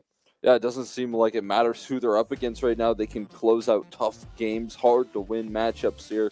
And that's what they've shown us all the way throughout this tournament. That's what they showed us in the MRQ as well. This is a team on an incredible hot streak right now, and they want to complete the mission here. They want to complete this in the grand finals, and they want to do it without dropping a series. I think that'd be the ultimate proof of how dominant this team is starting to become right now in the Tier 2 space, and looking to enter into the Tier 1 space with the win here. We know we talked about the implications being that this is a big boost in the VRS. It's a big opportunity to gain in the world rankings and actually make your claim into Tier 1. That's the goal here right now for Bait, and they're just one series victory away. Well, let's take a look at how we actually got here. The brackets should be available for us. We can look at that upper bracket first. And as Cole mentioned, a completely dominant run from Bait from start to finish.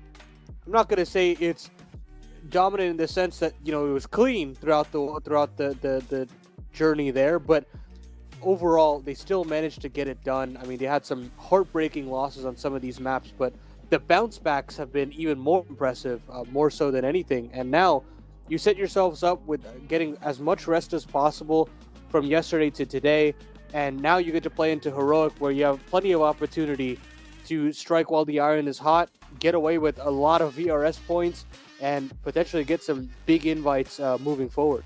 That's a big deal right now. I think that's what this team is gunning for. We talked earlier, I believe, with MPL about the implications of a win here in this event, talking about the future of this organization.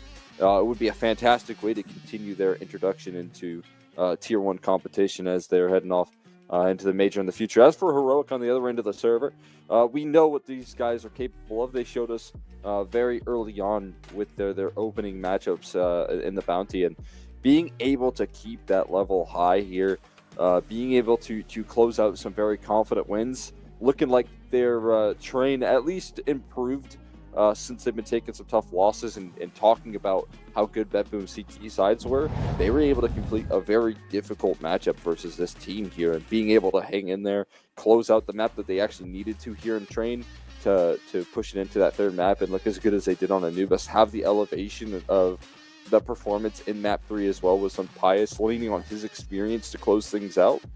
I mean, it makes me think again, Heroic really going to be warmed up into this matchup.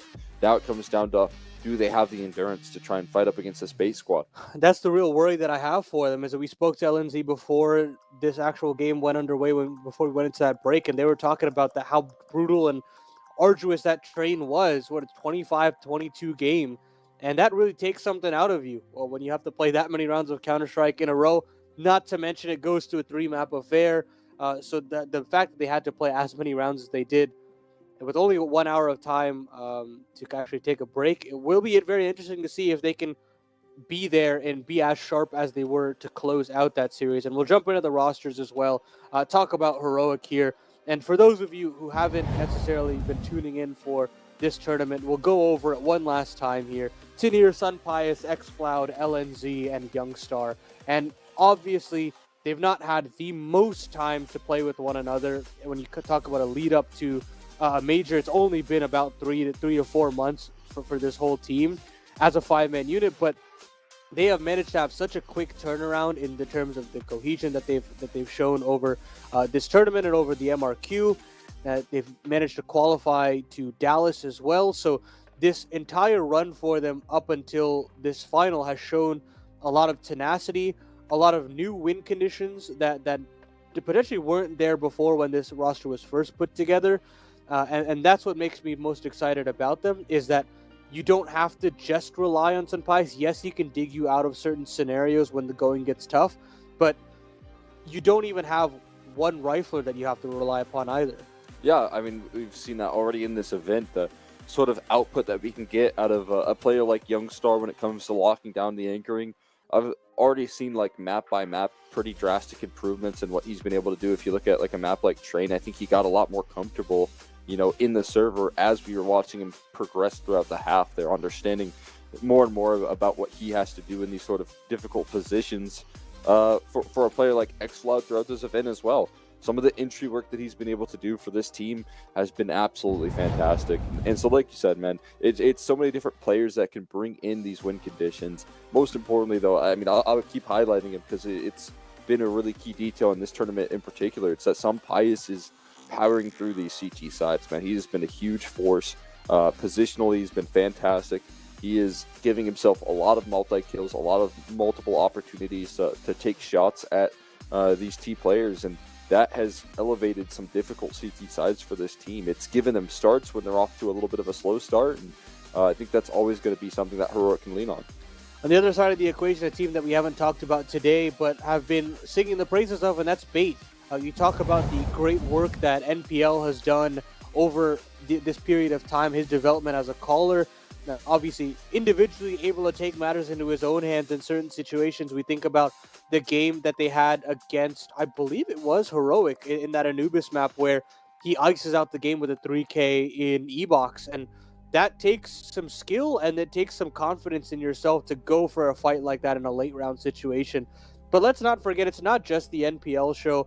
I think just improvements from all of these extremity players, especially on the CT sides, just that maturity of how to play for the team rather than for yourself is so important. I think about it, Senthiel on these small site anchoring positions, managing to get 2-3 kills when the going gets tough.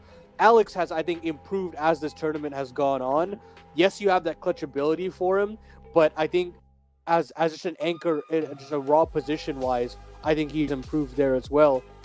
And Kenzazor is still the guy that we're hoping to get a little bit more out of, and is a key reason why they beat BetBoom yesterday. Let's not forget that third map where he was able to just take matters in his own hands on Mirage and just tear through the competition. Especially if we see Mirage again today, he'll definitely be the player that we're looking towards to potentially ice him out. I mean, that was the big point I was going to bring up right now, is that it has been a bit of a quiet event. When you're winning like Bake is, you would really like to have everyone step up, because these have been some very grueling and difficult maps to close out on. So if you know a player is kind of having a tough time, finally seeing him rise to the occasion in that upper bracket final in map 3, when they did need an extra push to get the job done, you could see even just so quickly how MPL was able to adapt to that and understand, okay, I have a player who has a hot hand right now. We're going to keep on feeding him kills. We're going to keep on structuring our T sides around this hot hand. I mean, I think that shows a lot of the moldability and quick thinking that MPL can come through in the game planning of these maps kind of round by round. And now the development of Headtrick as well. That's one guy I think will be definitely having his hands full today. Had some incredible rounds on that Ancient that you think about, and like I think it was a 2v5 that he had on the CT side. So his impact is definitely felt on this team when very similar to Pius's role, where when you need a guy to step up, yes, you can have NPL do it, but Headtrick is also there right behind him. And we'll bring up the head-to-head that I've picked out here. And I think this is a very key one. LNZ hasn't been talked by us too much as an individual per se, but I do think that some of the impact that he was able to provide in our last series really should highlight the kind of importance that I have for him today, because it is definitely a team effort. But I think when it comes to individual IGLs, I need just that much. I need that 1.0 out of him. I need that 1.0 out of him, and especially when you've got NPL that you're going up against, a guy that is absolutely fearless in the opening duels that he's going to take, and even in the positions that he put himself in. I mean, we're talking like what middle of maps in terms of a lot of situations. Mid control on Ancient, mid control on Anubis. This is a guy that doesn't shirk away from a good fight, and an IGL that can do that.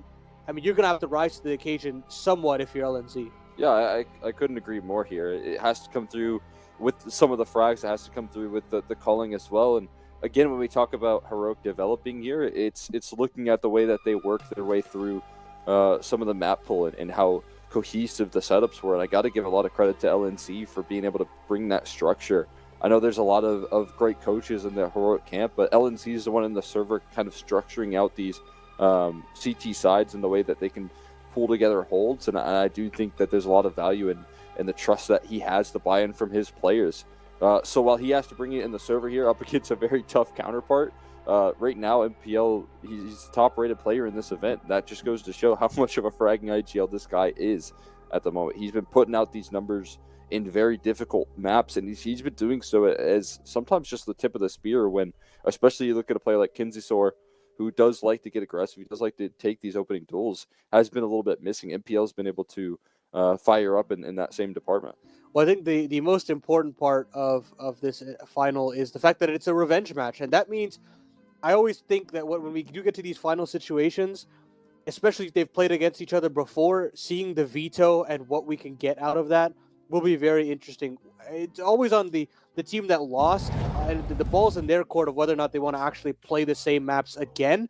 And wow, that's bold there from Bait. After an absolute stomping in their third map in the upper bracket, they're actually going to go into the pick for themselves. And Heroic had an opportunity to potentially leave it to Train, and it'll actually be the Ancient Decider, which is still a fairly good map for them. Yes, they had a couple of struggles against BetBoom today, but I think they are still pretty proficient at that map. I think you've got Sunpius that can still do some great work on the CT rotations, but I think the side anchoring from players like Youngstar and XFloud are very important on that map as well. But yeah, this is definitely a left field call here from NPL. Yeah, I mean, for the grand scheme of things here, again, Mirage has been a map that they've always been really good at closing in this event so far. So seeing them kind of adjust that and say, hey, why don't we just give ourselves a strong start in the veto? I kind of, it kind of makes sense in my book right there of trying to get off on the right foot. You're going to come into today with a fresh set of eyes here. We talked a little bit with LNC, and in that brief time they were talking about how Mirage went for them, and they talked about just having to come into the server shooting. And I do think Heroic can bring that to the table right now, but it's Bait's bread and butter. And if you want to give yourself the best possible opportunity to open up a series, I think picking into your confidence out of the gate is my perfect way to do it, as opposed to leaving it later down the line to a decider in a map in this tournament that they've looked the most confident on. They've looked absolutely dominant on. Yeah, and this is, I definitely think, one of those games where you want to have Kenzazor shooting right out the gates if you're NPL, right? So why not go to a map where he definitely feels comfortable on? We talk about specialist maps. He definitely felt like he turns the corner on this one. Alex on Ancient as well is such a rock in terms of the clutch, in terms of the anchoring as well. So, I mean, they'll still be very happy with this veto. For Heroic, I mean, I don't necessarily know what else I can say more. It's the fact that they've got to come out with a different game plan here on Mirage. I wonder what work Saw has done and LNZ have done, either in this hour or maybe even just after yesterday was over, anticipating this matchup again. Because whatever the game plan was there, it definitely felt like both the extremity anchors, I think it was actually LNZ on the B-bomb site, and then Youngstar as the A-bomb site anchor, they had their hands full in that series. Or in that match specifically, where you would have these crazy mid rounds, it would be caught out completely off guard. You would lose man disadvantages on the CT side, like 2v3s, 2v4s. So that can't happen anymore. They've got to find a way to neutralize these lurkers and find a way fast, because you don't want these guys to get off to a hot start, especially on the offense, because that's when you get players like Kenzazor running down Cat at a minute 20 and just ripping through heads. Yeah, I mean, that was a big influence as to what he brought on Mirage there, and I think that's a good point when you're looking at how they're going to want to start off here. Well, the way that they have these extremity players so effective on a map like Mirage right now, if you get these hot hands confident, and there's so many different tools for MPL to use, it's going to be very difficult for Heroic to shut that down. I think you look at the way that you want to structure this defense for Heroic, again, you have to have some Pius getting onto an op early. I think you have to find a way to shut down the early prongs towards middle because of how effective MPL can be in that department. If he at least offers up any distraction and stays alive, that is where those extremity players just become so much more effective. They start to root in at the weaknesses in your defense. It's something that I've noticed quite a lot of Mirage, because it's, I think, the most visible in terms of the maps. But then you look at other maps and it kind of bleeds into, things like Ancient. When we watched Train as well, they were able to do just the same thing. So that's going to be something you have to look forward to here for Heroic. And like you said, there's not a lot of time to game plan here and adjust heading into this matchup. Well, look, that's going to do it here for the Endless Test. We've got an exciting grand final underway, a potentially long best of three that awaits us, but we've got some lovely casters to take us through all that action. Anders and Ted, take it away. It's very nice of you. Thank you, Paladin. Thank you, Cole. We are going to get into it. Ted, it is the grand final. We've got Bait. We've got Heroic. I'm excited. How are you feeling? You like the maps? You ready for this one? I feel like it's a really exciting Veto. Yeah, I like the boldness coming out of Bait. Hit him with the Mirage pick straight away. They're on a streak of, 15 consecutive Mirages right now. If you're able to take down Heroic twice in a row in the matter of a couple days, I guess we could just crown Bait as the best tier 2 team on Mirage at this point, and then Heroic are just going in with a really comfortable duster from their side. I feel like we're in for a true show here. Yeah, what a luxury it is to have a good Mirage like Bait do, because it is one of the popular maps, right? You can expect to play in a lot of best of threes, so that is pretty spicy, you're right. What a way to get started as well. I mean, we always ask this question, is it better to have had the day off for Bait where they haven't played these kind of games, or is it better for Heroic to be warmed up? I really don't know. It feels like a lot of the time the team that just played are going to be a little bit more, spicy at the start, so we'll see if they have a good beginning to it here. Heroic going to be on the CT side, Bait on the T side, and we are live, ladies and gentlemen. The grand finals here at the CCT Global Finals. Everything is on the line for this best of 3, and already a massive stack at the A-bomb side. They knew what was coming. They've done the homework, and they're hitting the headshots to top it off. It couldn't have been better for Heroic to begin with. They should not be losing this round under any circumstances. The bomb out here, not even get to touch it. Alex goes down, and Heroic with a straight counter strategy. Yeah, it's a phenomenal once you kicked it off, right? Sampayas gets a double, another double coming out of Youngster. He's been having a hell of a good event. And another point that Cohen Paladin made, momentum is going to be quite important going into this game, right? I mean, Heroic on one hand, sure, you played a really excruciatingly close best of 3 against BetBoom, but that could have given you a lot of confidence. You were able to, in the end of the day, win a pretty comfortable third map. You played some good Counter-Strike on Anubis, and now if you're able to bring in some of that momentum into that game against Bait, on the other hand, they might need a little bit of time to get warmed up. It's a common thing that we see, and I mean, obviously, it's a good thing that it's a best of 3 because it means Bait have that more, runway to do it. But then again, in the last couple of games that we've seen Bait in, they looked very, very fresh right from the beginning. They didn't look like they needed much time at all to warm up, so we're going to find out here. Hetrick's got Deagle, and that's pretty much all they have anyway.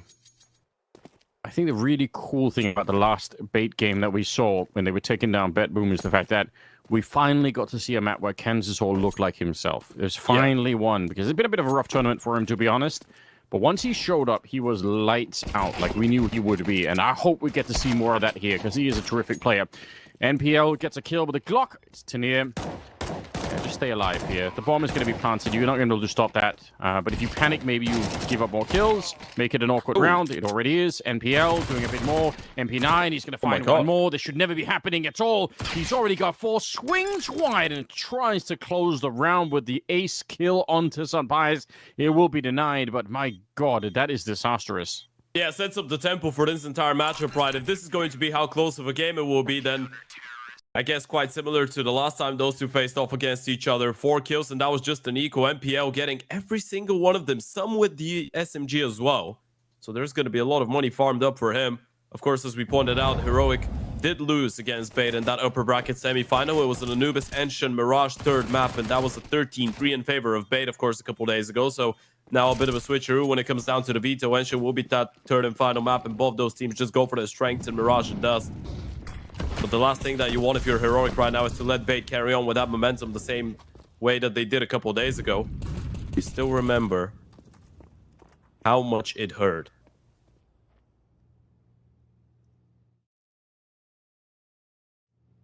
Real silence across the map. You see almost everyone standing completely still for a couple of seconds there.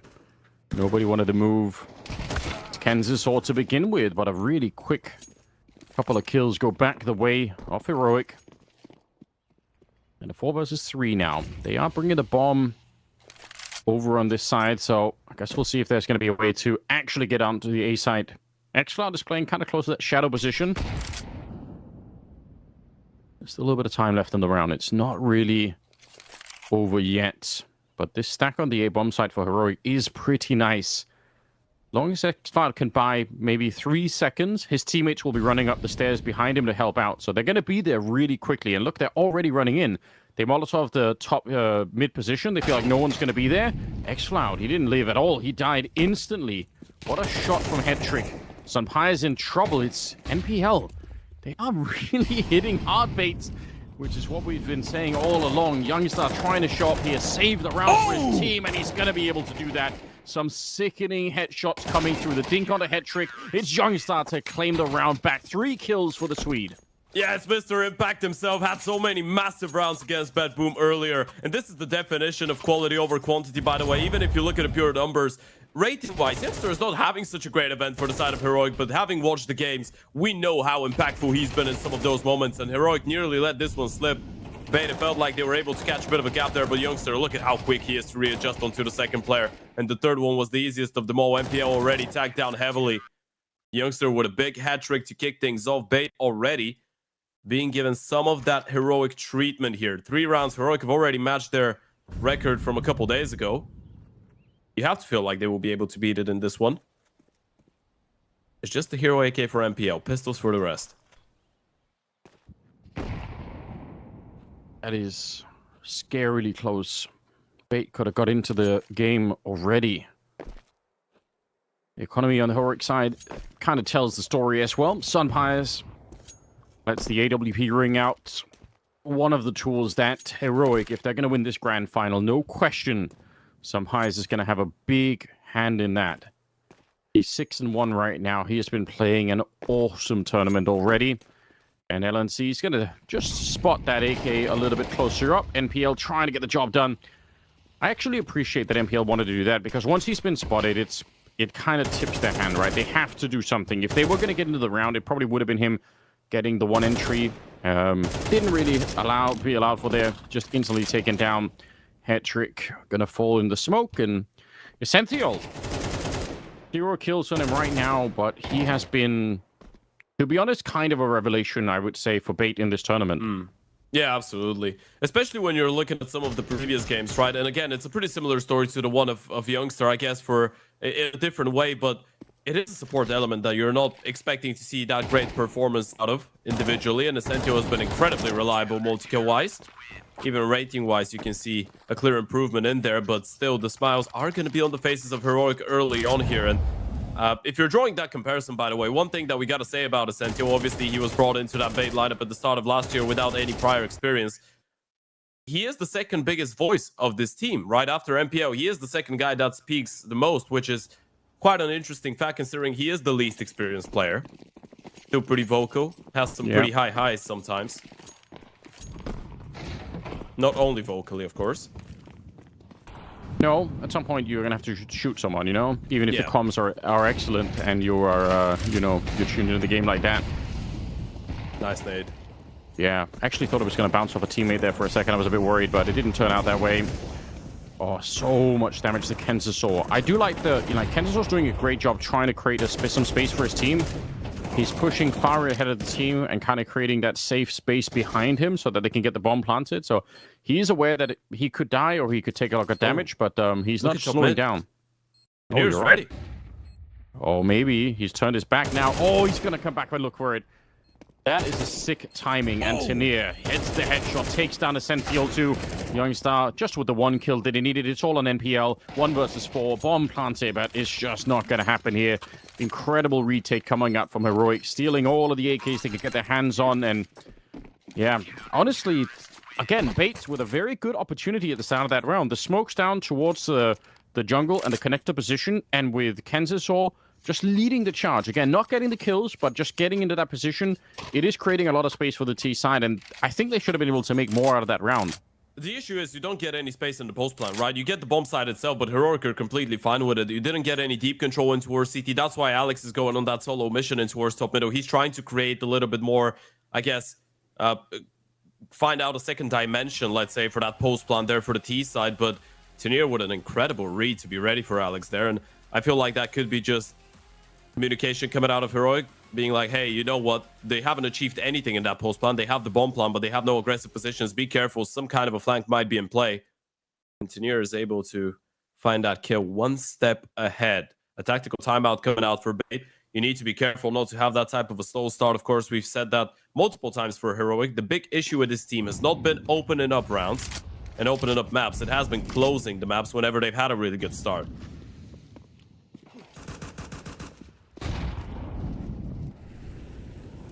Round number 6. Bait. We just have a more regular round for them here. 1 good entry.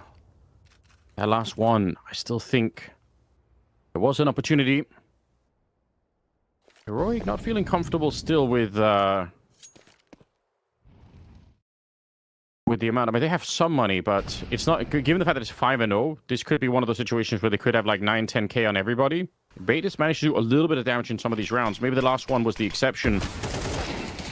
Oh, nice shot from Kansas. That's what we need more of. Big opportunity there. 4 versus 5, and they are sneaking their way through the middle. Only really Essential is going to be holding over at the B hallways, where there is a potential for a double push. I'm surprised that Heroic are keeping 2 people like that. I thought they were going to keep pushing up, but they are just playing a bit of a mind game. Honestly, might work out now that I'm seeing what's coming. They're going into the catwalk, and is anyone going to be checking this Tania? They've spotted him, they have seen him, but it doesn't make a difference. He is a nightmare to deal with. 4 kills in a row in no time flats. He's destroyed that B attack.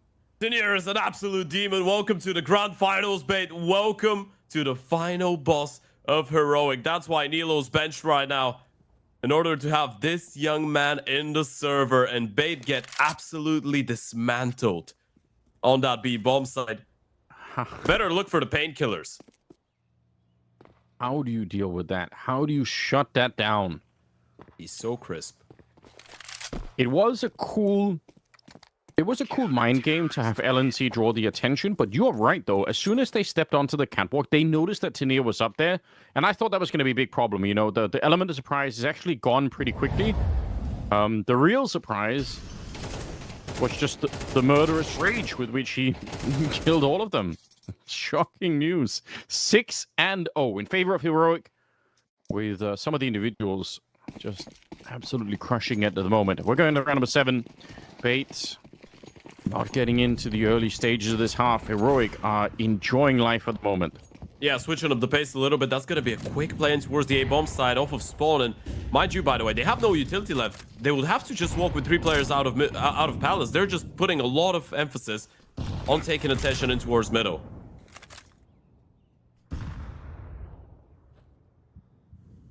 Smoke landing up in the Palace, holding a couple of people back while the rest are maneuvering to try and get close to connector. Xcloud just showing a shoulder there. Youngstar spins around, and they are handling it so well. This double setup on either side of the connector is really hard to deal with, although finally they find a way through. Question is if it's in time. Sampires, not in any kind of a hurry. Just getting the scope ready, seeing if anyone's going to be crossing here. It's a very nice position for him to just hold and make sure that they can't really escape the bomb site on that side. Nearly shuts down. Oh my god, he didn't even get the intended target. Alex goes down, and Tania will find a hat trick. The bomb is planted. That's about the best that we could say. Really nice defense from Heroic. I must say that the duo there between Xcloud and Youngstar on either side of the connector opening, that's a rough position to fight in. Yeah, it really is. And the fact that they always seem to be on the same page as well, right? They're always focused entirely on the same part of defense and towards A. Both of them playing in towards that connector side. Obviously, they knew that the buy wouldn't be ideal for the other side of things, so they're more than all right with letting the pistols try and make their way into the bomb side, even play it on the retake if necessary. Heroic have shown that they don't really intend to stop Bait from making their way into the bomb side. They just intend to take away everything else. And so far, Bait have not really been struggling with getting the bomb planted. They have been struggling with getting themselves in winnable post plants, though, and that could be a big issue going forward. Heroic yet to drop a map on Mirage. And for those of you that are just joining in, this is the map pick of Bait going into the grand final. Those could really easily run out of control. You want to kill the momentum right now. Another tactical timeout, I feel like it's in place right now. This is when you need it. Okay, never mind. Into a technical. Maybe somebody got so mad on Bait, they, keyboard's been broken. A monitor, perhaps? Hopefully not, though. Don't know if we can easily replace one of the players, playing at home. Could be a bit of a raw deal.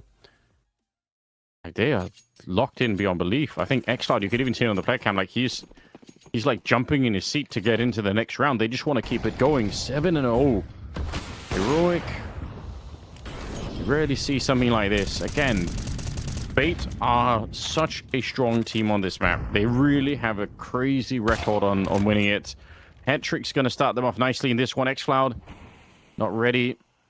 Smoke goes down now, but it's too late. Yeah, a little bit overzealous there from Xcloud. Didn't realize that Palace was quite open. Still decided to go for the peak on a bit of a timing. Kenzisor will get tagged down. That's the op of Sampaya spotted. And Kenzisor is actually able to dodge the nade. A-play should be in place. And Youngster playing that up close angle will be alone for the time being. And yeah, he's got the right idea. Sees MPL as well. Makes a silent drop down. Essential's taking down LNC. But that fight in the middle with Tenier. Still waiting for the resolution. He's pretty sure he's dead. He will find the kill onto NPL. Very patient for Tenier. He waited a long time for that shot. 2 versus 2, and one of the better opportunities here for Bait to finally get around on the ball. The bomb being planted, held by Hetrick. He's going to relocate. He very nearly dies. Essential, sure, he got the bomb planted, but Hetrick, yeah, the Tech-9's going to get him in one way or another. They should have been able to trade their way in. That's as close as they've got. 2v2 in this one, and it's Heroic to win it. Oh, dear. It's such a doable post plant as well, right? But even those situations, even the rounds that go down to the wire, Heroic are still taking over the finishing line. And Pius Tenier, they're just hunting them down right now.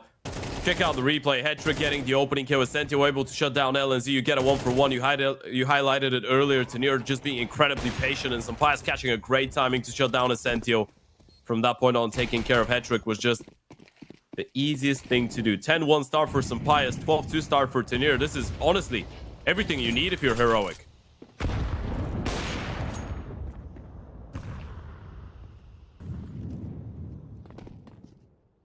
3 kills on xCloud, but it doesn't matter because Tenier's got 12-2 and Sunpies is 10-1.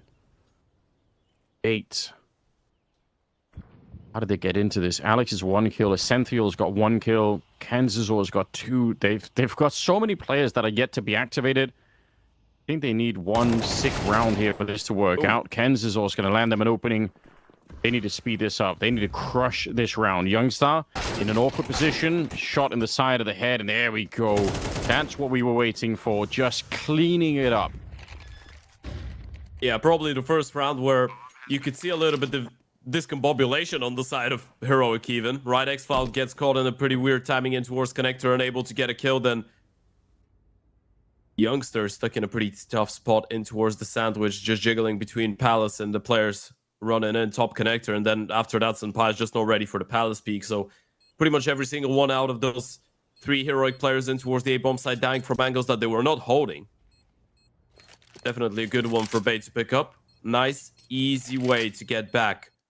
And I say get back, get in to that T side. This is their first round in the grand final. At least it comes in before it's too late. You could still fight to get 3-4 rounds on the T side, would make things a little bit easier for the second half if you want to give that potential comeback a go. Still a lot of work to be done, though. I mean, all the work is still to be done. That 1 round at a time mentality that we keep bringing up, how do you keep that straight in your head if you're Bait at the moment? How do you make sure that you still keep focused on the fact that, you know, first goal, get to 8-4, then win the pistol on the second half, and kind of keep marching on? Like, it's such a long road ahead. We've seen it done before, but every time you embark on this kind of a journey, at least from the outside, it just looks like it's never going to happen. Kenzisor, that's back-to-back openings for him. He's going to take down xCloud. I love this. They needed somebody. They really needed a hero on the Bait side of things, and Kenzisor is that guy. Taking down LNC. 3 kills to get back into this. How sick is that? He's got 6 kills overall, and 5 of them have been in the last 2 rounds. Yeah, those were the openings that we wanted to see out of him. Those were the openings that BetBoom couldn't deal with yesterday. A 31-17 on Mirage against BetBoom to make sure that Bait will make it into the grand final in the 3rd and final map on Mirage yesterday against the Boomich and Exile-led team from Kenzisor. And that was without a doubt his best performance. We already had that conversation as well. Mirage is supposed to be one of the most comfortable maps for him. Even though you're getting used to potentially a newer system, you're getting used to new teammates still after arriving a couple months ago. Mirage is the one map that Kenzisor has always been a demon on, even in his past teams. We see the impact here.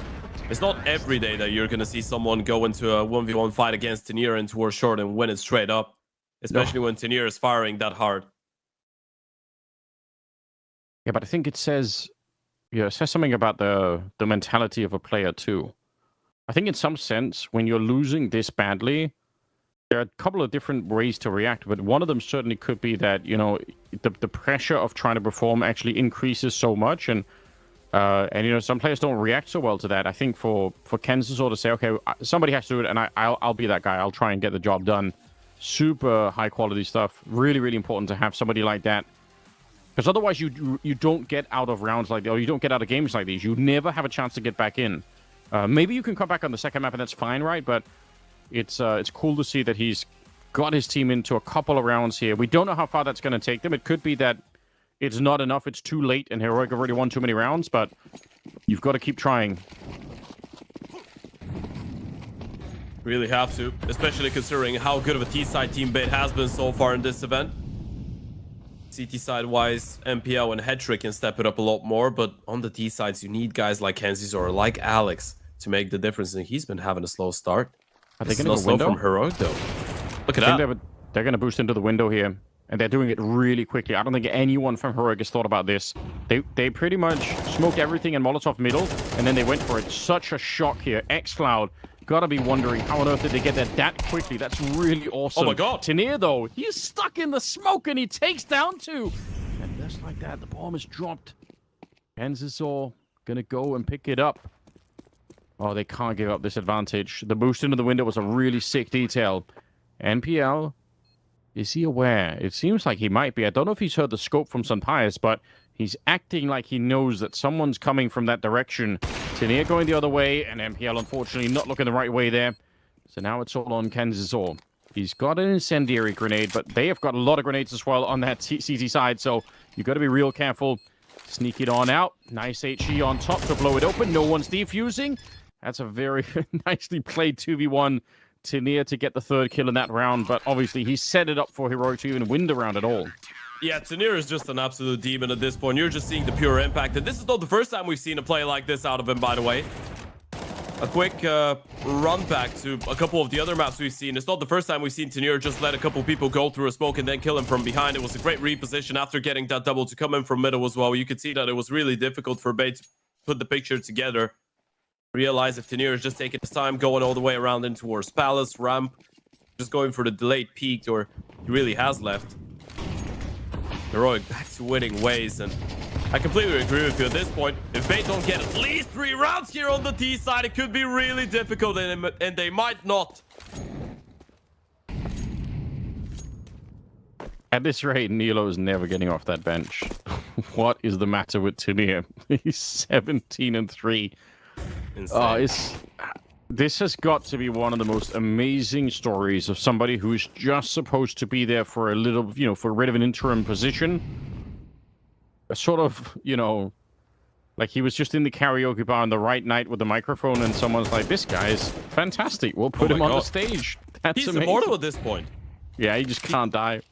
They can't kill him. Even when he's not looking and he's got a nade in hand, he's just not going down, and xCloud's won another one.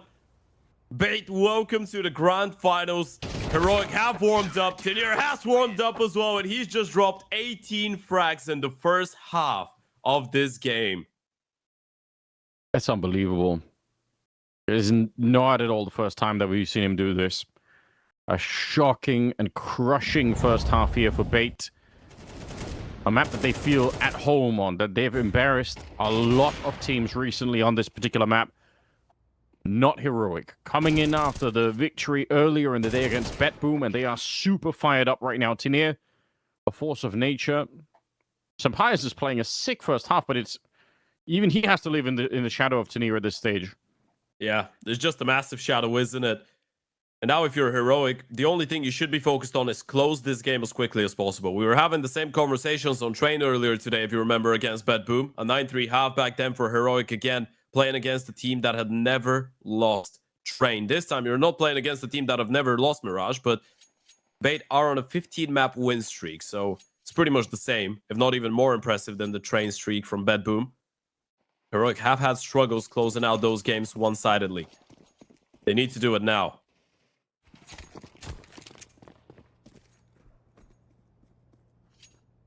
I like this double window position. It's going to be an A execute, though, and smoke Molotov as well onto Youngstar. But they're going to be Molotoving Shadow. No one's there, but it's still nice to never have to look there. You just can keep running forward. Molotov didn't actually work, I think, exactly maybe like they wanted. Could have fallen down, I guess. Regardless, they're going to create enough space for a bomb plant. And credit to Bait, they don't even try and fight for it. They say, we're just going to get everyone, try and retake all at once. A wide swing for the CTs. 4 of them coming in from the spawn, but they all line up. Sunpius, he's got 7 bullets left, trying to hunt it down. Kenzisor will just barely defeat him, and now it's LNC alone, sandwiched in. He knows as well. Kenzisor to hunt him down. A sick triple for him, somehow saving the round. I was sure Heroic had that one. It looked like Sunpius had done enough with the triple, but Kenzisor had one of his own. Yeah, regardless of them being a little bit off with the timing on the flash as well, right? LNC wanted to flash for them to just wide peek into our CT spawn, but then the CTs just started retake so early. Heroic were not ready, and still, Sunpius is able to find a triple. Nearly bringing it back home. LNC, of course, you can't really falter him for being stuck in the middle of the bomb site there and not being able to clutch up. They do stay alive, but Heroic do get a bomb plant and a force buy on the back of it. Hero AK in the hands of Sunpius, a scout for X-Cloud. It's a really interesting investment.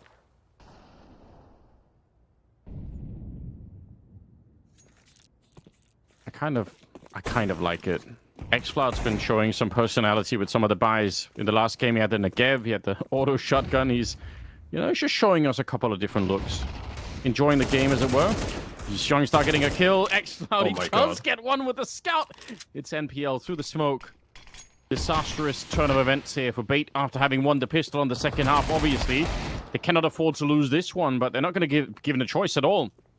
Still, nobody can really kill Tanir. He's dropping a bit low here, but still finding 19 kills. Hat-trick in the window. A surprise, to say the least, but the FAMAS is just going to betray him. I think they are honestly shook on the side of Bait here. This could be a really quick opening to the grand final. This is a complete whitewash, Anders. I think it's even worse than losing the pistol round, by the way. You win the pistol, you get reset in the next one. Look at the force buy. It's not even a negotiable. You need to invest. You need to throw everything that you have into this round. And everything that you have adds up to 5 upgraded pistols, 1 smoke.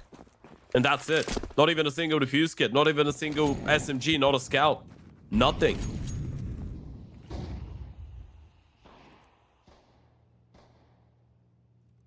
You don't have nearly enough to make this interesting. Some deagles. Although we do all love a good deagle headshot. Doesn't feel like that's what's going to make the difference in the game at the moment. I really can't believe it. Sunpius and Tanir just... It's not... Obviously, the rest of them are playing an alright game. But those 2 players alone have just completely taken over Mirage. I don't even know what the answer is at this point if you're Bait. What can you do to shut down 2 players like that? It doesn't really feel like Sunpius is the only tier 1 player on the server, does it? Definitely not. No. Vader just taking a bow right now. Neo right in front of the Belarusian Prince of Heroic as he drops a 19-5, finally taken down by the Deagle of NPL. But this round is not going in favor of Bait. This is going to be Heroic moving on to 12, and this is going to be another 12-3 lead for Heroic. On the map pick of their opponents, back-to-back series, they had the same on Train earlier today against BetBoom. Couldn't close it in regulation, of course. And yeah, for those of you that missed out on this game, it was a crazy one. This time around, though, Anders, it kind of feels different, doesn't it? It does. I wish I knew, but I guess the fact is Bait don't know either. They're showing us that they don't have the solution. So I guess I don't know how I'm expected to come up with. So I wish I could say something insightful about how Bait can get back into this one. The answer for a brief minute, if we had to look back, was obviously Kenzisor getting those openings in the first half, right? At some point, maybe it is just down to the mechanics here. We need Alex and Essential to get some kills. We just need everyone to start having a bit more of an output, and then Bait can at least dream of stabilizing the game, but they don't have the runway to get anyone warmed up. This is a 12-3 opening volley coming out here from Heroic, and they get the opening on this one as well, taking down Hat-trick. It's not even a volley, it's a head kick. There's no bow involved. It's straight up knee to forehead. Spine snapping performance from Heroic. Straight up knockout. Bait obviously still have one more map at least to try and fight back, but this has been an absolute show coming out of the D side, and that might be the final nail in the coffin. Tenier finally taken down, and Bait might have not said their last words. Yeah, but LNC, they don't know the DCA yet, I think. Oh, maybe they do. Alex certainly thinking about it. That's a very nice position. He is lacking a helmet, so the FAMAS could do pretty quick work. There we go. Instantly downed. And now there's 45 seconds. Would be a heartbreaking way to lose in a 1 versus 2 against the FAMAS. Bomb is in front there with the smoke, and LNC, I think, actually hoping to bait somebody into a rotation behind the smoke. That's a kind of a sick little idea. Could have worked out, but he doesn't know that NPL is super far away. Surely there's no way he reads into this. Not this time. It's going to be a quad kill instead. NPL keeping it alive, but again, for what purpose? It's so hard to imagine that they can go from this and somehow spawn a comeback. It truly would be, you know, of sort of epic proportions, you know, if they manage to do it. It really is insane. Knowing the level of Bait as well. This is a map that they played 30 times in 2025, Anders. 3-0, and they've lost it 4. The only 4 teams that were able to take down Bait on Mirage this year were Nemiga, 500, BC Game, and Zero Tenacity. The last time they lost it the 18th of March. Since then, they've played it 15 times. All of them wins. BetBoom, Heroic, Partisan, Astralis, ENCE, 9Pandas, BC Game, Parivision. All of those teams have nothing against Bait on this map. That's so crazy to imagine, isn't it? Like, how do you even get to that kind of a streak? But obviously, it has to end at some point, right? Every streak has to come to an end. It's just in a grand finals, that's so tough to deal with. Unfortunately, there's no solution to the fact that Tenier and Sunpies are playing like they are here. 20-6 and 17-6. MPL is starting to catch up, right? He's 14-10. Headtrick and Kansas are there as well, but Essential and Alex, they have been shell-shocked from the beating that they took at the start, and they have not recovered yet. Essential back here. Spray not connecting. Kangasaur is dead. Easily, this could be the closing attack onto the B bomb site. Tenier gets another kill. And now it's Alex and Headtrick miles away. And barring a disconnect or somebody from Heroic just, you know, deciding to troll the game, they've already won this round. Yeah, there should be no way back in. Alex, Headtrick, they do have a kid, but both of them coming out of short. That's been heard. Now they know. They know everything. X-Flout, nice position. Sunpias, a little bit of communication. Just straight deleted. Tenier and Sunpias competing for the last available kills in the map as Heroic just obliterate Bait on the opening here of the grand final. That is sickening to watch. It's honestly a walk in the park. This is the challenge. This is what you were up for, Bait. You take down Heroic a couple days ago. You thought they were going to come back into that Mirage without an answer. Well, they're not getting 13-3 back-to-back. And honestly, the level, the dominance that Heroic were able to bring to the table, absolutely insane, Anders. Yeah, it was. It feels like we hardly even got into it. That's all way too quick. I wanted more out of Mirage. We're not going to get that, but we will get more out of the analysts. So take it away, guys. Well, we spoke about the gall that Bait had to pick into Mirage there, but unfortunately not the result that we were looking for at all. Every single step of the way, Heroic played just distinctly beautiful CS, and specifically from Tenier, he is just such a treat to watch. I mean, it's just an incredible talent coming in full display. Again, it feels like there's players on this Heroic team, and this map in particular, and it is so dominant that it is going to be everyone holding their own up against this Bait extremity side that we talked about is incredibly difficult to deal with. Heroic had to come through with some adjustments. They talked a little bit about trusting in the formula here for themselves and trusting in their availability to just get a little bit more warmed up into this map this time around. We see that here. We see that development come through. And then again, they shoot hard when they're starting to connect. It is just beautiful. Tenier with so many amazing multi-kills. Talk about Sunpias continuing this dominant performance on the CT sides that he's been able to bring to the table. And that is exactly what Heroic were hunting for when you talk about a revenge match. Coming through and after getting thwomped, it would have been poetic to give them a little 13-3 in reverse. Of course, they had to get 4 instead, but still impressive. Yeah, I'm thinking about just how they approach that CT side in general, and I think about the anchors that we kind of highlighted. We talk about LNC, we talk about Youngstar, and both of them had their moments in this game where they were able to withstand whatever was coming at them. Granted, Tanier is also the side anchor with LNC, and that definitely helped. But overall, just the way that they were able to navigate no mid control in certain scenarios and kind of letting Kenzazor do what he needed to do. I actually thought I was a little worried for a second with how much he was able to get involved, very similar to what we saw in their first outing against one another. But they were able to deny him just by sheer chemistry with players on the sites proper.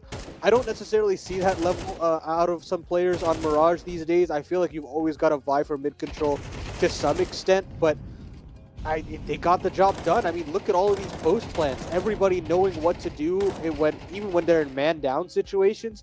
It's just textbook CS as to how the decisions were right. Every part of that flow chart. And I think they do something pretty wise here in a certain sense.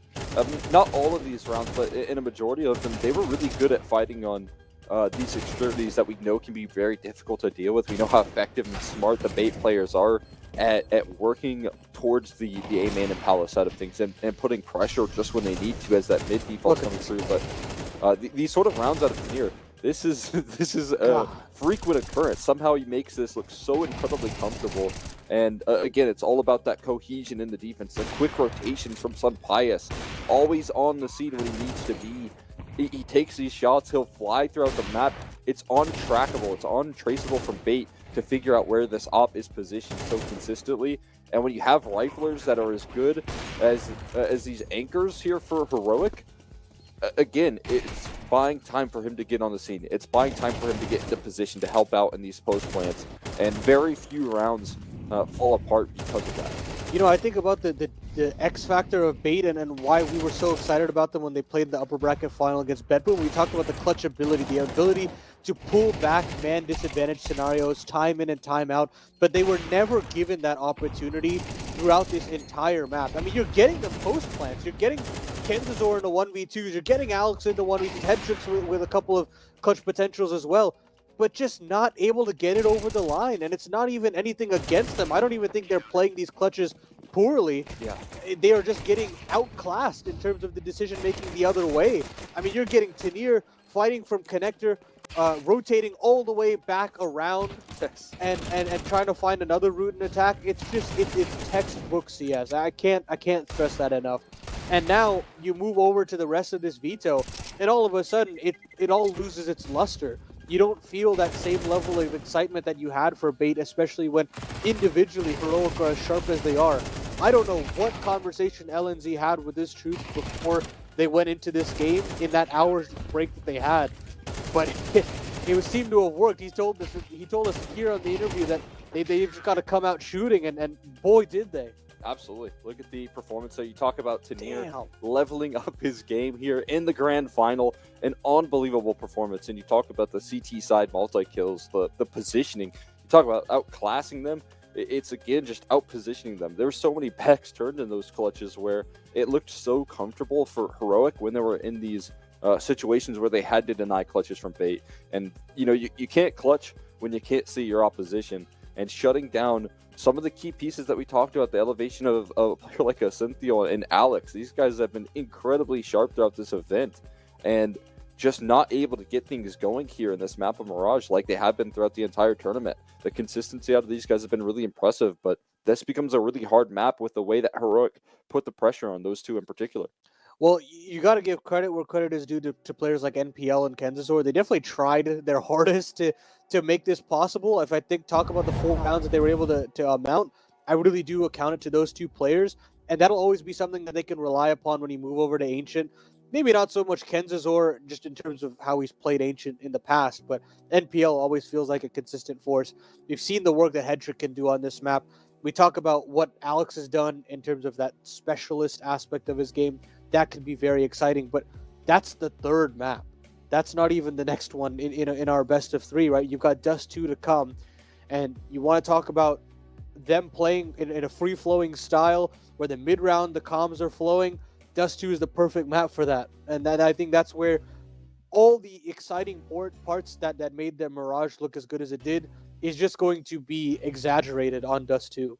Yeah. I mean, I'm right there with you. I think you're looking at also like positionally. If you talk about Sampaius, and not that is consistently putting out numbers here, finding a lot of opening duels for his team. If that continues into Dust 2, and that can be a really great opportunity for Oppers to shine in terms of the positioning, in terms of the amount of chances that you have to float around the map, how important it is to be in the right spot to hold off in these defenses. That's been a trend that has been consistent throughout this entire event for Sampaius. That's not going to stop on Dust 2, so that's going to put even more pressure on MPL, especially for some of the players that have been quiet in this grand final so far, and Ascentio and Alex to step it up here. It has to be that Bait can do it again. They have to be able to pull back a difficult series and take control on the server like they have been able to do throughout the bracket, but it's just the pressure now is amplified. Yeah, I'm looking at Ascentio and that B bomb site, and look, LNZ is definitely the type of guy that will bully a certain part of the map if he sees a weakness, and I think that's going to be the case where he's got to step up, and he stepped up before, but whether or not he will, that remains to be seen. We're going to take a little bit of a break, and when we come back, we're right back into the thick of things in this grand final, map 2 of Dust 2, to see if Heroic can complete a clean sweep, or whether Bait have a little bit left in the tank.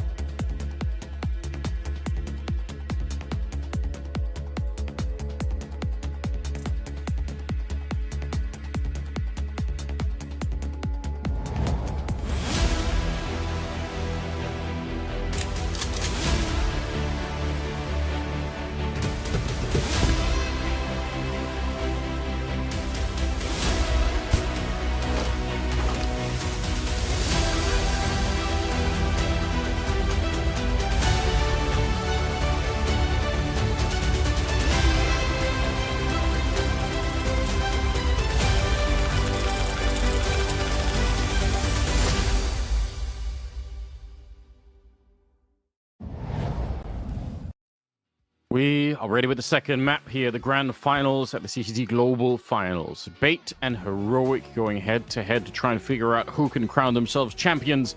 And it turns out right now Heroic are on fire. Bait hardly even get a chance to step into the grand finals before they got blown up on Mirage, the opening map, which they've had a crazy streak on. And now it's come to an end because Tinea and Sunpius just had no mercy at all. Yeah, they just arrived to the server and Bait had no answer for it, right? And this is the terrifying part of it as well. Mirage was supposed to be the comfort ground for Bait. It was the map on which they completely annihilated Heroic just a couple days ago. And when you're seeing that big of a discrepancy from just a couple days, you gotta wonder, what happens now that we're going to a Dust 2? If you're Bait, how do you mentally reset after this map? You didn't even get to warm up into it. I mean, bar a couple nice plays coming out of Kenzie or a couple nice multi-kills from him and MPL, there wasn't really at all anything to be hopeful or happy about if you're a Bait player. Yeah, I think for those two, it'll be about doing more of the same. And then for the rest of the team, they no doubt know that they have to come in just wild and swinging in this one. We're going to need to see Alex and the rest really step it up. Senthiel, I can't remember which map it was, but we had a map last time we saw them where he was insane. And generally, he's been playing so well. So this is a huge, huge departure from the norm for him. Don't judge him on this one map. I've got to be able to say that because he's a much, much better player than he showed here. But obviously, he just had no chance to do anything on Mirage. So yeah, we need Alex and Senthiel to come in here and really prove that that they're ready to fight to try and win the grand final. Yeah, and also head trick, right? We can't circle around it. We're going into a Dust 2. This is an Oper's paradise. And now you're going into the Lion's Den. Heroic have won 9 out of their last 10 maps on Dust 2. And all those wins, they haven't even allowed the other team to get 10 rounds, right? They haven't even reached double digits against them. So if you're going into a map where Sunpius usually thrives and throughout his entire career has always been a really good Oper, Tenier feels like he's at home and he gets really involved roles. He gets to be that rotation player on the CT side from the A-bomb side and towards middle, and he's always going to be involved in the action. You need Headtrick to step it up on the other side of things. You need your Oper to power you through a lot of those rounds, especially on the CT side. Yeah, they're going to have to call on those people. There's no question. 3 of them, if they can add to Kansas or an MPL, then obviously, you know, it's got to be the full lineup here. The scary thing is, Heroic, it doesn't even have to be Sunpius and Tenier going into this one playing well. We know xCloud really loves this map, and he's really sick on it. And just in general, right, they have so many players that are able to step it up. We've talked a lot about Youngstar as well and his abilities. And so it's not like Heroic are reliant on the same 2 people to be the only superstars here. I think that's what makes this team kind of scary. No, yeah, absolutely. It's the diversity. A conversation we've been having all along is the fact that you're looking at different maps. You're looking at the way that Tenier is going to be used as an anchor on some maps. Then you go into a Dust 2, he gets a star position. Youngster, Anubis gets a star position. On other maps, is actually a bit of an anchor and is doing a really good job. The diversity in the way that they're using all the players and the capability of everyone to show up whenever they're needed to for Heroic is generally on a really high level. When Bait should be a team that should be able to compete with it, with Kenzizor, with MPL, with Headtrick and Essentio pretty much punching over their weight class so far in this event. It was looking really hopeful, but so far, and the truth is, so far it's the only thing that we can judge on because this is grand finals day. All the previous games don't really matter at this point. They haven't really been able to show up. Regardless of all the good things that we've seen from Bait so far in this tournament, this map on Dust 2 needs to be their redemption. It's probably like that map. If it was quick for us watching it, I bet it feels quicker for Bait. I probably feel like, damn, that was over before we even got a chance to do anything. And you don't want that. It's different if it's early in the group stage of a tournament. We say, well, we can take a couple of losses. Maybe there's a lower bracket. It's like there are other things to think about. But here it's like, damn, we've waited all day for the grand final, and now we're like a third of the way through it, potentially, maybe halfway through it, depending on how you look at it. And we haven't even done anything. We're starting slow. We never really got into it. It's such a shock. There's so many emotions crossing all at once. Gonna be interesting to see if they can turn it around, because sometimes that really happens, right? We've seen it before, even here in the CCT Global Finals. We've seen teams with bad starts, and the second map it's a different thing, and they come back, and that's what Bait have to show us that they're capable of doing. It's a bit of a break here between the 2 maps, so but it's not a lot, right? We're not talking about 2 hours for you to get your stuff together. We're talking about a good 15-20 minutes, and then you've got to be ready. Yeah, the good factor about Bait, I guess, is that this team has shown us great resilience over the last couple of months, right? Whether it's MPL as an in-game leader, whether it's just the cohesion that they have and everyone being on the same page in the coach of Madden tuning in, Bait has been a really difficult team to put down. even if you want to make that reference towards the MRQ, the fact that they started with 2 back-to-back best-of-1 losses, they were able to go on an insane run of 5 consecutive best-of-3s to win, and not all of those best-of-3s were clean, right? Sometimes they would drop a map, sometimes it would be really close and down to the wire, but every single time BATE would be able to come out on top, and that has been a reoccurring topic. It has been a reoccurring team in a lot of the best-of-3s they've been playing so far. It has to be the case today here as well. Yeah, we need to see that kind of strength out of them. It is what makes them a really scary team. It's the fact, you're right, they are a resilient team, and we mentioned both them and BetBoom as being potential, dark horse teams in future tournaments where there is a lot more tier 1 opposition, because I really think these teams can surprise a lot of players and a lot of teams. So I think they've got that kind of a quality to them, but obviously right now, we're not in the future. It's about what's going to happen in this map that's coming up. We'll see. There's a little bit of a delay, I guess, coming into this one. We'll see if there's a good reason for it. Maybe we can get an update on that front. Yeah, we did get a quick update. We should be able to jump right into it, ladies and gents. So Ooh, okay. pretty shortly, we're going right into the server. But yeah, as we pointed out for BATE, it's about collecting yourselves mentally, right? Right now, you need to win the mental fight against yourselves, and then you need to win the fight against Heroic in the server. And even then, it could be a little bit too much. But I guess the silver lining is this 2 hasn't really looked that bad for them in recent times. You're looking at a win over Partisan, another one against 9 Pandas, another one against the Russian mix of roller coaster, which was Perfecto Weekender and a couple other familiar names, and then one loss against Parivision, which was an 11-13. So bottom line is, there has been some really close games when it comes down to BATE on this map recently, but the thing is, this tournament has felt like its own unique bubble in a way, right? A lot of the rules don't really count. A lot of the previous results don't really make that big of a difference. A lot of players that might have not necessarily been playing their best Counter-Strike so far in 2025 have been popping off. And I guess this could be a good thing, and it could be a bad thing. If we're following the logic, BATE should be able to give a bit of a fight to Heroic, but if we're following what we've seen so far today, then Heroic have been getting a lot of momentum, starting from that 3rd map against BetBoom earlier on, through that Mirage here against BATE, going into those 2 undisputed favorites. They must be. I really hope that we get to see BATE turn it around in an exciting fashion, because again, they were so much fun to watch yesterday. That game against BetBoom was one that really was, pulling out the teeth in some sense for BATE. There is hard to get through BetBoom, very, very difficult to crack. I mean, we saw Heroic had their own trouble putting them away on Train, took 4 overtimes earlier in the day. Also crazy to imagine that it could have gone a different way, right? It could have been BetBoom here instead of Heroic just as well. But at the end of the day, we know that BATE have that kind of quality to them. So yeah, I just want to see somewhat of a better start here, and just again to repeat a bit of a cliche, but obviously when you take that kind of a loss, sometimes can even feel, not necessarily nice, but it can be something to just say it's over with quick. And then if you go into the second map and you actually win the pistol and you get off to a good start, it does help to forget about the woes that was happening on Mirage. So I think so much of how this is going to go is going to come down to some of the opening rounds here for BATE. If they can do something good in the first 3 or 4 rounds, then maybe they can put the horrors of the opening map behind them. We're going into it now. Apologize for the delays. I think it was xCloud, shuffling around with the PC a little bit, but now hopefully we should be good to go. It's Heroic looking to start on the T side, BATE on that CT side, and I am seeing at least the defuse kit there on Hetrick. So curious if they're going to get to put that to good use. There is 1 smoke on LNC. Doesn't have to mean anything, but I mean, either for mid or maybe for the long cross. Yeah, feels like a long cross as of right now. BATE seem to have a good read, though, sending 4 players there. Might have an early clash. Some pies, though. Trying to make a bit of a jump. Smoke actually goes into the middle. It lands on top there. Some pies. He's only spotted out 1 so far. Nice shot from Kansas. They're going to try and see if they can bring it back. Not going to be allowed for the minute here. xCloud had the P250. That's why he was willing to take that fight. Now they're going to go back behind the smoke cover here. That was the smoke from earlier. And maybe they just try and power through. But look at BATE. They already have rotated back. What a sick read from the CT side. They seem to know everything. Kansas saw 1 more good headshot. Alex as well, getting a chance to have a bit of a save. And why not? 3rd headshot. Kansas, he really has been the main engine for this team so far, even if it's not been a lot. Alex to get 1 more.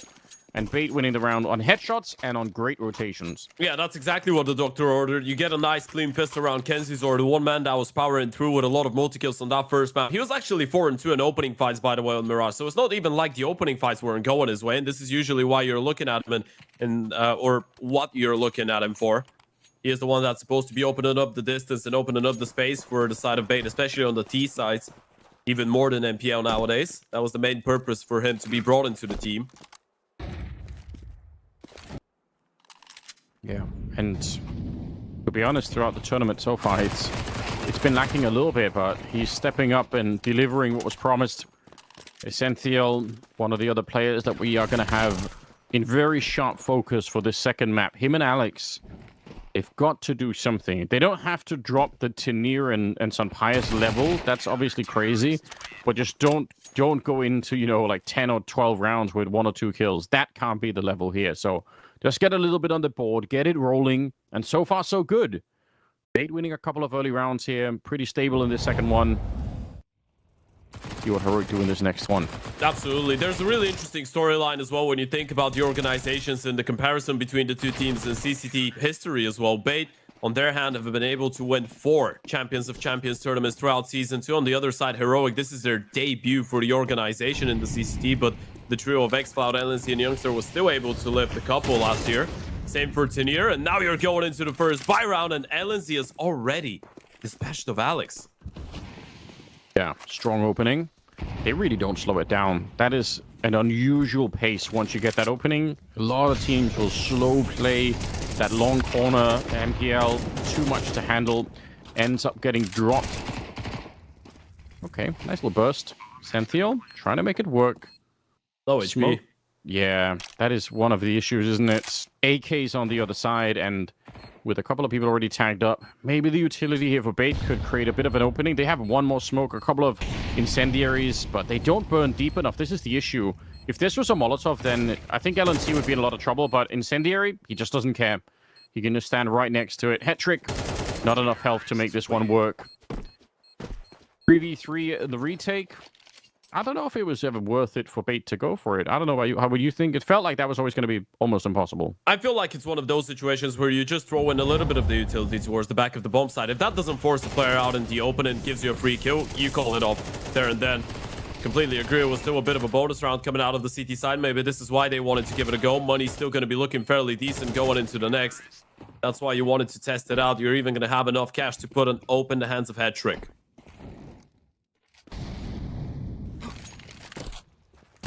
Push coming in here. Counter flash out. I have no idea how he doesn't get that spray down. It looked like the crosshair was going to be good enough for it. Kenzisaur down in lower dark, and he's got no backup. He's actually on a bit of an island right here. Could just get shot in the back. No, he turns around. He takes the swing against Sunpius instead. Het trick taking down Tenir. Kenzisaur creating a massive distraction. He might have only got 1 kill there, but that kill also set up for the next shot that was coming in from the catwalk position. And now Youngstar, 1 versus 3. Maybe he gets Essential here, but then still, the bomb is in lower dark. So much work ahead of him. Gonna try and see if he can find a way. Nice jump down, but he takes some damage for it. Still 55 seconds. Yeah, it's just a little bit of style points there for Youngster. Doesn't burn on his own Molotov. Het trick's on the angle with the ult though. Should have the skill, and he did. The weak peek comes in. It's actually a miss from Het trick. That gets a little bit scrappy. Okay. They slowed him down before he could really roll into it. I was getting slightly nervous there. Good round, though.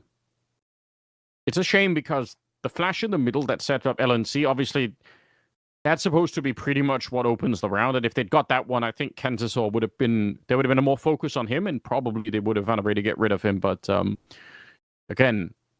Following the story of Bait having more of a good start to this one and trying to put the first map behind them, this is one more step in the right direction. It's kind of what they needed. Yeah, it still felt a little bit disconnected, by the way. Maybe this is the reason we see that first tactical timeout that early on from the side of Heroic. The way that you knew Kenzisaur was in towards lower, yet Tenir going up short, Sunpius clearing Kenzisaur all alone with the bomb on his back, and then the upper presence of Youngster not really being involved early enough. Didn't feel like Heroic were all focused enough on taking care of Kenzisaur. So maybe you want to make sure that everyone's on the same page. You want to make sure that no one believes that this is just going to be an easy continuation of Mirage. You want to know that Bait can still put up a fight.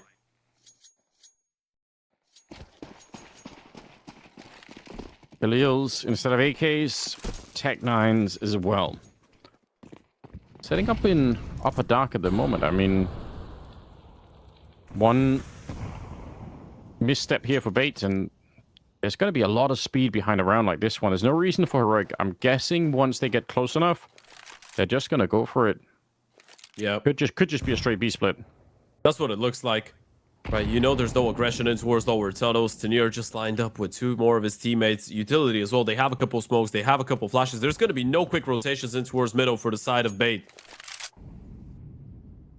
I mean, oh, they're pushing in. Kensor, if he dies here in upper, it could be an issue. 3 people waiting for him.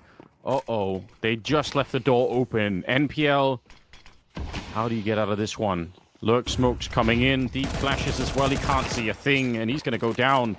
Stabbing him with the Galil's Youngstar. And, yep, the kill from X-Cloud down the middle. That was, honestly, this was a winnable round for Heroic, even if Kensor doesn't go aggressive and ends up dying. But obviously, when that happens, that is the best case scenario for Heroic. They kind of got a little bit of a gift in this round. Yeah, it gets really uncomfortable there for Kensor and NPL. You can understand why, right? They have no presence in towards middle. All of their teammates just focused on the right-hand side of the map. So you felt like you needed to make a move, and unfortunately for Kensor, it wasn't the right one. Alex has to be careful here. If you lose those 2 rifles, that would be a big issue, especially for the op of head trick. Heroic shouldn't be too enticed to actually go for the hunt here. They themselves don't really have a lot of money. At least saving the orb on the AK is, you know, something that can be dangerous. The economy in the early game, super fluctuant for Bait, which means even if they're winning some important rounds, and it's definitely, I mean, obviously not even close to being comparison to Mirage, right? It's such a better start here for Bait. It's just not a solid start. They still really haven't managed to create that much space for themselves. But 3-2, I don't hate it. CT side of Dust 2 can be kind of tricky. Kansas, oh, look at the charge down here. AWP and Hetrick. I love this call for Bait. I think this is a sick way to try and play it. Aggressive onto Heroic, saying we're not going to respect you. We don't care. We're going to try and take the fight right to you. Upper mid, and Tenier does get dropped. 2-for-1 trade. Push out long. Got to be careful here. Sampires running away with the bomb as they are pushing in. It's only 1 player actually in the B bomb side. Essential in the corner. And we'll see when that smoke fades. There is going to be a rotation. Hetrick. Is he going to get to the window in time? He's trying to get up there right now, and he will. Take down Youngstar. There's the SMG. So well done by Bait. That's a really cool call. Yeah, it's perfectly played. It felt like Heroic were ready again to react with the late flashes and the walkout middle, but just not ready for the SMG to be that up close and personal. Op of Hetrick as well, taking a massive chance, and he's already showing us why we were putting so much emphasis on him before the start of this map. So much trust as well. 8-1 for Hetrick. He's already taking the initiative and some pious. Glue in hand, 40 seconds on the clock, and he's already getting walked upon from T-spawn. We'll turn around and actually get that kill onto Alex, and this is a rifle upgrade at least. Yeah, walking away with that. The safe is not that bad for Sampires. He can drop over an AK to one of his teammates. They can actually reinvest into the next one if he's able to survive. Just wants to make sure he doesn't go down after time. Yeah, honestly though, Essential is kind of already on the hunt. Probably going to be able to find him right here. Nothing saved. Making that decision to push into top, and like you pointed out, Heroic they kind of were pretty passive at the start. They kind of felt like there's something might have been up, but they couldn't really get away from the fight. Again, you've got to appreciate the fact that you come into the grand finals, and before you even know what's going on or could even have a real conversation about anything, you've lost the opening map already, and making your way back into a game like this one, definitely not easy. But Bait showing more of that resilience. They're not going to break it that easily. Heroic might have to respect them a little bit more after this, because now on the other side of things, they're going to be running low on funds. I think this map is turning out much better than I thought for Bait. I was really worried that this was going to be a crazy one-sided game, but I feel like there's an opportunity right now. You could see they have something here with some AKs, but it's lacking. No AWP on Sampires either, which in itself is a victory if Bait can keep that out of his hands. Yeah, absolutely. Especially with the massive factor that Sampires has been to a lot of those early rounds. A lot of the maps so far in the tournament, we've seen Sampires get a crazy triple, 4K, even an ace to start things off for Heroic whenever they've struggled. You keep him away from the big green. You're taking a big part of the wings away, but he still has been able to hit some decent shots with the rifles as well. Still don't want to give him too many chances. Grenades there in the middle. I don't think they weren't really hitting anyone, and they also weren't blowing up in the smoke, so you're accomplishing none of what you wanted. Smoke up in the middle, and the lurk smoke over at the B bomb site. So probably going to keep those guys occupied by quite a margin there. Oh, Youngstar goes down, and he's got 7 kills. Everyone else is at 2 or 1. So losing him it's not exactly ideal. Also, one of the AKs. Someone's going to go pick that up. xCloud, I think, will be the guy in charge. Smoke for Sunpias to try and play around a sick flashbang. That is a setup. And he's taking out head trick as well. Absolutely blinding shots coming out. Oh, he wants more. If someone's down to fight him, I really love that. He could have held back, but he's saying, nah, I'm going to go for it. If someone's here, I'm ready. Kansas also got dropped as well. That flashbang was a thing of beauty. And now, the question is there even an attempt for a retake? Doesn't seem like it. Tanir's going to take down Alex. And Essential will have to pack it up. What a disgusting way to enter the round. Yeah, from an oper to an entry, Sunpias, this is the way that you set him up for success. And this is why you need to be so careful when you're playing up against him. It was such a spectacular way that you just send him out jumping through the smoke, essentially. And he headshots 2 people. Head trick on an AVP on the other side. Had no chance against the flamboyant Spaniard. And Bait, another big hit to take early on into this one. Essentio, the only one to stay alive. Tanir as well deserves a lot of credit for the work he was able to do and towards middle in the meantime. Cutting off those rotations. Didn't quite see it in real time, but on the minimap, Heroic actually had 2 players in towards middle to try and cut off those rotations from the CT side. There's a replay of that entry. First one, as blind as a bat. But the second one was a straight-up Sunpias Ferrari peak. Yeah. And LNC, I think, was assisted on both with the flash, right? It kind of touched both players. That's really cool. 3-4.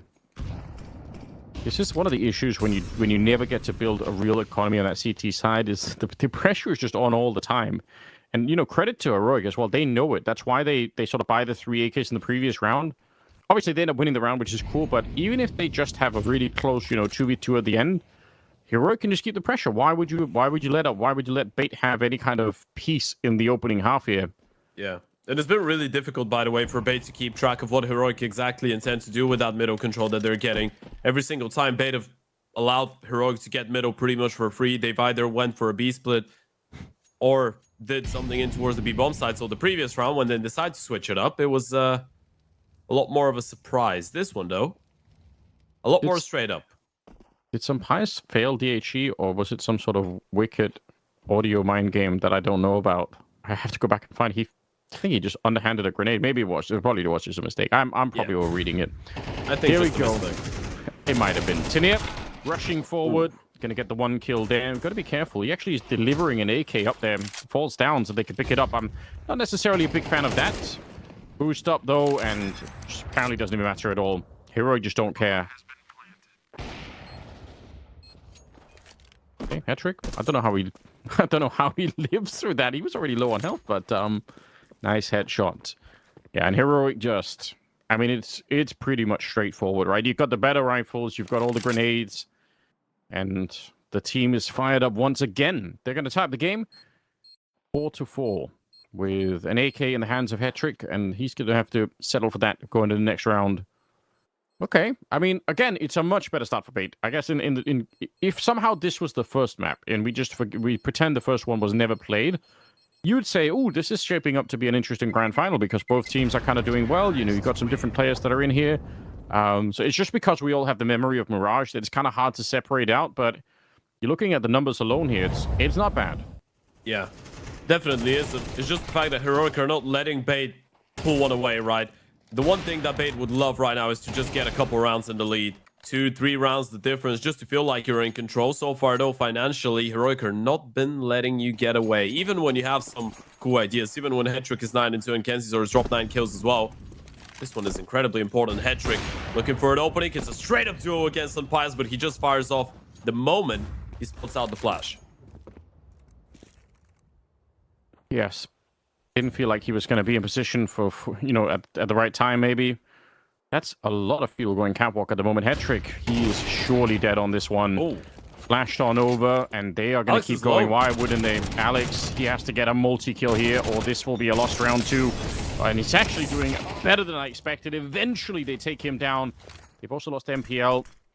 Vampires, they fake it with a smoke. So they smoke behind him, hoping that someone hears, and they're just going to be running into it. Essential goes down. Sick improvisation of that mind game.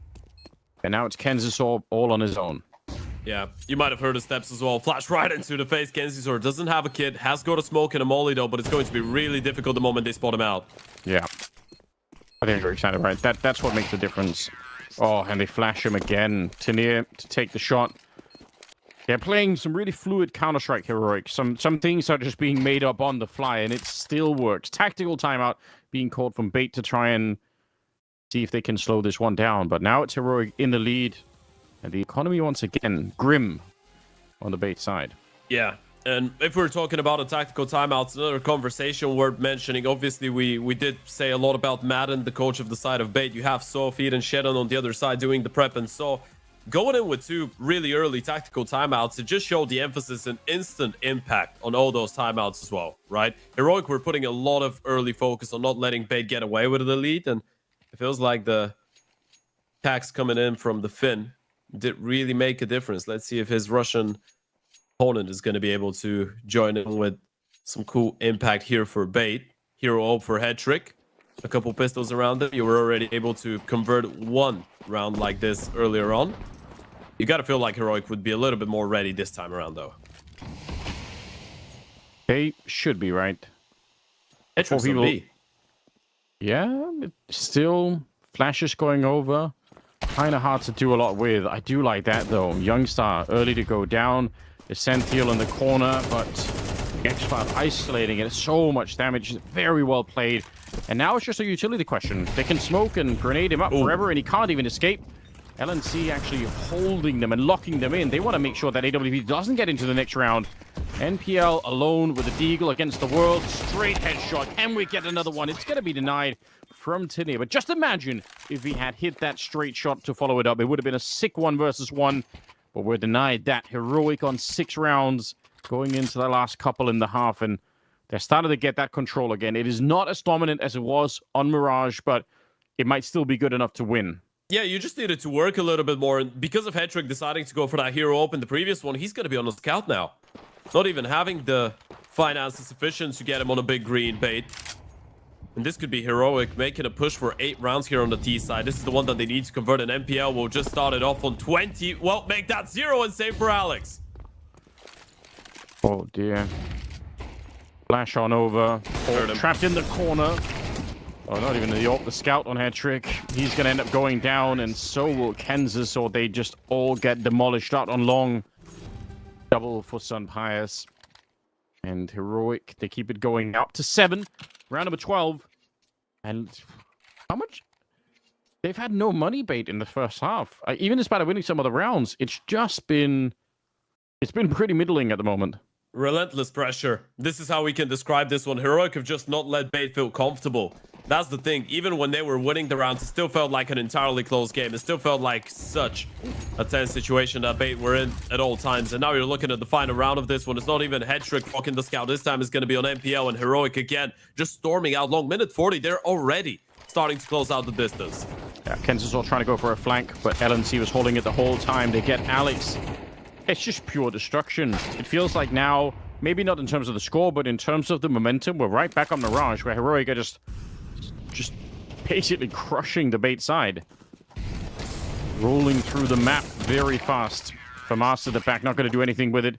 It's X-Cloud to get the last kill, and Heroic with a starting opening here to Dust 2. It was close, it was competitive at the start of it, but 8-4 for Heroic on that T side. I think they are doing just fine. Yeah, that was a 4-2 start, by the way, from Bait. This is an incredible recovery coming out of Heroic into this half.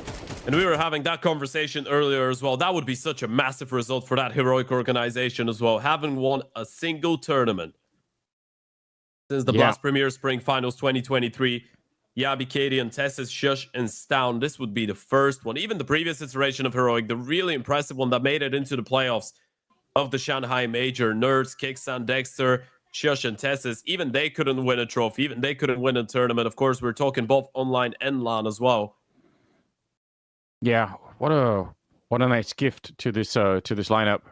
Again, it's so much fun to watch them play. Partly because, you get some bias back to old form in itself. Obviously, many of us have been waiting for that. When he was, locked in on Falcons for a while and nothing was really going right. So now he's definitely back. Tania, the surprise who just has grabbed the game and won't let go. And then you've got, all the rest of them as well. Personally, I've got a bit of a soft spot for how well Youngstar's been playing and just like the kind of role that he fulfills. I think he's, maybe not getting the recognition that he should. Sure. But definitely someone who could do a lot. We can tell. Here we go. Second half is coming up. Heroic. They are not that far away from winning the grand finals. This has gone way quicker than anyone expected. I thought this was going to be a very close game. Bait, they were so rock solid earlier on against BetBoom that I thought Heroic might even have some trouble closing a game against them, but that has not been the case. Second half is coming up. We're going to see 2 smokes, 1 Molotov as well. One of the smokes already thrown in there. Sampias. Very hopeful on that USB click. Not going to get what he wanted. Yeah, this pistol round could be a difference maker. X-Flout hasn't really been shining as much so far on those two, but it's been a team effort for the side of Heroic. Hasn't really been in a position where he's been needed so much. Purely individually. Bait are taking their time with this one. Still have 1 smoke, 1 flash. You could go for a B split if you really wanted to, and by the looks of things, this is what they're contemplating about. Kenzizor still up short with the bomb. This is a tough one to read if you're Heroic. You feel like you need to make a move, and retaking long is not the right call. Oh, man. They shouldn't be able to hold on, right? 2 people inside of the B bomb site. Youngstar sets it up here, but the flash is perfectly timed at the back as well. Tania is already low from earlier, and they're not hitting the USP shots. Tania gets overwhelmed. Great utility use from Bait. The flashbang there, just as they were running through the door, it really makes a giant difference if you time it right. And they should be able to hold on to the afterplant as well. There is a smoke, but no kit, so either way, not going to be easy. MPL taking down his opponent in LNC. And X-Cloud could look for some exits. Nice if you want to buy some more in the next round here, just to do some more. I think winning the round is not going to be an option any longer. 3 kills in the round for NPL. It's really fine work. And for Bait, obviously dreaming about a 3rd map and a comeback into the grand final. It's 1 step in the right direction. I don't want to get carried away. Just 1 good step in the right direction here. Yeah. Looking like a true captain there, NPL, though. This is when the team needed him to step up, and that might be a bit of a quicker play coming out of him. First spawn for that B bomb site. Has got a Mac 10. Supposedly not just rushing out, probably just going to try and take lower a little bit quicker. Still got to be careful. Heroic have decided to go for a force. Yeah, they are ready to fight here. Essential. That's a clean kill. Oh, X-Cloud, though. He's going to find MPL. Like you said, he was on the other side of the Mac 10. They get to steal that. Grenade. They weren't quite crossing. Makes you wonder if someone had been, how quick he would have been. But on some level, they could just save here, Heroic. I feel like it's the right call. Yeah, it's never as much fun, is it? But at the same time, you're going to be dangerous in the next round. It's a better idea. Yeah, absolutely. X-Cloud is able to pick up a Mac 10 as well. Combining with the 5.7 he already had, so even LNC will have something to work with. And if you're Heroic, you just get to replay that force by once again. Bait, giving us a little bit of sense of security here on the T side. It's a pretty similar story to the one in the first half, only that now they're able to win that conversion round. Now have picked up officially both pistol rounds and have been able to convert in the second. This is the one thing that they were, in general, by the way, struggling the first time they faced off against Heroic. Won both pistol rounds on Mirage, but lost all of them before that on the first and the second map.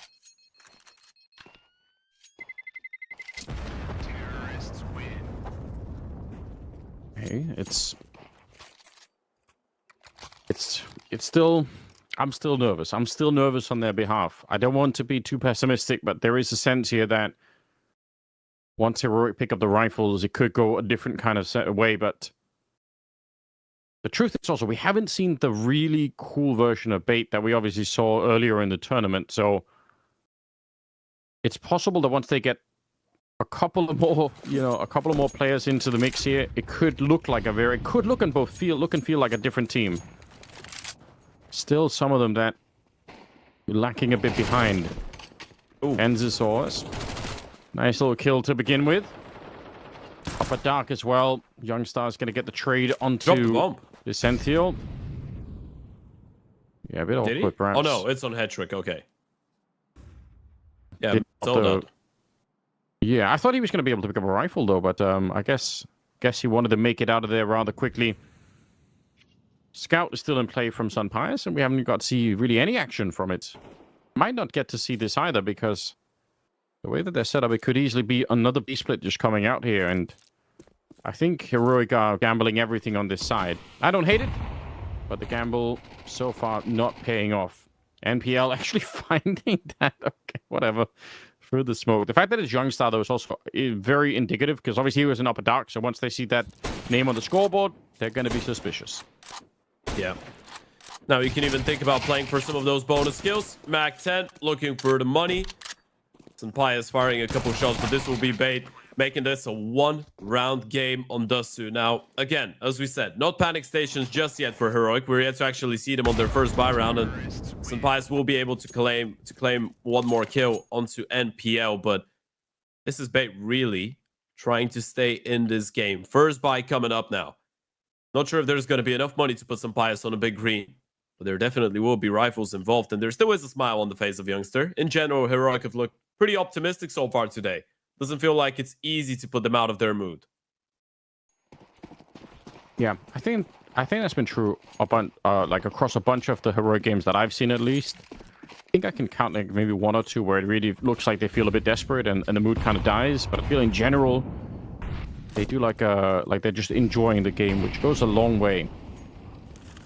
Especially in hard games, we've got to focus. Remember, Heroic did just play a really hard best-of-3 against BetBoom, so if they can cruise through and win this grand final in 2-0 fashion, that might be a massive benefit to them. If it goes to a third map, Bait will feel like, okay, fine, it's the third map in the best-of-3, but for Heroic, it's a lot deeper than that, right? It goes much further.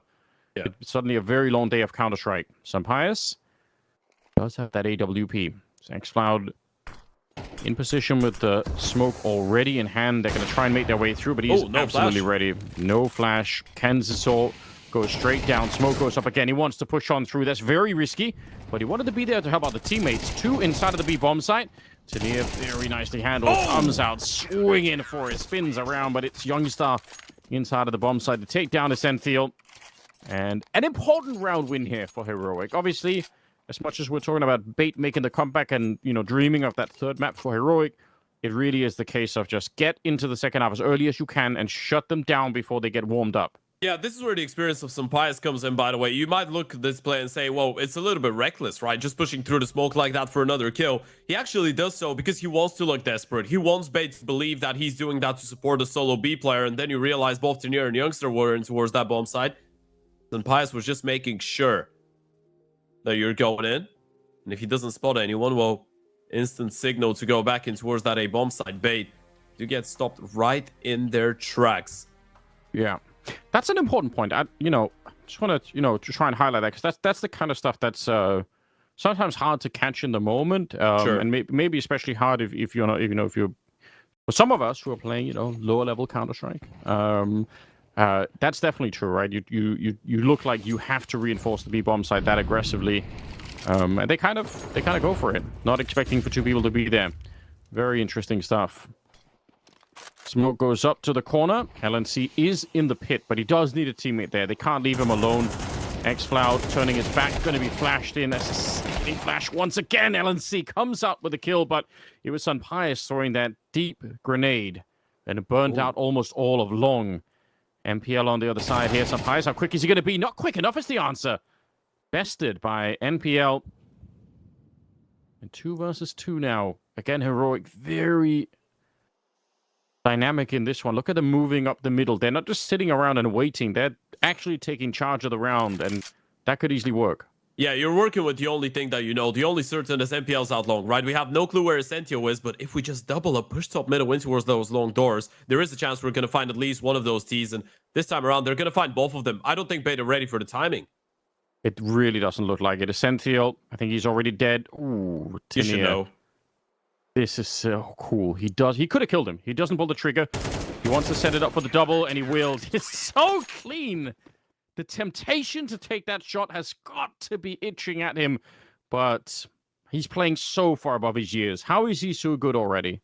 I mean, it's just all about the penny drop, right? You spot out that one player, you realize, wait a second, NPL was the one to get the kill. He had the bomb on his back. There's no way he just dropped it somewhere, right? So that must be another player. The moment you spot him out without the bomb, you instantly clock his both of them out long, and I'm just gonna take my time. Tenier showing what that couple years on Forza actually told him.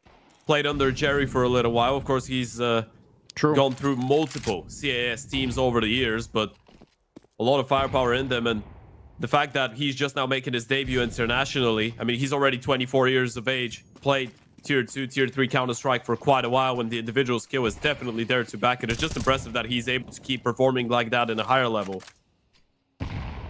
Yeah, I feel like even for someone who's mechanically good, those are the kind of rounds that are just... They're easy to, you know, you get a little bit ahead of yourself, you get one kill, but then you get traded, and suddenly it's a 1 versus 1. Oh, he is a smart player. He really is. Which you don't always find with people who are as aggressive and as fast as he is. Oh, wait a minute. Tricky. Youngstar does go down. Very tricky, in fact. There's nobody at the B bomb side right now. xCloud showing up, trying to recover the round. Good couple of kills, and with LNC getting that one too. The bomb is unfortunately lost once again. Bait with a huge opening to try and maybe steal an unlikely round, but I doubt that's going to be the case any longer. Kenzie saw it's the lack of armor on top of the AWP on Sunpies that is the issue. Heroic. A wake-up call. Just a reminder that even if you are winning and it's looking very solid right now, don't underestimate Bait. It's only a 4-round gap, so they still have to be a little bit careful here. Yeah, you're thinking you're lucky stars as well for the fact that you were able to build some kind of an economy before this round. This is, in all honesty, an incredibly expensive eco coming out from Bait. Usually one that you're going to be quite happy with, not under those circumstances, though. Of course, we have already talked about the storylines of Bait notoriously being a team that comes back quite spectacularly into games, into tournaments, into maps. On the other side, Heroic have had some issues with closing out their strong starts. Earlier on today, I'm really sorry we were making that reference once again, but had a 12-3 lead against BetBoom that they couldn't close in regulation.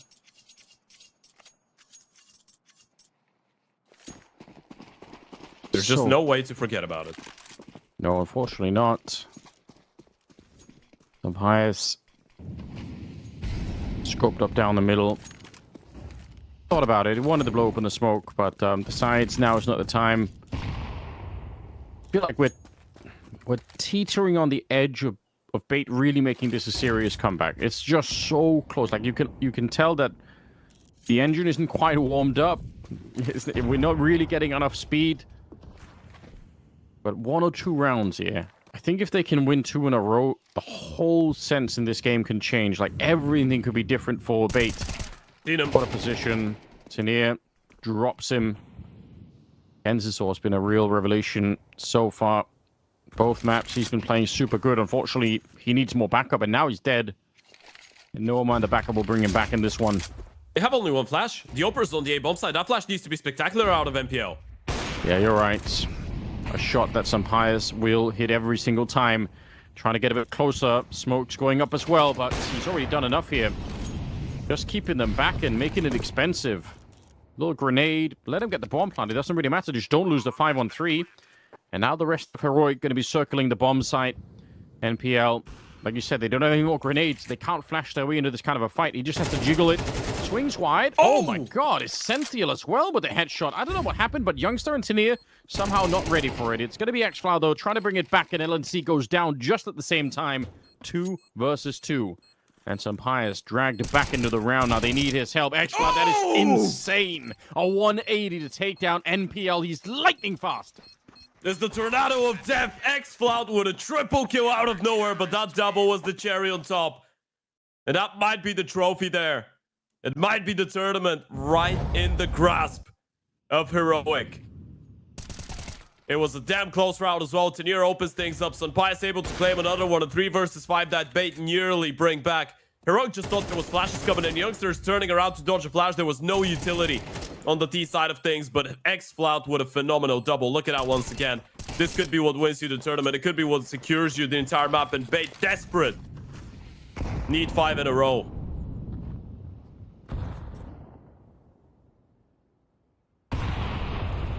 20 here.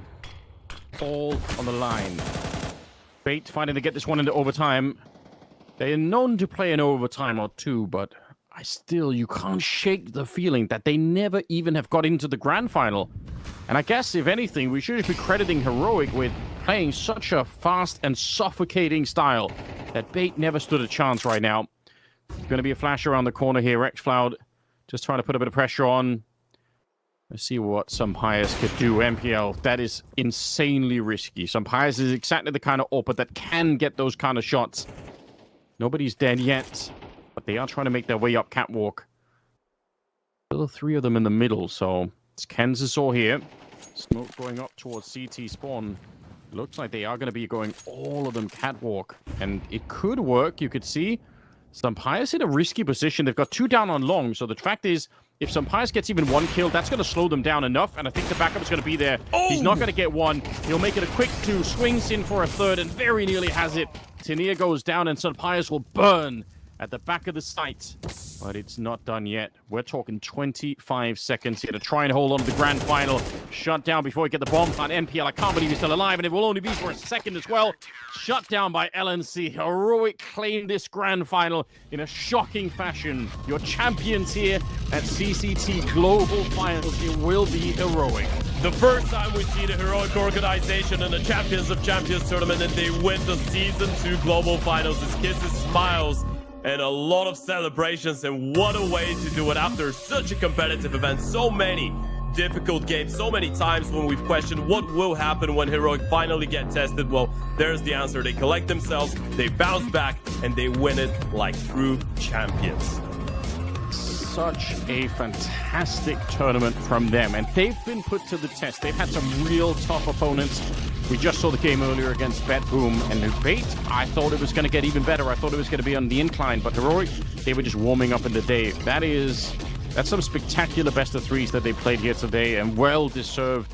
I mean, we could be highlighting players forever here, but yeah, just a lot of rounds to look through. That is incredibly cool to see. I'm glad that we got to follow them all the way through the tournament, and they end up as number 1. Yeah, absolutely. And you know what? It's a little bit disappointing for Bait, because it really did feel like what we seen today from them was nowhere close to what we saw all tournament long, but they shouldn't be disappointed. That was still a good event for them. They still show that they can play some good Counter-Strike, and I'm sure there's a lot more good things to see from them. Yeah, no question about it. Now, fortunately, we have a bit of a breakdown as well from our analysts, but shout out to you guys for watching, and shout out to production crew as well. We appreciate all of you so much. What a great way to cap up the season here. And obviously, there is a new season of CCT announced as well, so it'll be exciting. But let's throw it over to the analysts to break it all down.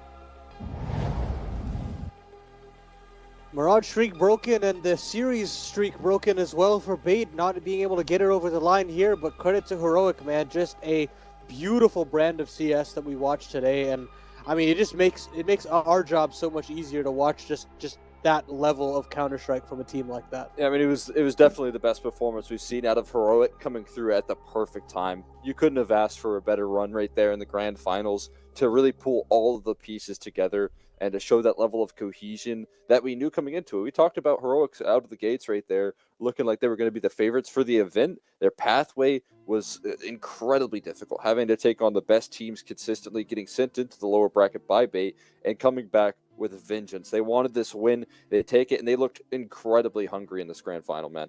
That's what makes me so excited, right? Is that they have this significant motivation. I mean, they've got a jam-packed schedule. I believe Sunpice is already on his way to Mongolia. It could be. I mean, they play another LAN in 3 days' time. Yeah. Where I think Bait are also in a similar situation where they've got to play in that tournament. So it showcases that they've put their nose to the grindstone, and now they're already reaping the rewards from it. I mean, they're going to get a significant VRS bump from this tournament alone. And again, with that Mongolia LAN, with the competition that's there, more chances to prop themselves up moving forward. And I think that for the younger players on this team, when I look at Kinnear and Youngstar, who are not necessarily expected to be this mature and this developed already, I mean, I think in this event alone, we saw Youngstar's improvement, I think, match on match. Yes, and we kind of got to like the peak of his powers in this map here. Obviously, statistically, it's not going to blow you away, But when you see the development as an anchor, where you really do stall for time for as long as possible and still get yourself at least 1 or 2, and you have that safety net and belief in your opper that he's going to get you the trade frag or win you the round, that's everything. I mean, his first game of train, it was still a very convincing win versus BC game, but watching them today versus BetBoom, it just looked like it was going to be a problem in the very early stages of the CT side when they could lose some rounds, and then he just locked it down so consistently. He brought so many massive multi-kills. I'm right there with you talking about this guy's development in this match by match, and you talk about the future here for Heroic as well. I mean, you're talking about the VRS rankings that you get out of this victory. That's huge. They've got so much more on their plate. They've got so much more to look forward to, and a lot of teams talk about peaking at the right time. You got to contextualize it, I think, in the situation that Heroic are in, where if you want, at the best of scenarios, you take this confidence into your future lands. You talk about Dallas, you talk about that event that they're going to in Mongolia as well. There's a lot of great teams there. There's a way that they can sequence this confidence and structure that they've been building in this event, where they've steadily improved into these events in the future, and all of that just ramps up into the major as well. So I really think the future is as bright as it can be for Heroic off the back of this CCT Global Final win.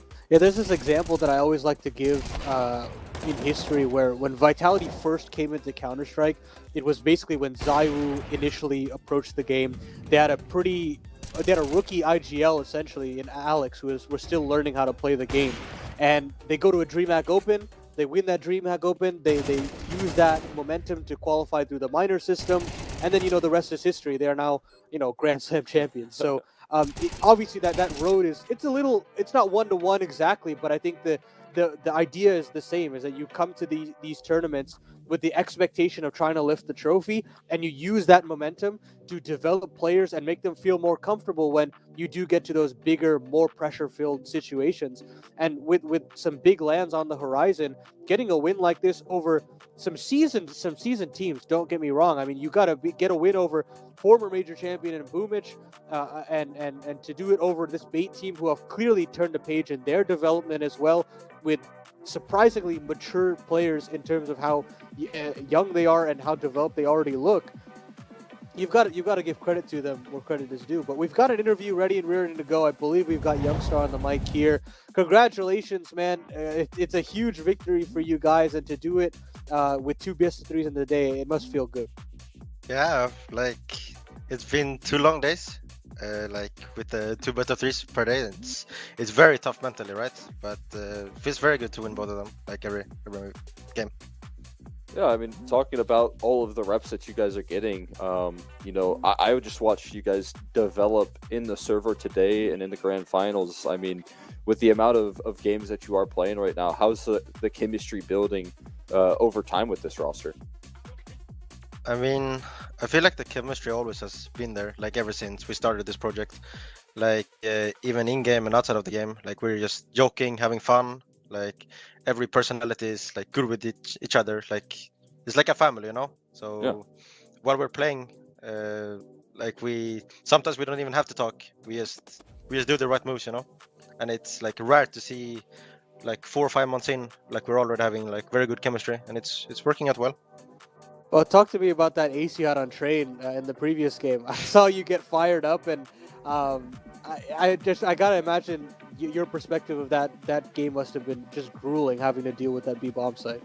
Yeah, so we knew what they had. We knew the B popes, we knew the executes that they had, and I basically said to my team, guys, they will come B, but we always wanted to do something else on the map. So, and I had it rough in the start, right? So yeah. Just shutting down that B site, and it was a frustrating game for people, But I'm just laughing, having fun the game, and made a ace, so you're screaming and hyping up the team. Good for the morale, Yeah. Yeah, I mean, you can talk about the long days that you've had here. If I'm not mistaken, you'll be on your way to Mongolia pretty soon as well, and then that transfers into more events and kind of traveling all around the world, playing some games here in the future. What does this win mean in terms of now capitalizing with some of these lands that you have coming up as well? I mean, we had 2 boot camps actually.